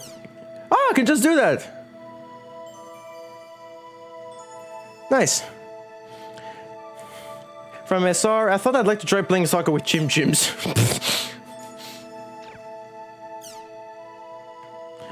I want to play. Count me in. I wonder if we can get 11 players. Of course, I can't help feeling sorry for the Chim Chims. That's kind of mean, but I think I'd like to try too. Apologize to the poor Chim Chims. Just keep believing, and this will someday come true. Or rather, just a matter of time until CC Corp includes this in one of their updates. I'd like to kick him too, but I think I'll pass on doing headers with them. That's just gross. I'd like to be kicked myself. Wait, what? I'd like to try kicking them too. Looking at their faces and you start to get this urge and starts to grow and build, then you finally let go and kick them and BAM! You feel great again. So yeah, count me in for Chim Soccer. That's great.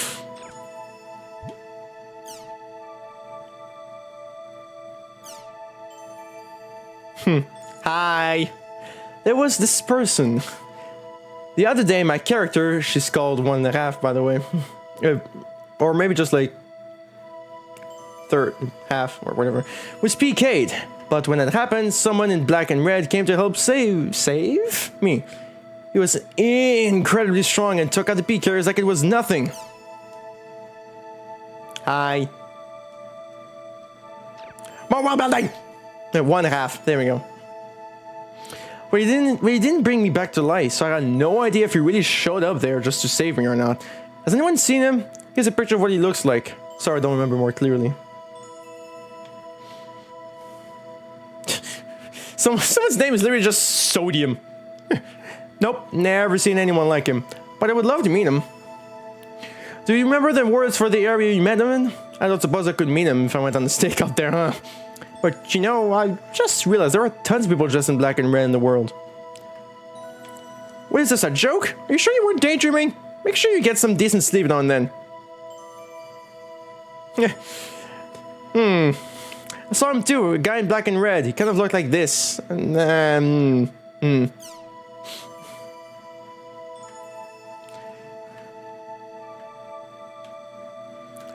So from Sodium, so you've never met him? It's too bad. My friend, I don't remember the words. I just kind of put them in randomly. Lol. And yeah, you're right. There really are a ton of people dressed like that. I'm sorry. From Blue Eye Samurai. That's another great name.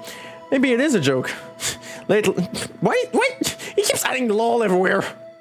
Lately, I've been unable to distinguish between the world and reality. Beast Hunter K. You saw him? Really? Wait a second. Doesn't seem right. Well, I wouldn't have any blood left after meeting him. That's the same reason why I also went off searching for an interesting person the other day. Then they happened to come across him. A guy in black and red. I was standing in a corner in Makanu when I suddenly saw a shadow looming and ran to its owner. When I looked up, all I saw was this incredibly thick chest. He said, sorry, but I couldn't see his face because of his damn chest. And here I thought I was going to fall in love. I thought that a light Indian breeze was going to blow from underneath his arm. Truly a bittersweet experience. I like that guy is literally just Salt. Literally. Salt. Sodium. Hello, my name is Salt. Truly a bittersweet experience. Anyways, that's why I'm off to search for an interesting person again. Lol. Exotic guy.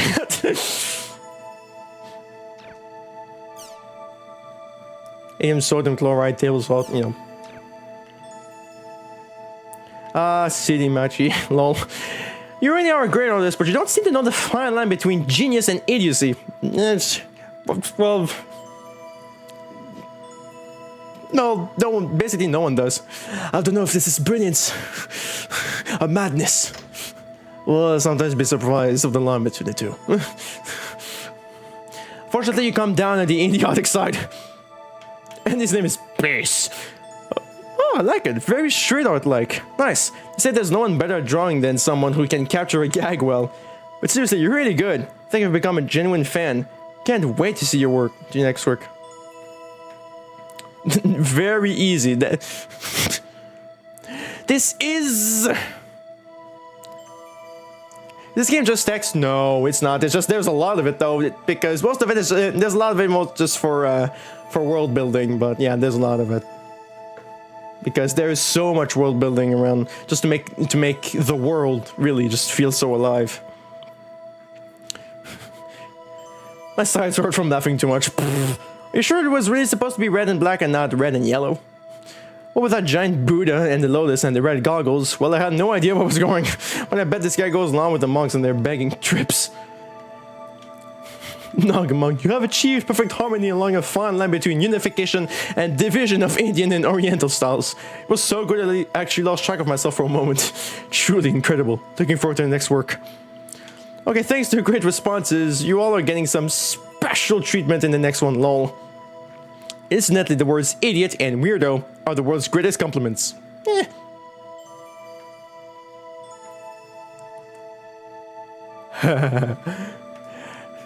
Midnight Special ends this discussion with, are you sure this isn't Haseo, the Terror of Death? I can't tell for sure because of how deformed it looks in the picture. Still, I think it's about the Terror of... Still, I think it's probably the Terror of Death. They ask you anything like, do you know about Tri-Edge? Or something like that.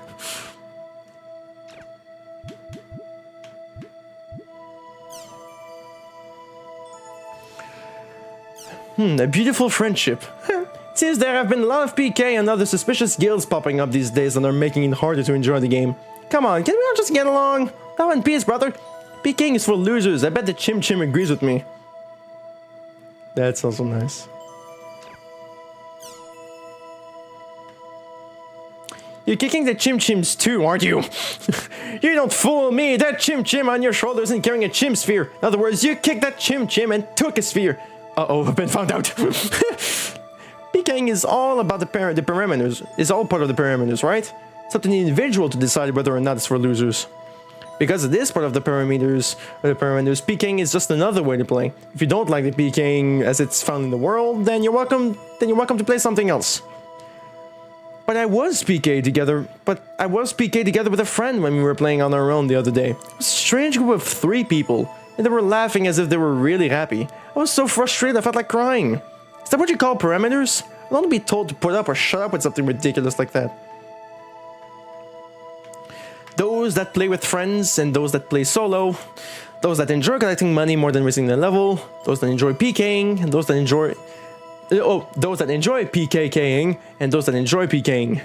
Maybe differences in the styles of play, but as long as they're part of the parameters, it's up to all the individual players to choose which style they would pursue. No one can deny your choice to play with your friends or the PKer's choice to PK. I don't want to be told to put up or shut up with something ridiculous like that. No one is telling you to do that. There are plenty of games with no PKing at all, but the world is a game where PKing exists. You know, that's all well and good, but why is there a heart mark on your Chim Chim? Is all I really wanted to hear. Denying other players, other playing styles cannot be contained with lighthearted jokes. As for the heart mark, it's lovely. I love the heart mark. Same here. I wish I had a Chim Chim around my shoulder.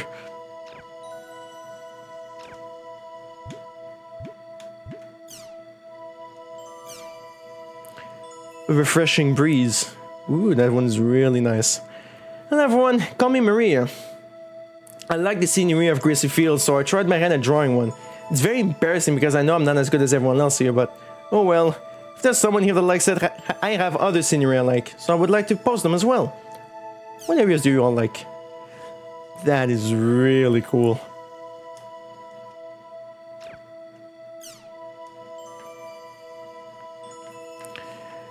Hey there, Maria. I really like the peaceful feeling from the grassy field. I like these fields too. I like clear days, but I'm starting to like it when it rains too. Recently, I was running around the field, and at one part, I got so excited I couldn't keep myself from shouting, "Woohoo!"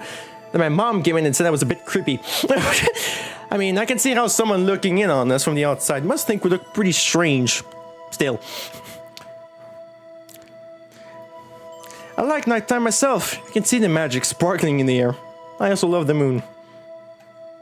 The last stop of the world, Kazubalo, at your service. Hello, Kazubalo here. Harry Dawson here. Nope, wrong game. My real life self in the play. My real life self lives in the play. My real life self lives. That, God, that's horrible. In the place where the hot climate year round, so I find myself drawn to snowscapes. I love the snow areas from R1. Of course, the Kazubalo troop would probably freeze to death since we're always walking around barefoot. Nice to meet you, Maria. I love the ocean area and the grasslands. I always like to run along the beach, kicking up sand as I go.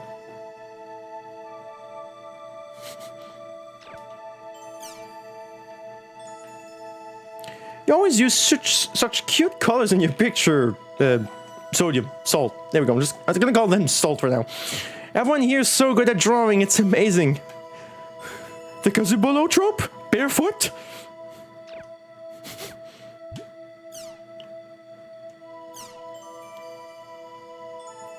Okay. Hello, my name is Mazu from Kyoto. I'm a student. Right now I study English, so I log into US server. I enjoy make many American friends. I'm grateful for your bulletin board. Thank you for having me. Why are you screaming? Very nice guy. Walnuts cracked open. Rodriguez. What the? I'm scared. Oh, but it's kind of cool. No, wait, definitely scary.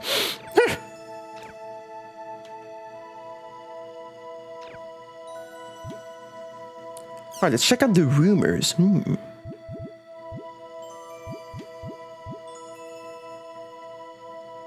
Bacon.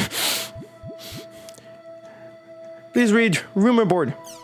Alright, good evening. I'm Nana Semitabi. Recently, there appears to be an increasing number of you who are failing.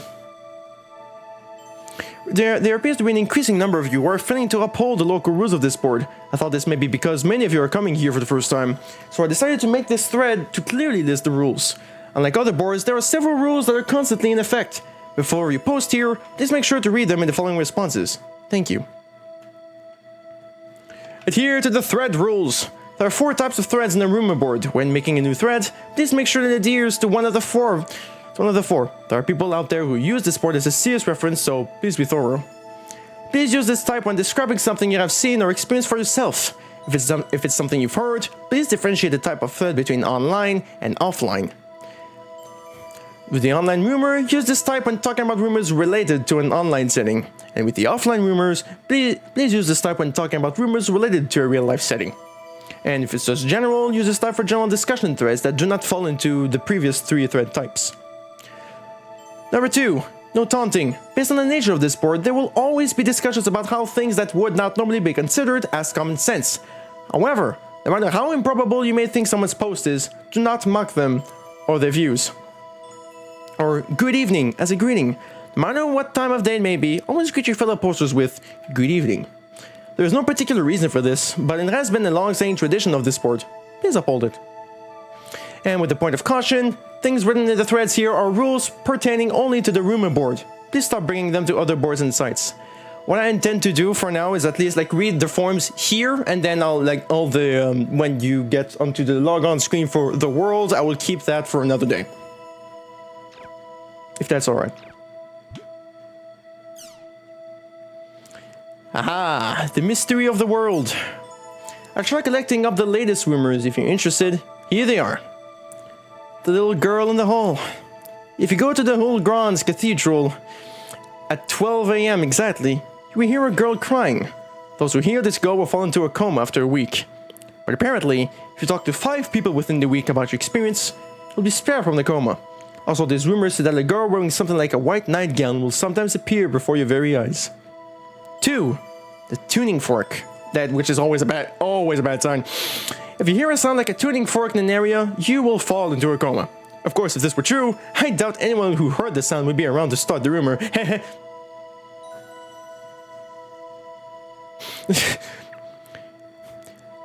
And Triage. People who come across a triple clawed twin blade, in the game of course, fall into a coma in real life. These people also gain a triangular shaped wound while in the coma. There's a huge problem with 3, which I guess why it makes sense why they made 3 games from this one instead.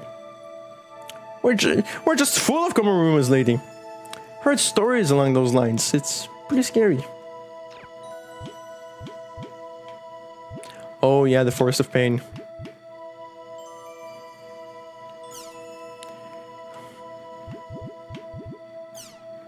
The urban legend. A friend of a friend told me that blah blah blah blah. I'm sure you've heard of that before. Rumors that feel real even though they seem to have no factual basis. Rumors that seem to come true even as they're spread. Rumors that seem logically impossible, yet become increasingly easy to believe the more you think about them. Half of the rumors on this board are rumors of that sort. Urban legends. I'd like to talk for a bit about these legends. If you have time, please lend your ears to a dull analyst. If you have way too much time, please write a response. I'm sure he would be thrilled. Some of you may still not be sure what I mean by urban legends after reading my last post. What if I mentioned the woman with a crooked mouth, the axeman under the bed, the cat in the microwave oven, or the baby in the locker? Chances are you've heard of at least one of them. Most urban legends are scary stories like these designed to make us feel fear and unease on a basic, primitive level. Compared to regular ghost stories, urban legends have an ambiguous part that says, this happened to someone somewhere. However, as rumors, these are inherently interesting and they have an undeniable impact. You start wanting to believe that these things can actually happen. Then you start wanting to tell them to others. There are rumors that should be no big deal, yet they're kind of scary and interesting at the same time. This is the true identity of the urban legend. Here now is one of those legends. Please decide for yourself whether or not to spread it amongst yourselves. Have you ever wanted to know what the future holds? I have a good method for predicting it, so I will now share this to you. This is a story I heard from a friend of a friend, but... Paddle 3 times to the northeast, then 3 times to the southwest, and call your own cell phone. Upon doing so, you will not hear the normal error message, but instead hear a woman say, "Who would you like to leave a message for?" When you hear the woman's voice, you then say this: "Future, oh future, please come here. When you come, please reply." Once you said this, turn the power off to the cell phone, wrap it in a red handkerchief, and put it in your left pocket. Upon doing so, you will get a phone call from the future within 24 hours. You will be asked what kind of future you would like to know, so you must respond to this within 10 seconds, and the future will tell you about the future you wish to know. However, if you do not answer the question within 10 seconds, you will be taken away by the future and forced to become its companion.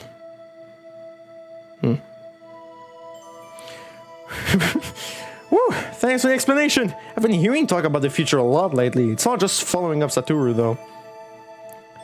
Thanks for the summary. It's all just following up Satoru, though. Oh, I remember that. It was all the rage back in grade school. Don't you think this future thing is just an abbreviated version of the Satoru method? Satoru method? There we go. I wonder if it's too much trouble for kids today to have the phone ringing over and over again. Good work, Encephalon. I wonder if it's too much trouble for kids today to have the phone ringing over and over again. I wonder, I personally think that's the most interesting part of the process. Thanks for the responses. He is thrilled as well. Really, thank you. So, who's this he you keep talking about? It's really bugging me. Is it just me or do I smell more fascinating things to come? Lol.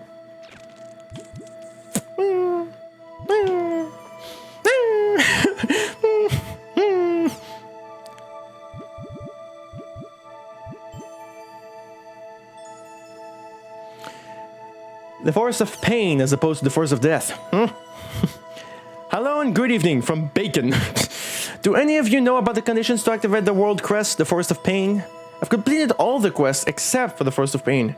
Are there any conditions that I don't know about in order to activate this quest? That quest can't be played right now. That entire area is currently sealed off, even if you have the words needed. Well, I doubt you get transported there. You're pretty brave to want to challenge the Forest of Pain. The upright posture of one dedicated to conquering the demon world that is said to be unbeatable. Oh, it's so cool, I can't stand it. The Forest of Pain, eh? I think it'd be best if you avoided anything to do with it. That quest can't be played right now. Aw, that's too bad. Thanks for the information. I think it'd be best if you avoided anything to do with it. What do you mean? Players that participate in the Forest of Pain quest are known to disappear. There was a time when this rumor was fairly well known. When it started, many laughed and thought it was just another urban legend, but upon doing some research, I found that player data for some of the people who participated were lost. Further research revealed that the actual players where the character data was lost were in a coma. It was a big deal.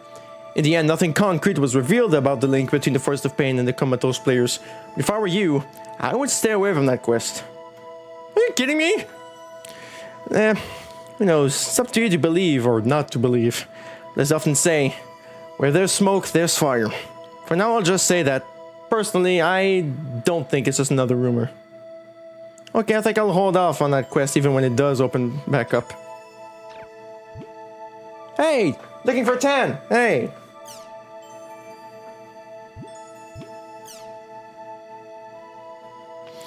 Just as my topic says, I've been going to guild shops and whispering to the store managers, but I can't get a hold of him. I really need to talk to Tan. I've taken the liberty of posting here with the hope that you fine folks will know a way of contacting him. If this post goes against the rules of this sport, I apologize. Does anyone know anything? I'll be waiting for your replies. Tan disbanded. Did they have something you wanted? I may be able to help you out. What's Tan? A guild that was active until just recently. It's not anymore. The activities revolved around trading items and information. It was said there was nothing they couldn't acquire, as they had a wide variety of goods, in the world of course. However, they found out that the guild was cheating, so they split up and the main members were deprived of their IDs. I guess you could call them a legend in a way. I may be able to help you out. In that case, I would like to get information. The other day, a friend of mine was PK'd. I'll never forgive them for it. I want to catch them so that I can give them a good spanking. This is what I know about PKers. They worked as a pair. One is a Blade Brandier, the other is an Edge Punisher. The Edge Punisher speaks strange. If you know anything about these two PKers, I hope you are willing to tell me. If there was just items, I may have been able to help you out. If you're looking for information, try whispering to Nuada or Encephalon. Okay, I'll try whispering to them. Thank you for your help.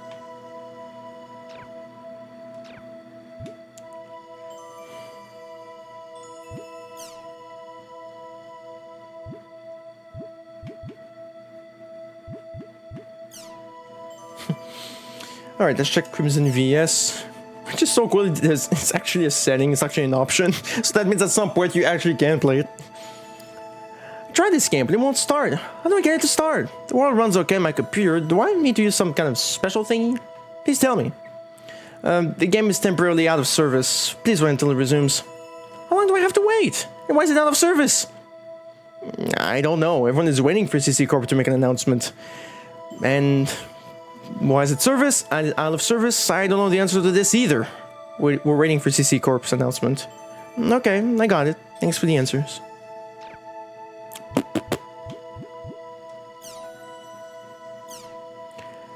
About the game. Tried to start it, but it was temporarily out of service. What's going on? Hi there. My name is Alfonsi. Alfonsi? The problem is just like it says above, and on top of that, not only is the game out of service, I'm also not able to view the official website. I don't know anything about this game other than that it's a card game. So if it's okay with you, I'd like those of you who know to tell me how to play this game.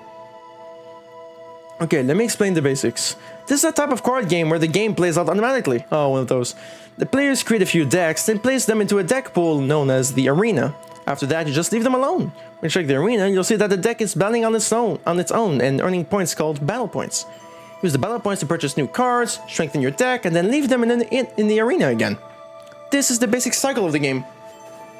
The stronger your opponents, and the more convincingly you defeat them, the more battle points you earn. Also, since it's a type of card game where the game plays automatically, so it's perfect for people that are busy with their jobs. It makes sense. Okay, so let me see if I got this right. It's a regular card game, but the player's moves are set to auto. But doesn't that mean that once you make your strongest deck, that's the end of it? Well, to avoid that problem, they use what's called the Trinity system. Again, 3! Trinity is kind of like a game of rock, paper, scissors. Instead of rock, paper, and scissors, though, there's wing, gun, and shield. They interact the following way. Wing is weak against gun, gets shot down. Gun is weak against shield, can't pierce the shield, and the shield is weak against wing, attacks from above. All the cards are given one of these elements, so depending on your strategy, you can defeat a really strong card with a really weak one. Cards can be divided in the following way: general cards and unit cards. General cards control deck costs, called Charisma in Crimson. 3 unit cards can be placed within the boundaries of the general card's deck cost, the Charisma. Actually, you have to put 3 cards in there. Build up your deck while considering the following types of things: how to divide the cost among the predetermined number of unit cards, how to combine unit cards with other unit cards and with general cards, and how to balance general card abilities with overall deck balance. See, so it is pretty strategic after all. Can't wait until it's starting up again. Hey everyone, thanks for the great information. Oh, I forgot one thing. Rumors say that Crimson VS will be completely revamped in its next update. I'm not sure how reliable it is though. The things mentioned in this thread may change. CC Corp is notorious for flip-flopping on the specs. You should consider the information in this thread as purely reference.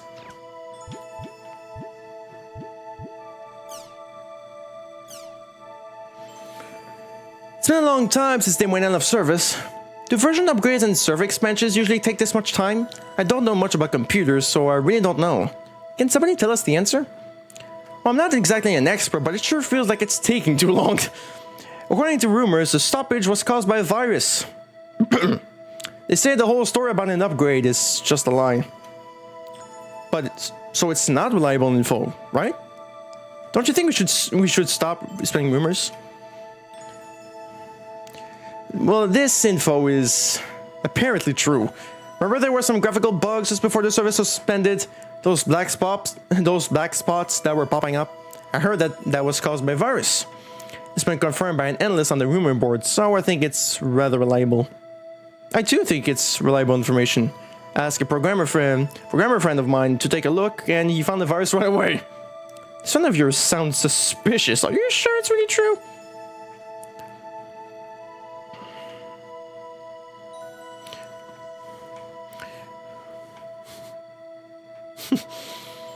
Do version upgrades and server expansions usually takes this much time? Well, I totally agree. It's unthinkable that a version or a server upgrade could take this long. Maybe a couple of years ago, but not now. And according to the rumors, yes, stoppage was caused by a virus, and I heard that was true as well. I personally think that this rumor is believable, but even though, like Killer Whale said, it's not for certain in CC Corp's case. It's not for certain. CC Corp's case seems likely. So, is it safe to say that we are all on the same page, that this is taking too much time? Since, yeah, it seems likely in CC Corp's case. ITA. What does ITA mean?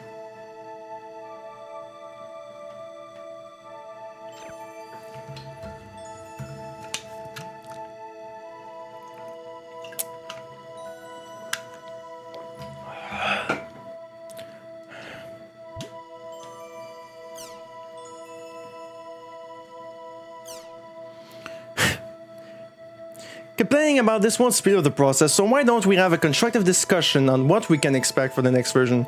A CC Corp employee may read it and pick up on some of our ideas. Good. This is how Crimson VS will change in its next release. Okay, write down all your best thoughts. There will be more hot girls! Eh? You don't like that? Personally, I would really love to see it. I wish they'd come out with sexy guy cards. I like guys with toned biceps and abs. I get hot just imagining them. For a moment I agree with you, but you go for guys with muscles? Okay. As for me, I like lanky, pretty guys. Forget I said anything. I wish they would increase the number of cards in your deck stock. I hate having to have the deck in front of you and making notes all the time. Sorry for the boring opinion. Monster cards! Tons more of them. Palamon, can't get enough. I'm already in the world mode. Well, the next version I want to see twice as many. No, 4 times as many monster cards. That's what I want. I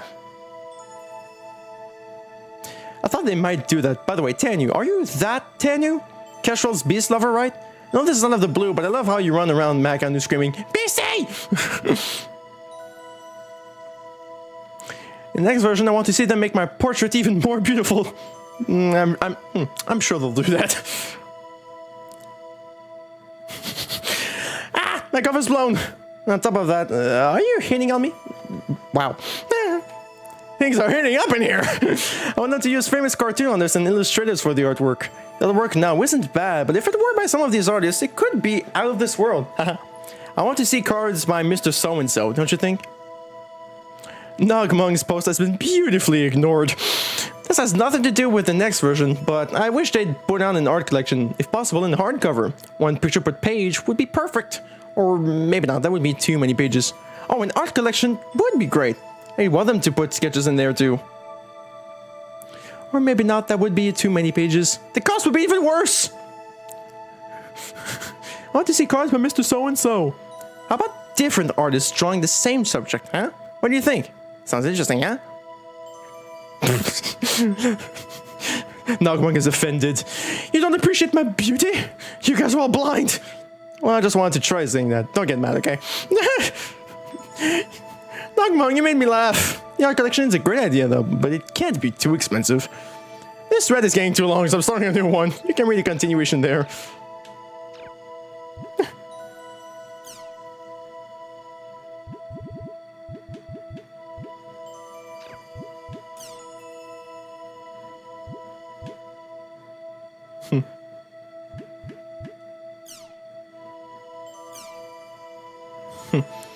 I miss R1. Aw. Loving new things is part of human nature, but so is loving old things. I want to go into the area again with a character that I put my spirit into making. I want to play with my dear companion.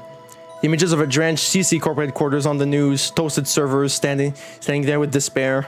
The diligent petitions were not answered as CC Corp announced the resignation of the R1 restoration. However, listen to this. Even so, the old warm-hearted me still wants to go back. Note, I'm actually still warm-hearted. Still warm-hearted.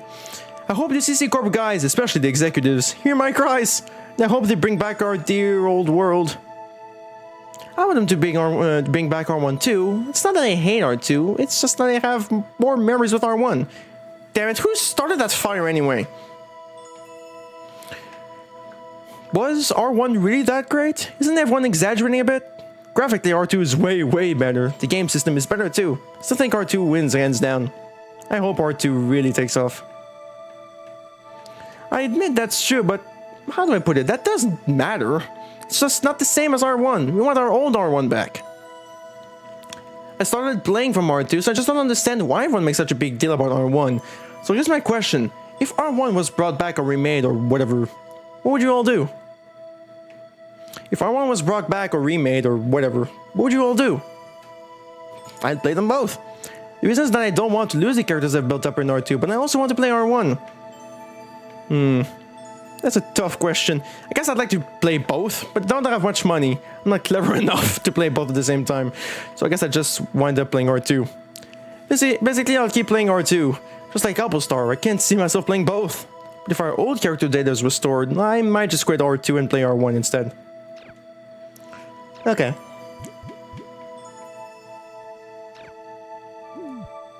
Okay, we'll get back to that later. At another time. What? Oh yeah, the backgrounds. Jesus.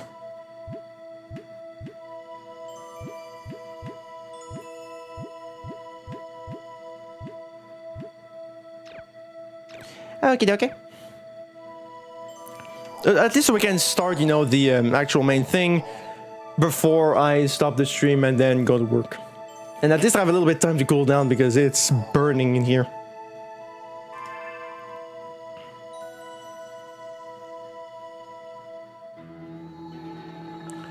And we'll check on with some of that stuff as well later. At another time.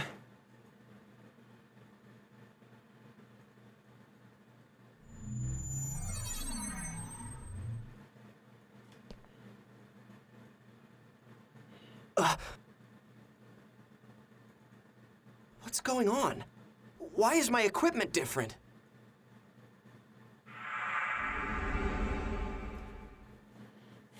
What the? I'm back at level 1? What about my items? My member list? My equipment?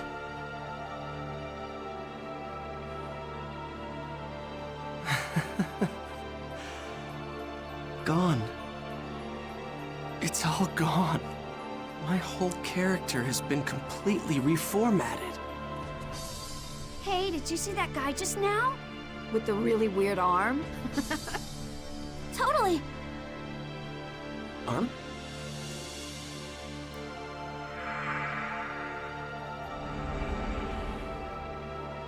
Ovan? He would know something about this. Ah.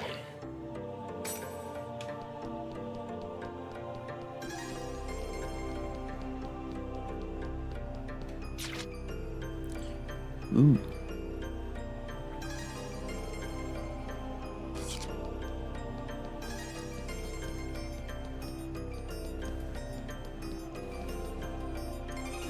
Do you know what that guy's job was?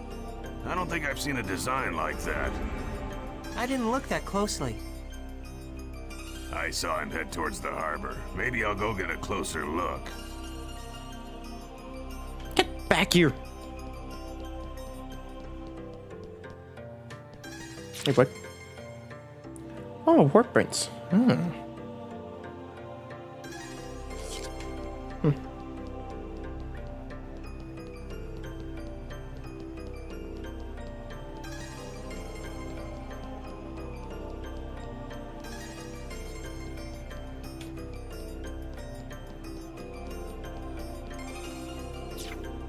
Ah, there you go.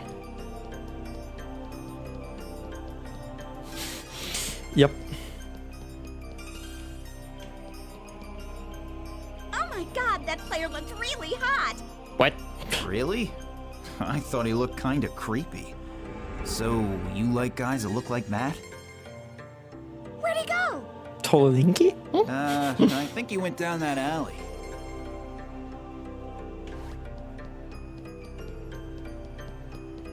Just because I can. No, never mind, I cannot.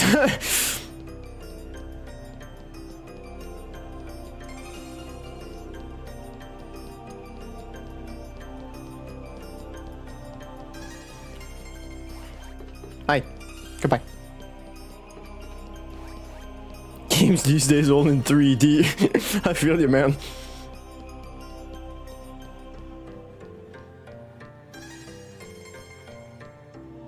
Damn. It's those player killers. It's not much of a challenge when they're so pathetically weak. Yeah, I know what you mean. Fighting those noobs is making us all rusty. That rogue that we fought the last time? He really wasn't that bad. You mean we're going after him next? Hell yeah. There is no way in hell I can back down after what happened last time. Yes, ma'am.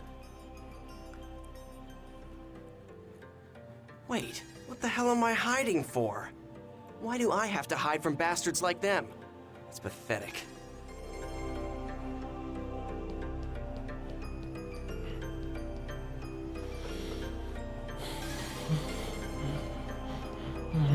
You're kidding! What the hell's going on?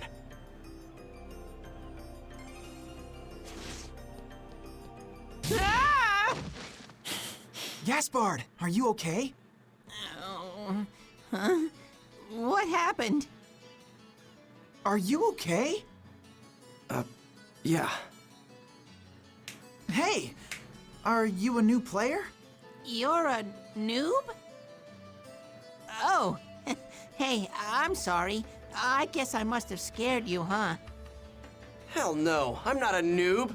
I'm the terror of death. Terror of what? What? Wait, are you talking about the famous PKK Haseo? Oh, you're a player killer killer! I knew I'd heard about him somewhere before. But I'm pretty sure the player's name was Haseo. Are you sure? Definitely. Yep. Hey, look. It's me. I'm the real PKK Haseo.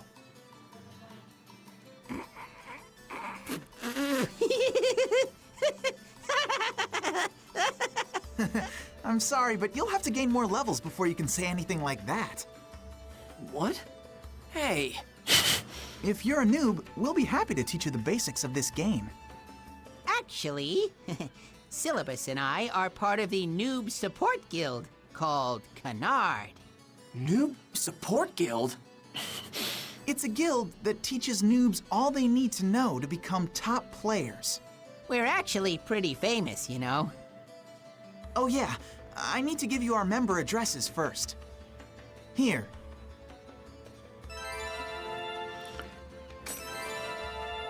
Member addresses are an address system made Oh, just man. for communicating It's with just your my friends luck in to the get world. mixed up with When a bunch inviting of someone into your weirdos. party, check their status. I even lost sight of Ovan. Anyway, right now, I've got to level back up to become the Terror of Death. Well, I guess I'll just hang out with them for a little while longer. Look, it doesn't mean that they'll join just because you invite them to. Were you listening to me? Yeah, I was listening. You were? Really? Yes, really. Anyway, come on. You're gonna teach me the basics, right? So hurry up and let's move on to the next lesson.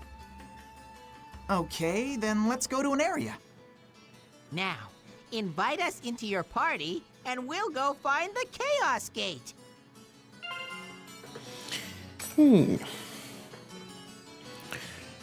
So I just need to head to the Chaos Gate. I can get faster if I use a warp point. There should be one around here somewhere. Ah.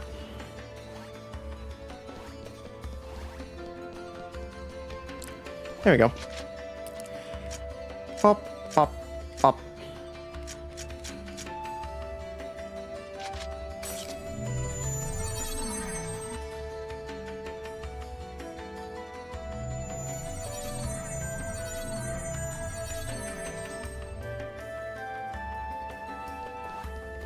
Yeah, it just goes from anywhere. It's like, okay. Well, like I said, he needs to go back up anyway, so. This is the Chaos Gate. If you input 3 different types of words into... I know that. Okay, well then, a good area for a noob is... Delta Peaceful Leading Freedom. That should be a good place to start. Yeah, okay. Let's go for it. I think we'll have time to do just that, and then it'll probably be it. Sorry again, it didn't do so much, but there's just so much. There's just so much in it, and I love it.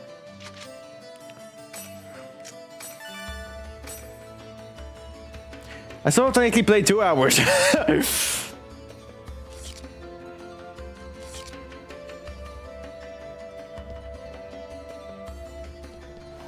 And the thing is, as further as you keep going through the game, of course, more ends up being added.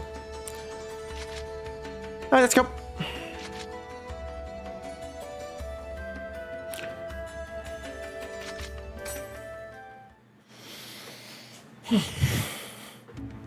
Attention! Bringing 1 noob to the dungeon! Repeat, bringing 1 noob to the dungeon!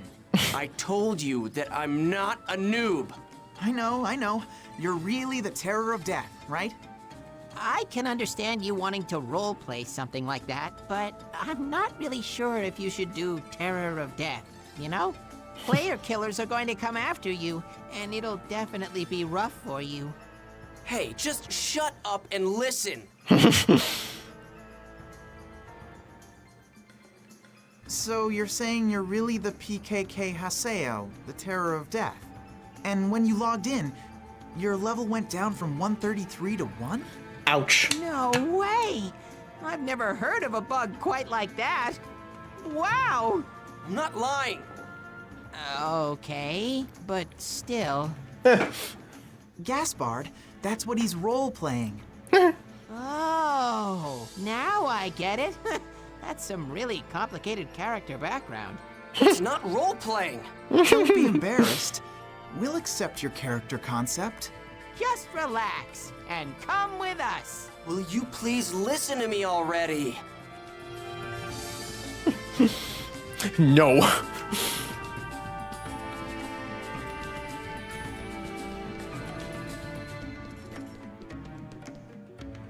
The enemy has been spotted. Okay, maybe we should start by telling you about the skill trigger. I already know about that. It's But true. How could you know? You're just a noob. No, I'm not. Why don't we give it a shot? Okay, come on, Haseo. Let's go fight the monsters. Don't forget to use the skill trigger, okay?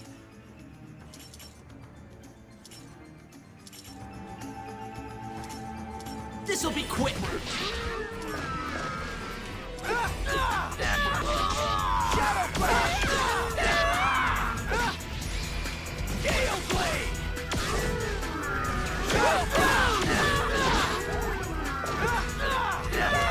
Oops.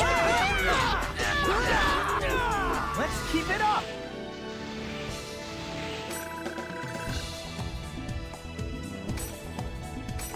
Yes! Way to go, Haseo!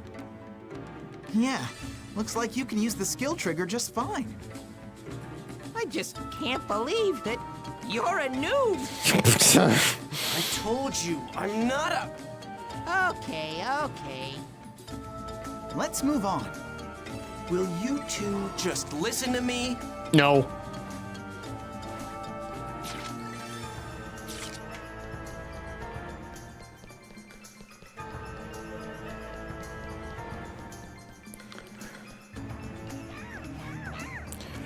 I'll try my best.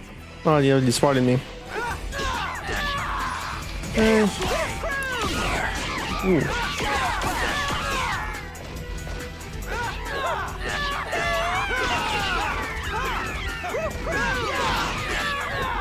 That was nothing.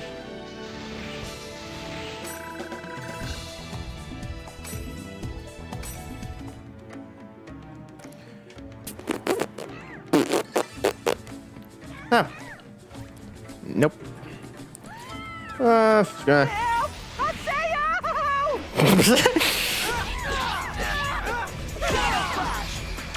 Point, point, point. I didn't need to switch to the ones at the back, but it would hurt. That was nothing.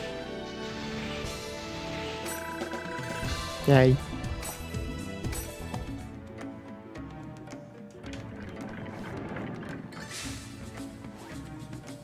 Ah, okay.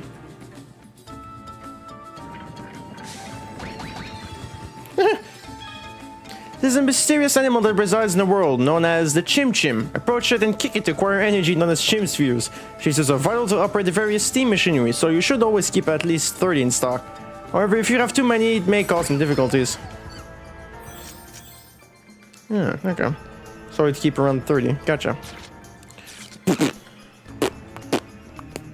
I'm going this way.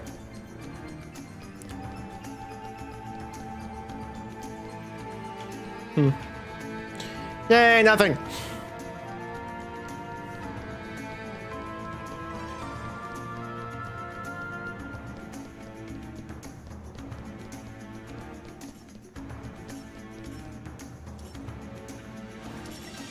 I'll try my best.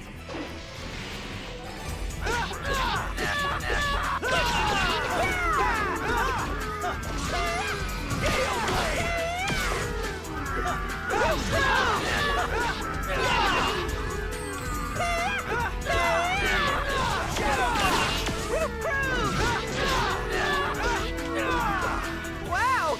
We did it! Yay.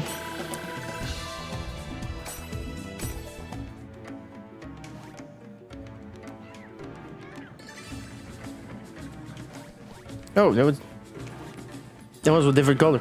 Nyah. Never mind. Cack!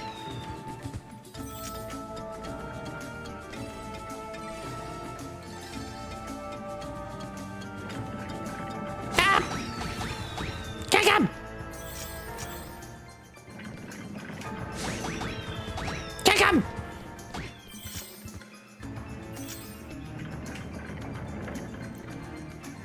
Okay, we're good.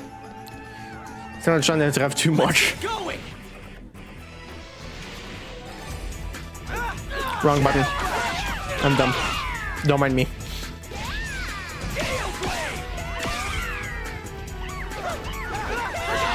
Wrong way, but that's okay. You go for this one instead. That's called improvisation. Well, that's that, I guess.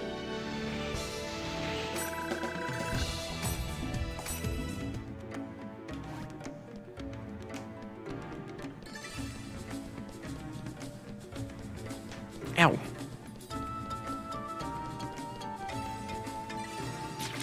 And the other way.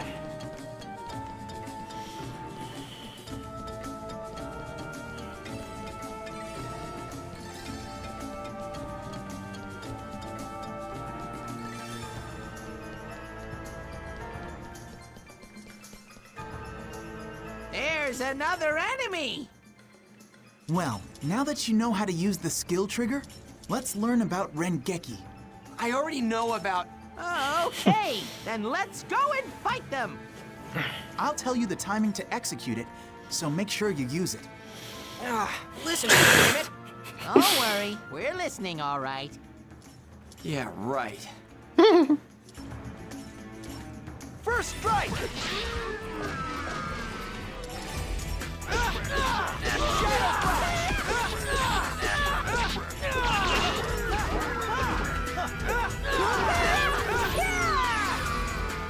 Steel Blade!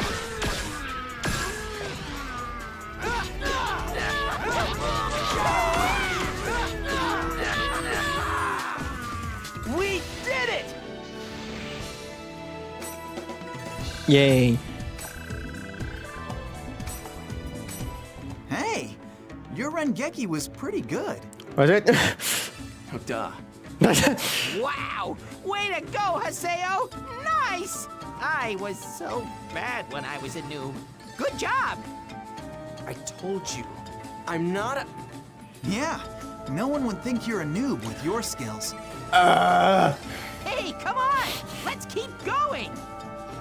Are you even hearing anything I'm saying to you? No. No. No, we're not really listening.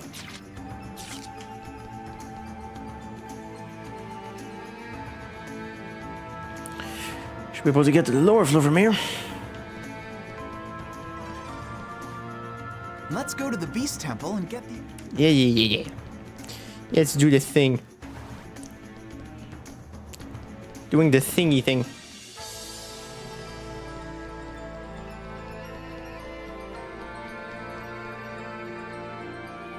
Do you know about Awakening? No, I don't. Do a surprise. See? I knew that you were a noob. Hey!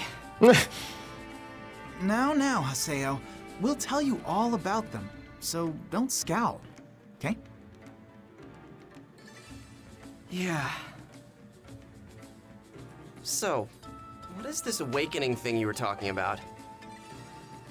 Well, it's a special attack that you can do together with your party members.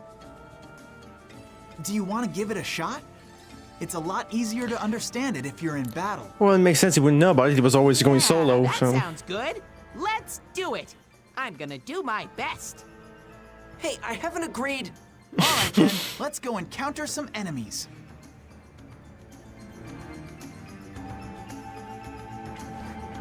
Let's get going!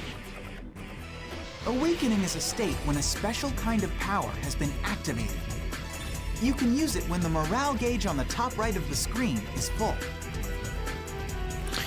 Wait, is that a fucking pun? His name is Syllabus, saying that he's spelling out the gameplay mechanics. Is that on purpose?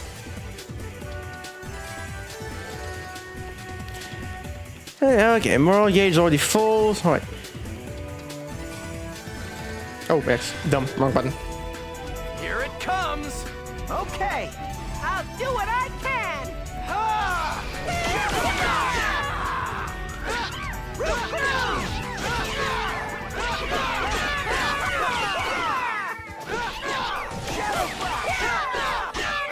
All right! I love using this technique. You just got one step closer to becoming the terror of death. Smiley face. The enemies get stronger as we go deeper. So let's kick some butt and get you leveled up.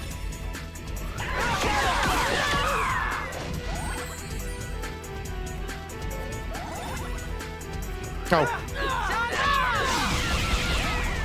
Okay, that was a bit much.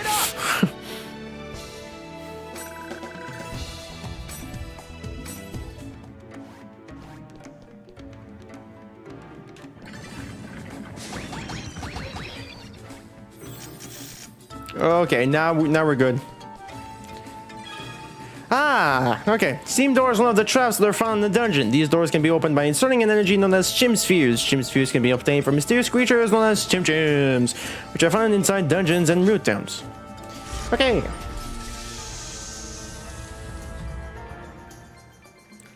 Now we see. Let's check over here, because that looks like progress. Also this.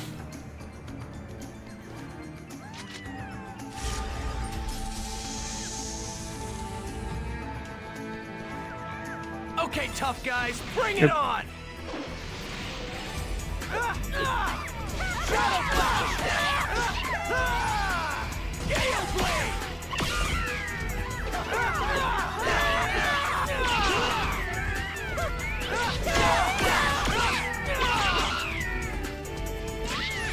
Gale Blade! We did it!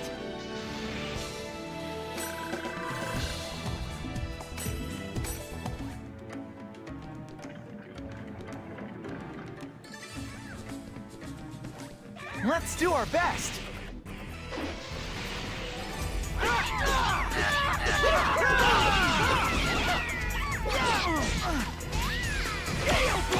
I missed my timing.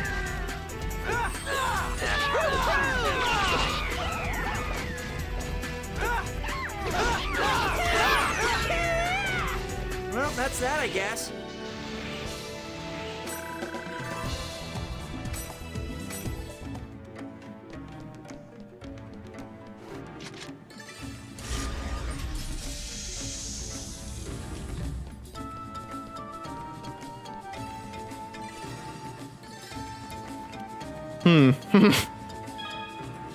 There are various items hidden in the item box. There are 3 types of item boxes: objects, treasures, and trap boxes. Target the item box and press A to search the item. This is an item box that has a different design depending on the area and primarily contains items. Treasure chests primarily contain accessories. Trap boxes look very similar to treasure chests that rattles. Accepting the trap within the time limit will allow you to acquire the weapon, armor, or item within it. Good old mimics. Kick it. Kick it.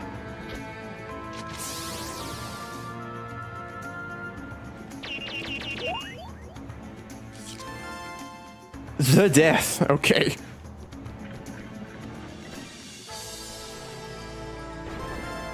And the devil. Okay. What?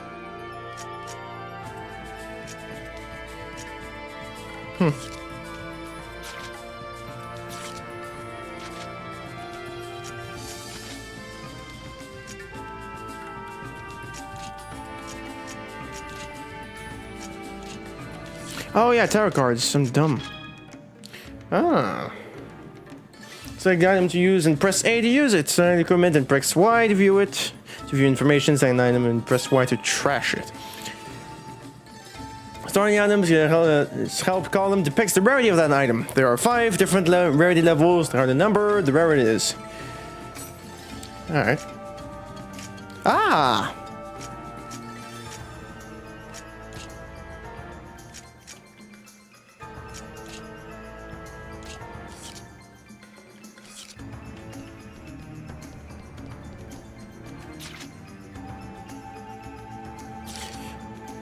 Yep.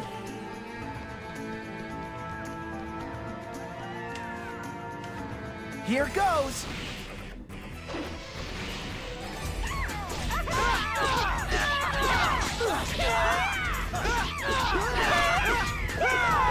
Shadow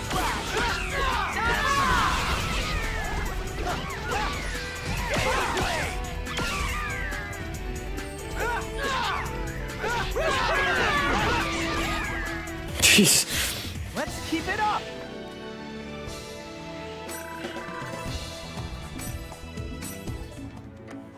He's getting annihilated.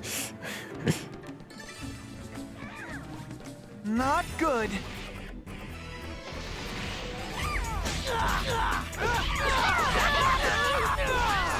Give me a good place to use it. Not quite cleanly surrounded. That was nothing. Easy.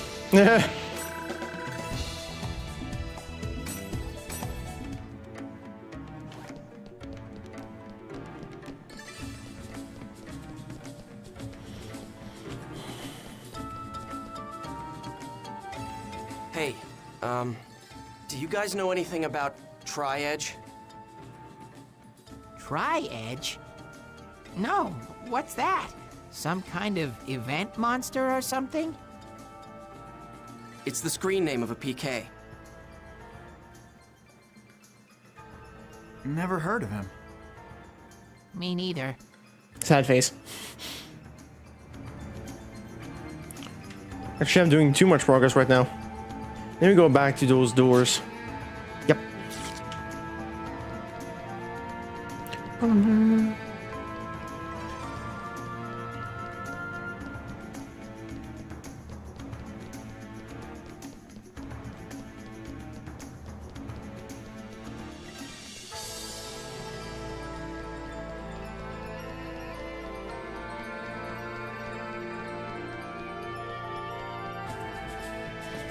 Oh.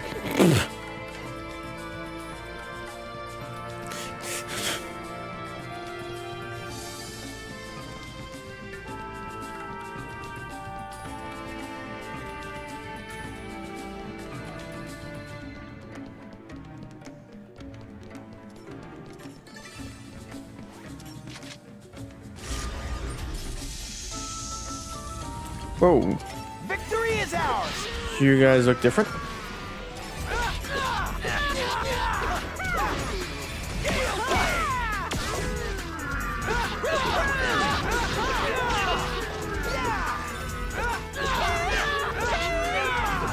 I guess we won!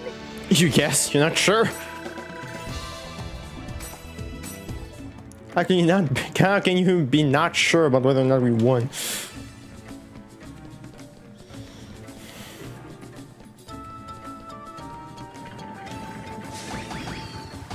We'll just get a few more. There we go.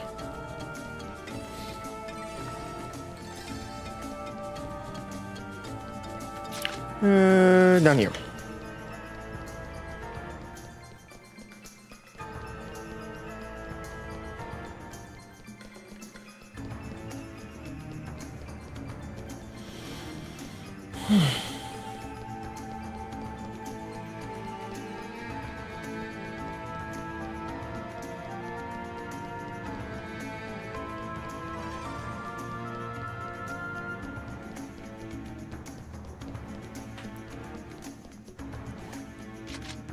Yay.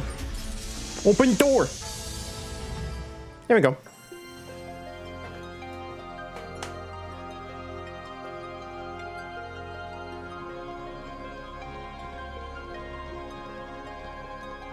This is a statue of Folset, the god of law in the world's backstory, but we just call it the Beast statue. And there is the treasure offering. See? Go on and open it, Haseo. Why do I feel like I could hear, like I could hear this song in the Doom level?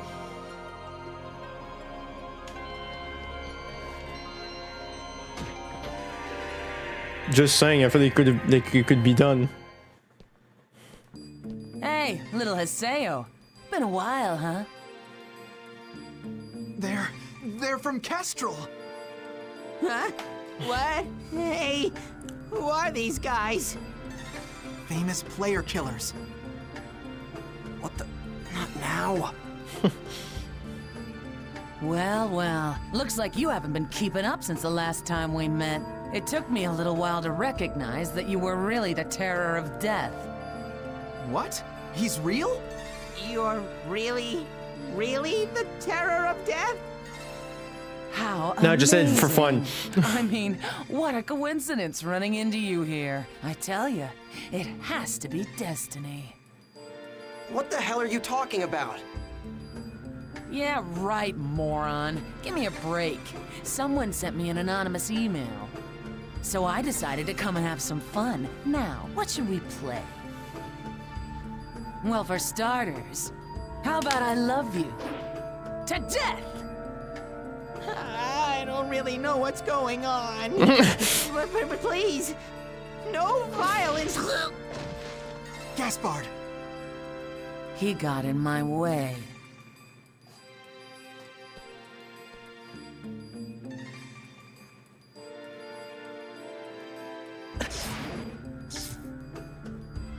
Ah, hell.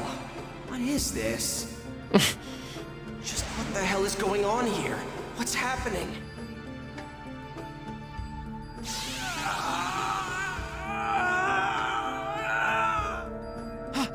Haseo! Run! Are you scared? Man, I just love that expression, you know what I mean? God, there is nothing like PK. Wait a minute. What the? Something is starting to...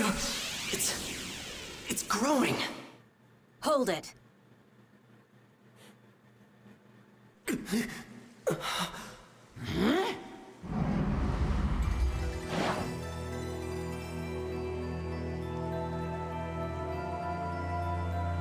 You guys look like you're having fun. Who the hell are you? You want to be killed too? Are you sure you want to do that? The guild that you PKers hate the most might be heading this way as we speak. Moontree? I can't believe it. You tipped them off, you bitch! Maybe I did. Hey! What are we gonna do? Fighting them now is only gonna bring more problems. You! I won't forget this. Yeah, they do. Yeah, they do. What a silly girl. Don't you realize that I just saved you?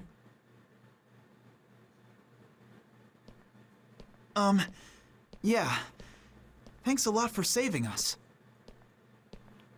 You're Haseo. I don't recall telling anyone like you my name. You're an unruly child, just like I heard you were. What are you, a groupie? Nice try, but I'm not interested in brats. Well, I'm glad. Because I don't have any interest in old hags. What? Old hag? Only an old person like you would use such an outdated phrase like unruly child. Damn brat. I'll have you know that I'm... You're... I'll come back another time. As you wish. Let me just give you one warning. Haseo, your character hides something. There is a dangerous power inside you. Dangerous power? Have you ever had the feeling like there was something strange growing inside your character? As if it is trying to get out. Well, anyway. I'll see you again.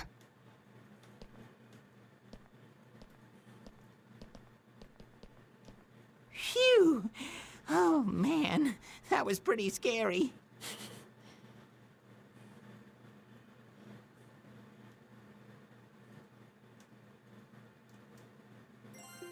Wow.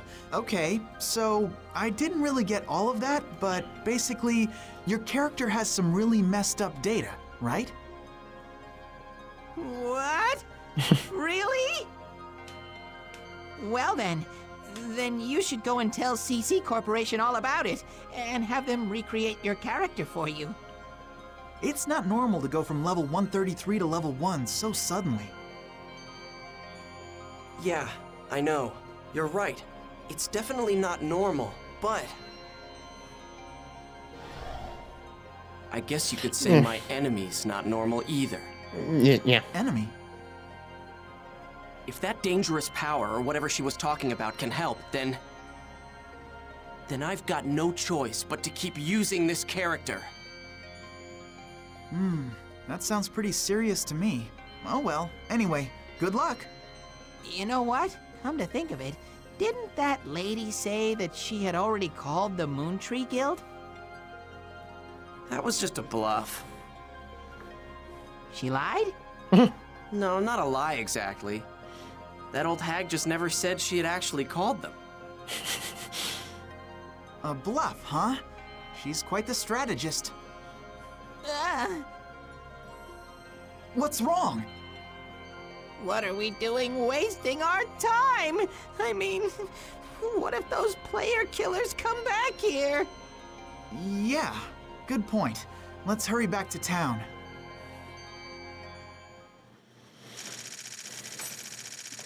Yeah. Not bad. Just the surprise attack I utterly failed, but that's doing pretty good. I got an A on my first go. Yeah.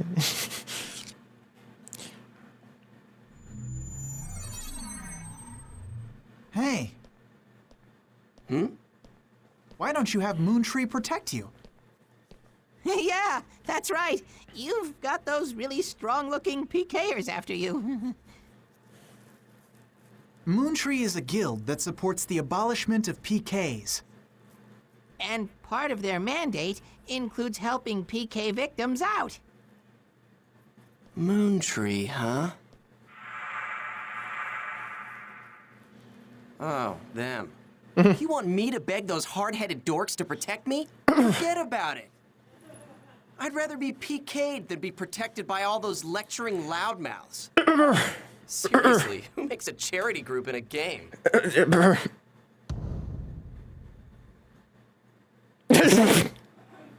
What's wrong? How long have you been standing there? Long enough. What? You got a problem? Look, Haseo, you don't understand anything about Moontree, okay? We're just trying to make the world a more enjoyable place. We just want to reach an understanding with everyone. I mean, doesn't everyone feel like being nice to someone sometimes? We want to protect those feelings. We want to be able to protect those feelings. But everyone likes to make fun of us, saying we're just some charity group or some cult. We just want to improve, together with everyone else. We are not here to lecture anyone. Do you get it? Do you understand? Do you, Haseo? You... Please, take this. Oh, it's okay. Huh? I'm going to do everything within my power to explain Moontree to you. I want you to better understand who we really are. Wait, don't I get a say in this? No. Yes? So, how did you even recognize me anyway? I mean, I don't look anything like I used to before. Well, I guess it's because you're still you. Huh? It's true that I didn't recognize you at first, but soon after that, I realized it was you. Oh, Sakaki's calling me, so I have to get going now. But I'll tell you a lot more about Moontree next time.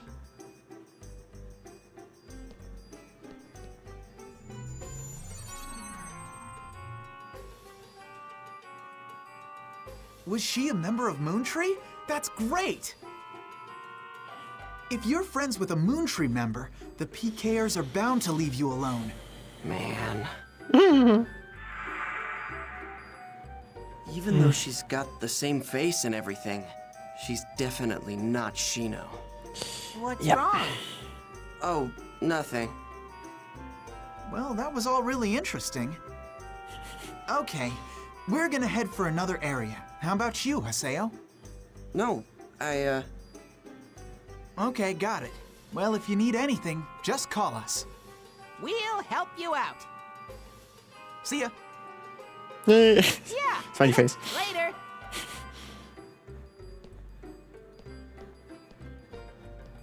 God, I'm so beat. What was that about? And what about that woman? And the dangerous power she talked about? I'll log out and check my email or something. Which is a perfect opportunity for us to stop. Because I'm leaving for work in 30 minutes. Then log off in the main menu while in town to leave the world and return to the desktop. And you're gonna be fun while in town. Log back in, select the world from the desktop, right?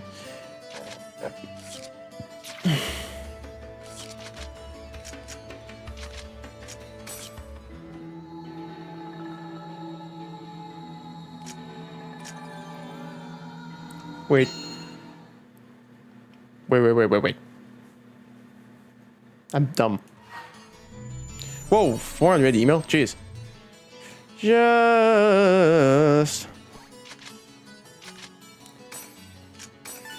There we go.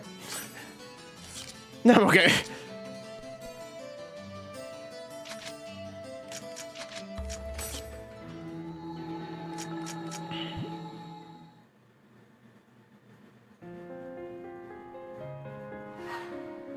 There are important unread mails in the mail station.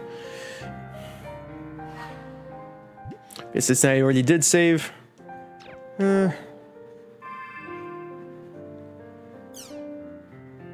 Oh, it also counts for here. Deja vu. Save data. Deja vu. Nice. Alright.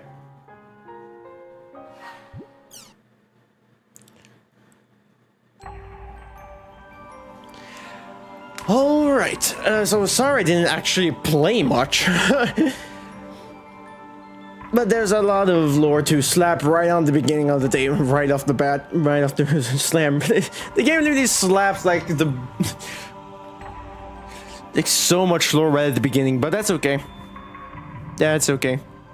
I did like that recap. Hey, look at that! I actually have a save file here now. Showing me, yeah, you started this. I really like the stuff with the terminal disk. It was really nice to have. So I'm curious, what will I do now?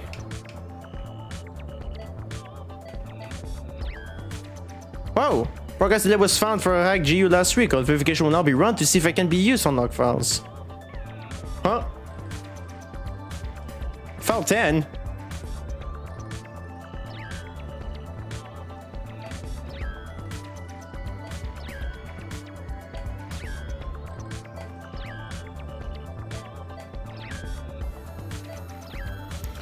Okay, well, we'll check that later. We'll check that another time. Which, when I mean another time, it just might be tomorrow. It might, maybe, we'll see. We'll see. But yeah, thank you for everyone who came in and just wish me happy birthday. Very appreciated. I had fun, even though I just spent most of it just with some lore, just reading and watching, but that's okay with me. Again, these series are mostly just for me, just so that I can do something I've always wanted to do, that I've wanted to do for a while. But I only got it like last week.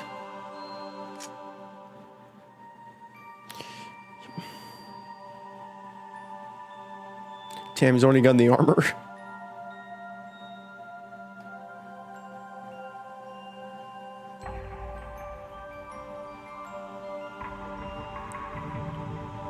I see the feathers in the back.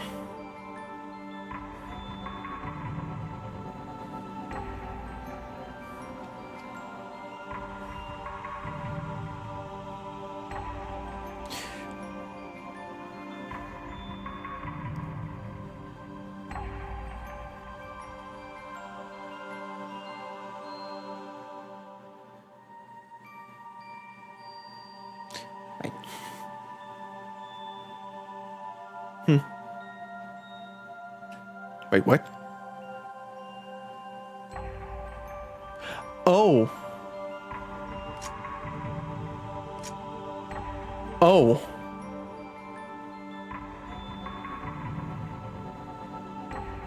Oh.